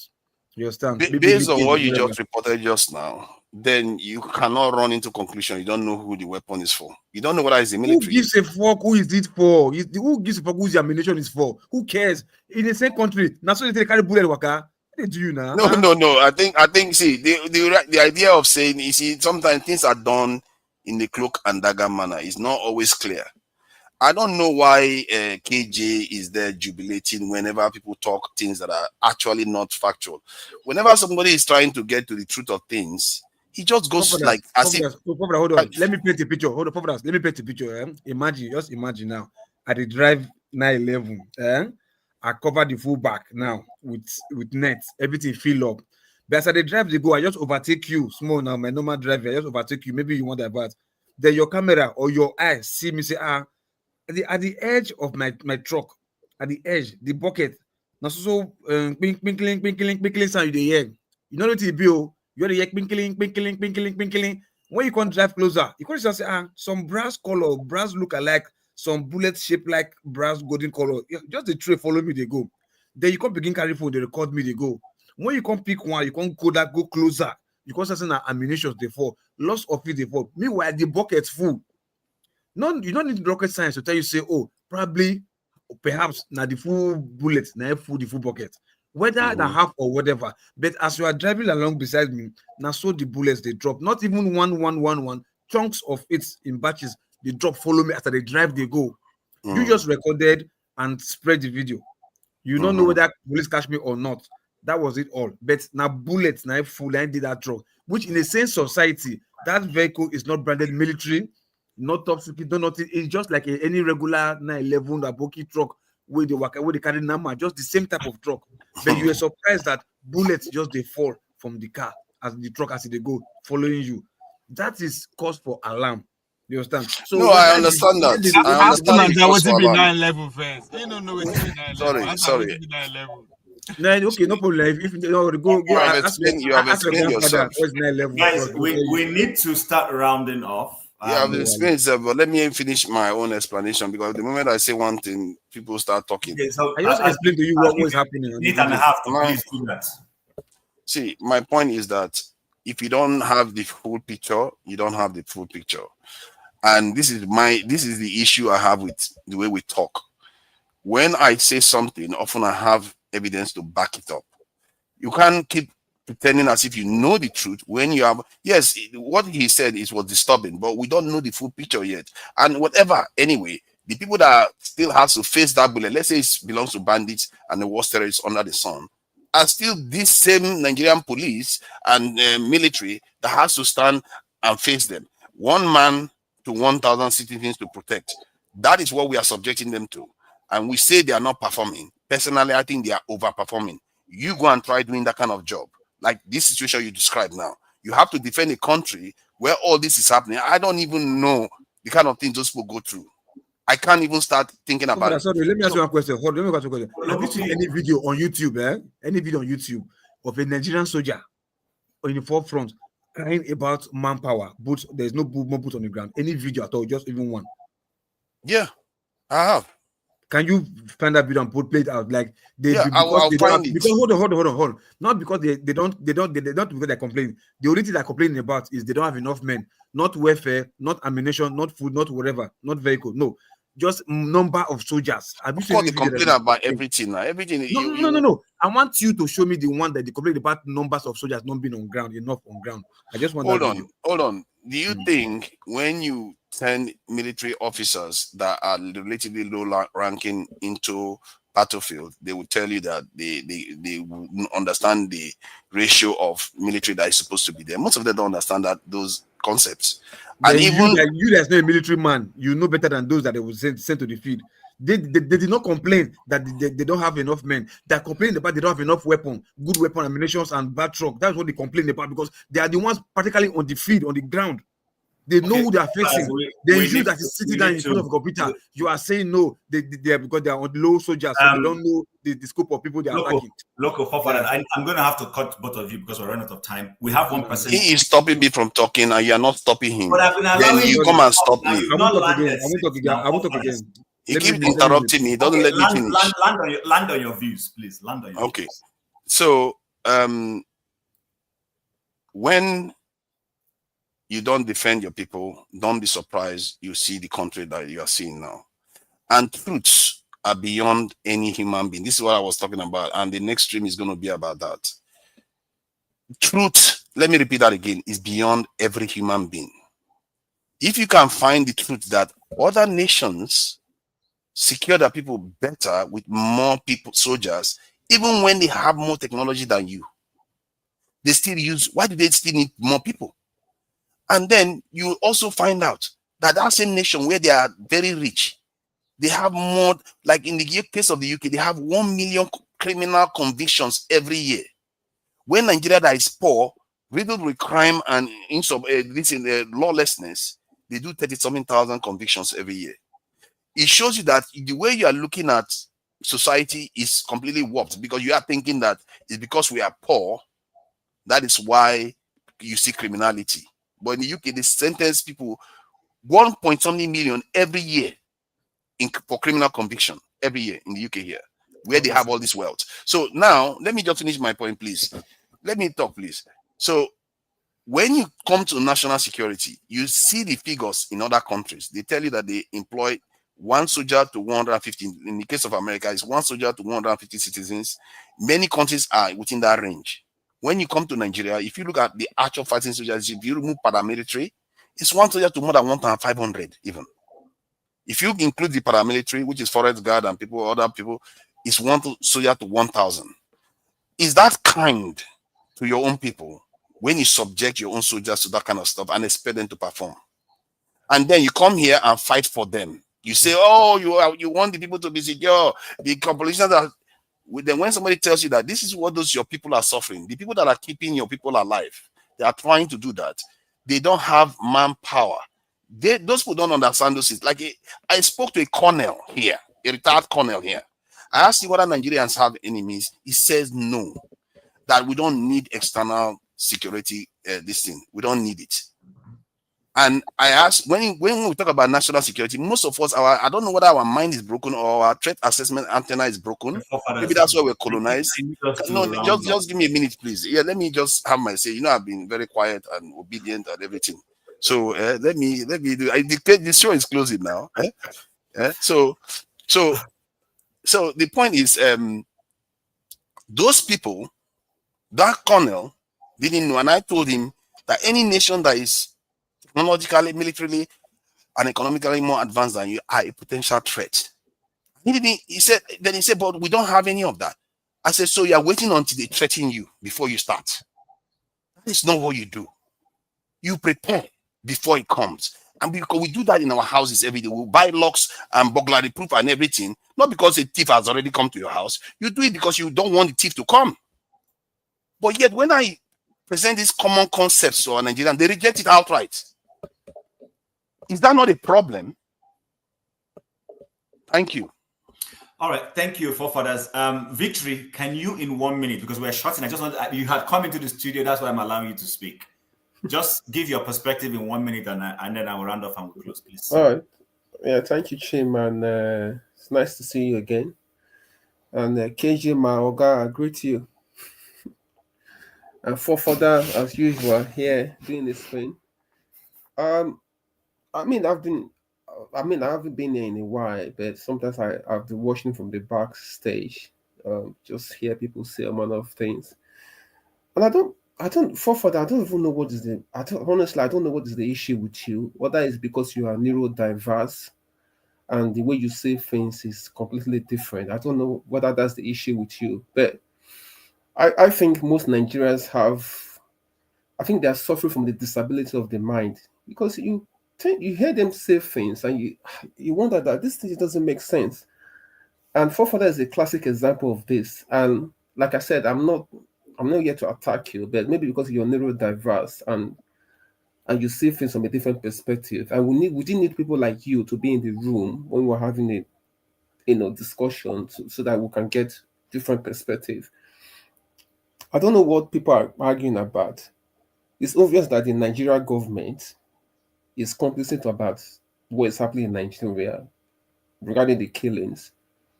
People that had experience, you have Dajuma said that the military collude with these people. You heard Obasanjo say this few days ago that when I was in power, we have ability to know where anybody is in Nigeria. But the issue that we had then, we'll have to move by air or by ground to pick them up. Now you can use drone to finish them off. So I don't know what forefather is still looking for. You've had people that have been in serious position, that have led the country, giving you their own opinion, but you still come and constantly deflect.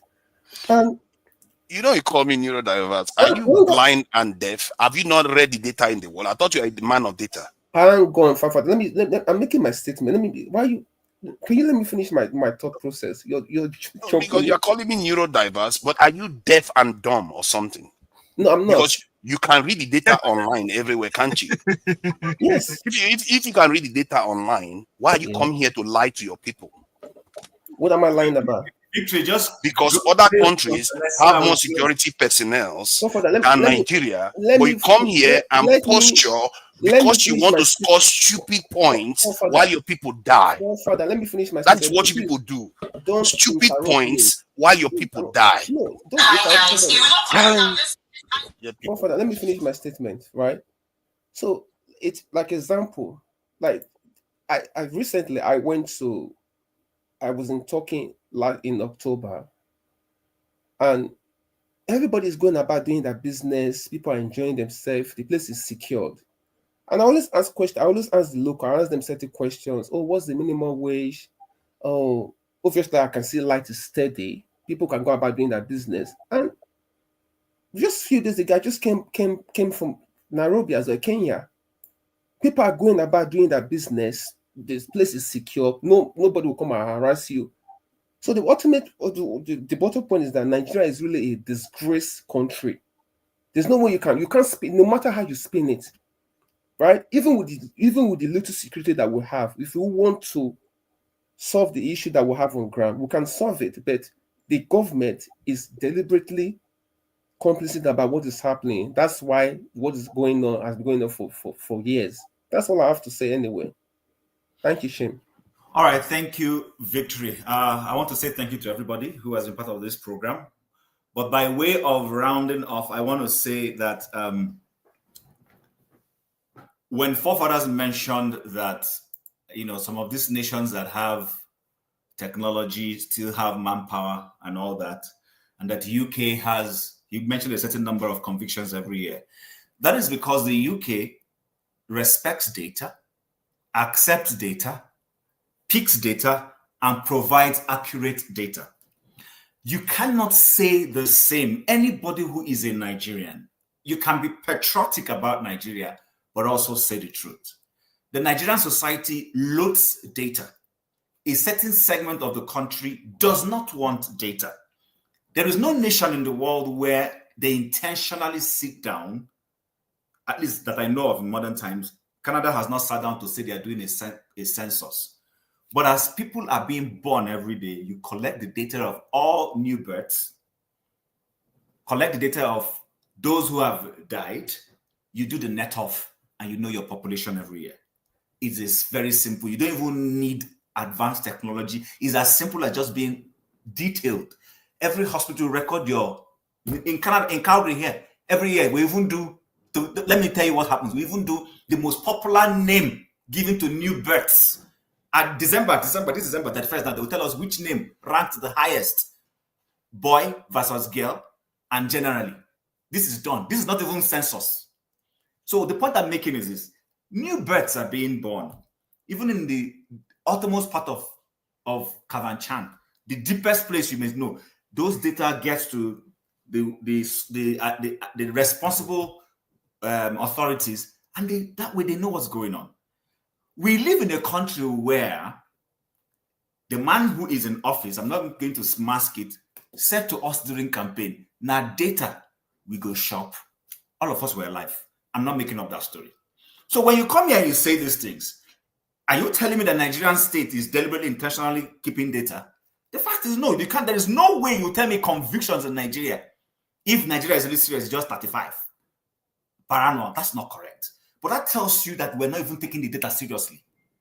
Because if we're really doing it, and this is in a society where people get away without their crimes being recorded, you bribe your way through and you walk off. Sometimes when we come here, I'm very patriotic, let me tell you. I've carried Nigeria on my head. When I start shaking my head, it's like I'm tired. Because you can't keep trying to, what kind of patriotism is that patriotism that denies the inevitable? That's the point I struggle with some of you who are trying to make it look like some of us are not as patriotic as you are. Can I ask a question? Hold on, I will let you ask that question and I will close. And secondly, Nigeria used to meddle when I mean meddle, let's use the word meddle because we're all using that word now. Whenever there was a problem in Gambia, Nigeria stepped in. If there was a problem in Botswana, Nigeria stepped in. If there was a problem in Sierra Leone, Nigeria stepped in. That same Nigeria suddenly now is having a problem. Gambia can't solve it for you. Botswana can't solve it for you. Neither of your other African countries. And then some other person wants to help you and you're saying no. On what basis did you go to Gambia to foil a coup when there was a coup? In fact, we went to Sao Tome and Principe when Obasanjo was president. They removed the and he told those military junta that if they don't reinstate the ousted president within 24 hours, then Nigeria will come there. It happened. I was living in Nigeria when this happened. For anybody who is alive who knew when it happened should bear me witness. And Sao Tome and Principe junta reinstated the ousted president. It happened in our lifetime. So those of you who are saying Nigeria, oh, America is coming to... No. It will take a superior power to advance a situation in another place. None of these countries I'm mentioning can come and solve Nigeria's problem. None of them can talk to Nigeria, not even South Africa. So if there's a security issue that the world feels can spiral out of control, if not tamed right now, I don't know why anybody is telling me that the US does not have a moral right to step in and say, look, enough of all this bullshit. Let's stop this nonsense. We've had enough of it. That's the point some of us who are trying to be rational are making. I don't want military boots from the US and Nigerian soil. But if the Nigerian government has failed to live up to its responsibility, then any other superior authority that feels, you know what, we need to step in there, we'll be doing the moral thing, right? I will give you the last word, and then I shut down. But as I'm shutting down, I'm going to say, first of all, thank you for all of those people who have supported the group today. Oscar Blackbone, Oriako Tokwe, One Man Went to Mo. I was hoping you would come in, you didn't come in. Maze Prince, and then lastly, Emma Nathaniel. Thank you very much for all your contributions to the platform. We appreciate that. Further, say what you want to say quickly and we shut down. Yeah, why is it I'm always rushed? And this thing, people appreciate you for your moderation. You have to thank me, because No, of course, no. See, Jim is true. you have to to thank me because I did a good job for them to have. Can you say exactly? If is not a bad moderator, they will know you're a good moderator. You understand? So you have to appreciate me because I did a good job of prepping them for you. But it's not good. See, I don't require any tax. Like people pick on me all the time, even when that retired colonel, when he hears what Trump is threatening Nigeria right now, he would have thought, that guy told me, that is a colonel that doesn't understand national security. This is common sense. It's not even like it's common sense. We do it every day in our houses. So, but let's move on from that. So you were saying something about Chim that I find this because most of the stuff you say is often common sense, but about data. Regarding the data aspect, getting the data to find out the people that have different names and finding out whether they are, which one is best, whatever. It's all good. But given where Nigeria is right now, that is not the higher level problem. We have enough data. We have BVN. No, you're not getting me right. I didn't say that is what we should do. I said as basic, as playful as that is, the city where I live takes joy every year to say, how many births did we experience this year? This is the most popular names parents gave their children, male versus female. I'm saying they love data to that minutest level. The data that we should help us in Nigeria, a segment of Nigeria, I don't want to sound ethnocentric. That's why I'm not going there. And I will resist that. Does not want data. Because if we had data, we would know the accurate number of Nigerian citizens. We don't even know that accurately. We do know that. You see, this is the thing. You are a man of education. You know, on average, how many children people have. If you do your anecdotal experiment, ask northern people that you meet how many children they have. Ask the southerners how many children they have. Try 5-5, and then do your summation and say, okay, on average, how many more do they have? That will give you a reflection on what's in the country. Do that thing over and over and over again, and I think you take like layman 21st century. Look at what you're saying. Do it over and over and over again. It won't work. It doesn't work that way. No, it gives you... Things have changed. Hold on, things have changed. Those days in the south, I remember before you say the Igbo man, Igbo pass. Igbo man can be one man, one woman can be like 10 in one table, 10 children in one room. They stop at the manager and they go. For hours, then those days, but outside the boat. So things have changed. Igbo man not the bound as many as before. It don't they now 1, 2, you don't do. So things have changed. So you can't say because of that, if you have an average northerner in the north, okay, you know they have 5, 6. Things have changed. Census have to be done every like once in 3 Maybe or if once you in let 6 me months. finish, you understand what I'm saying. Maybe if you let me finish, you understand what I'm saying. See, even if they were less in population than you, but if let's say every southerner has 3 children and every northerner has 6, that should tell you that in a matter of time, very, very short period of time, they will outnumber you, even if they were less than your population right now. How did you get that data? How did you get that if data? How did you get it? Okay. How did you conclude that? Because you can use your own common sense. I'm looking at the data that coming from where? From Sky? See, you keep stopping me. You keep stopping me because you think you are correct. But it's okay. You know what? Can we take this to the next show, please, so that we round off? Thank you very much, guys. It's been wonderful. Thank you for supporting me. Thank you, KJ, as usual. Thank you, forefathers. Victory, thank you for coming in, even though you came late. Loco P, nice seeing you again, and all the other panelists who have left who were here earlier on.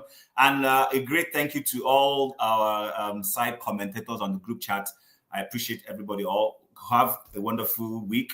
Tomorrow is December 1st, so I guess I can start saying Happy Christmas in advance. And to our Oga Pata Pata, Mr. Rudolph, please don't finish the chicken. Remember that after stepping in for you today, I need to eat some chicken. Guys, it's been a wonderful day with you guys. I appreciate you and have a wonderful week ahead. God bless.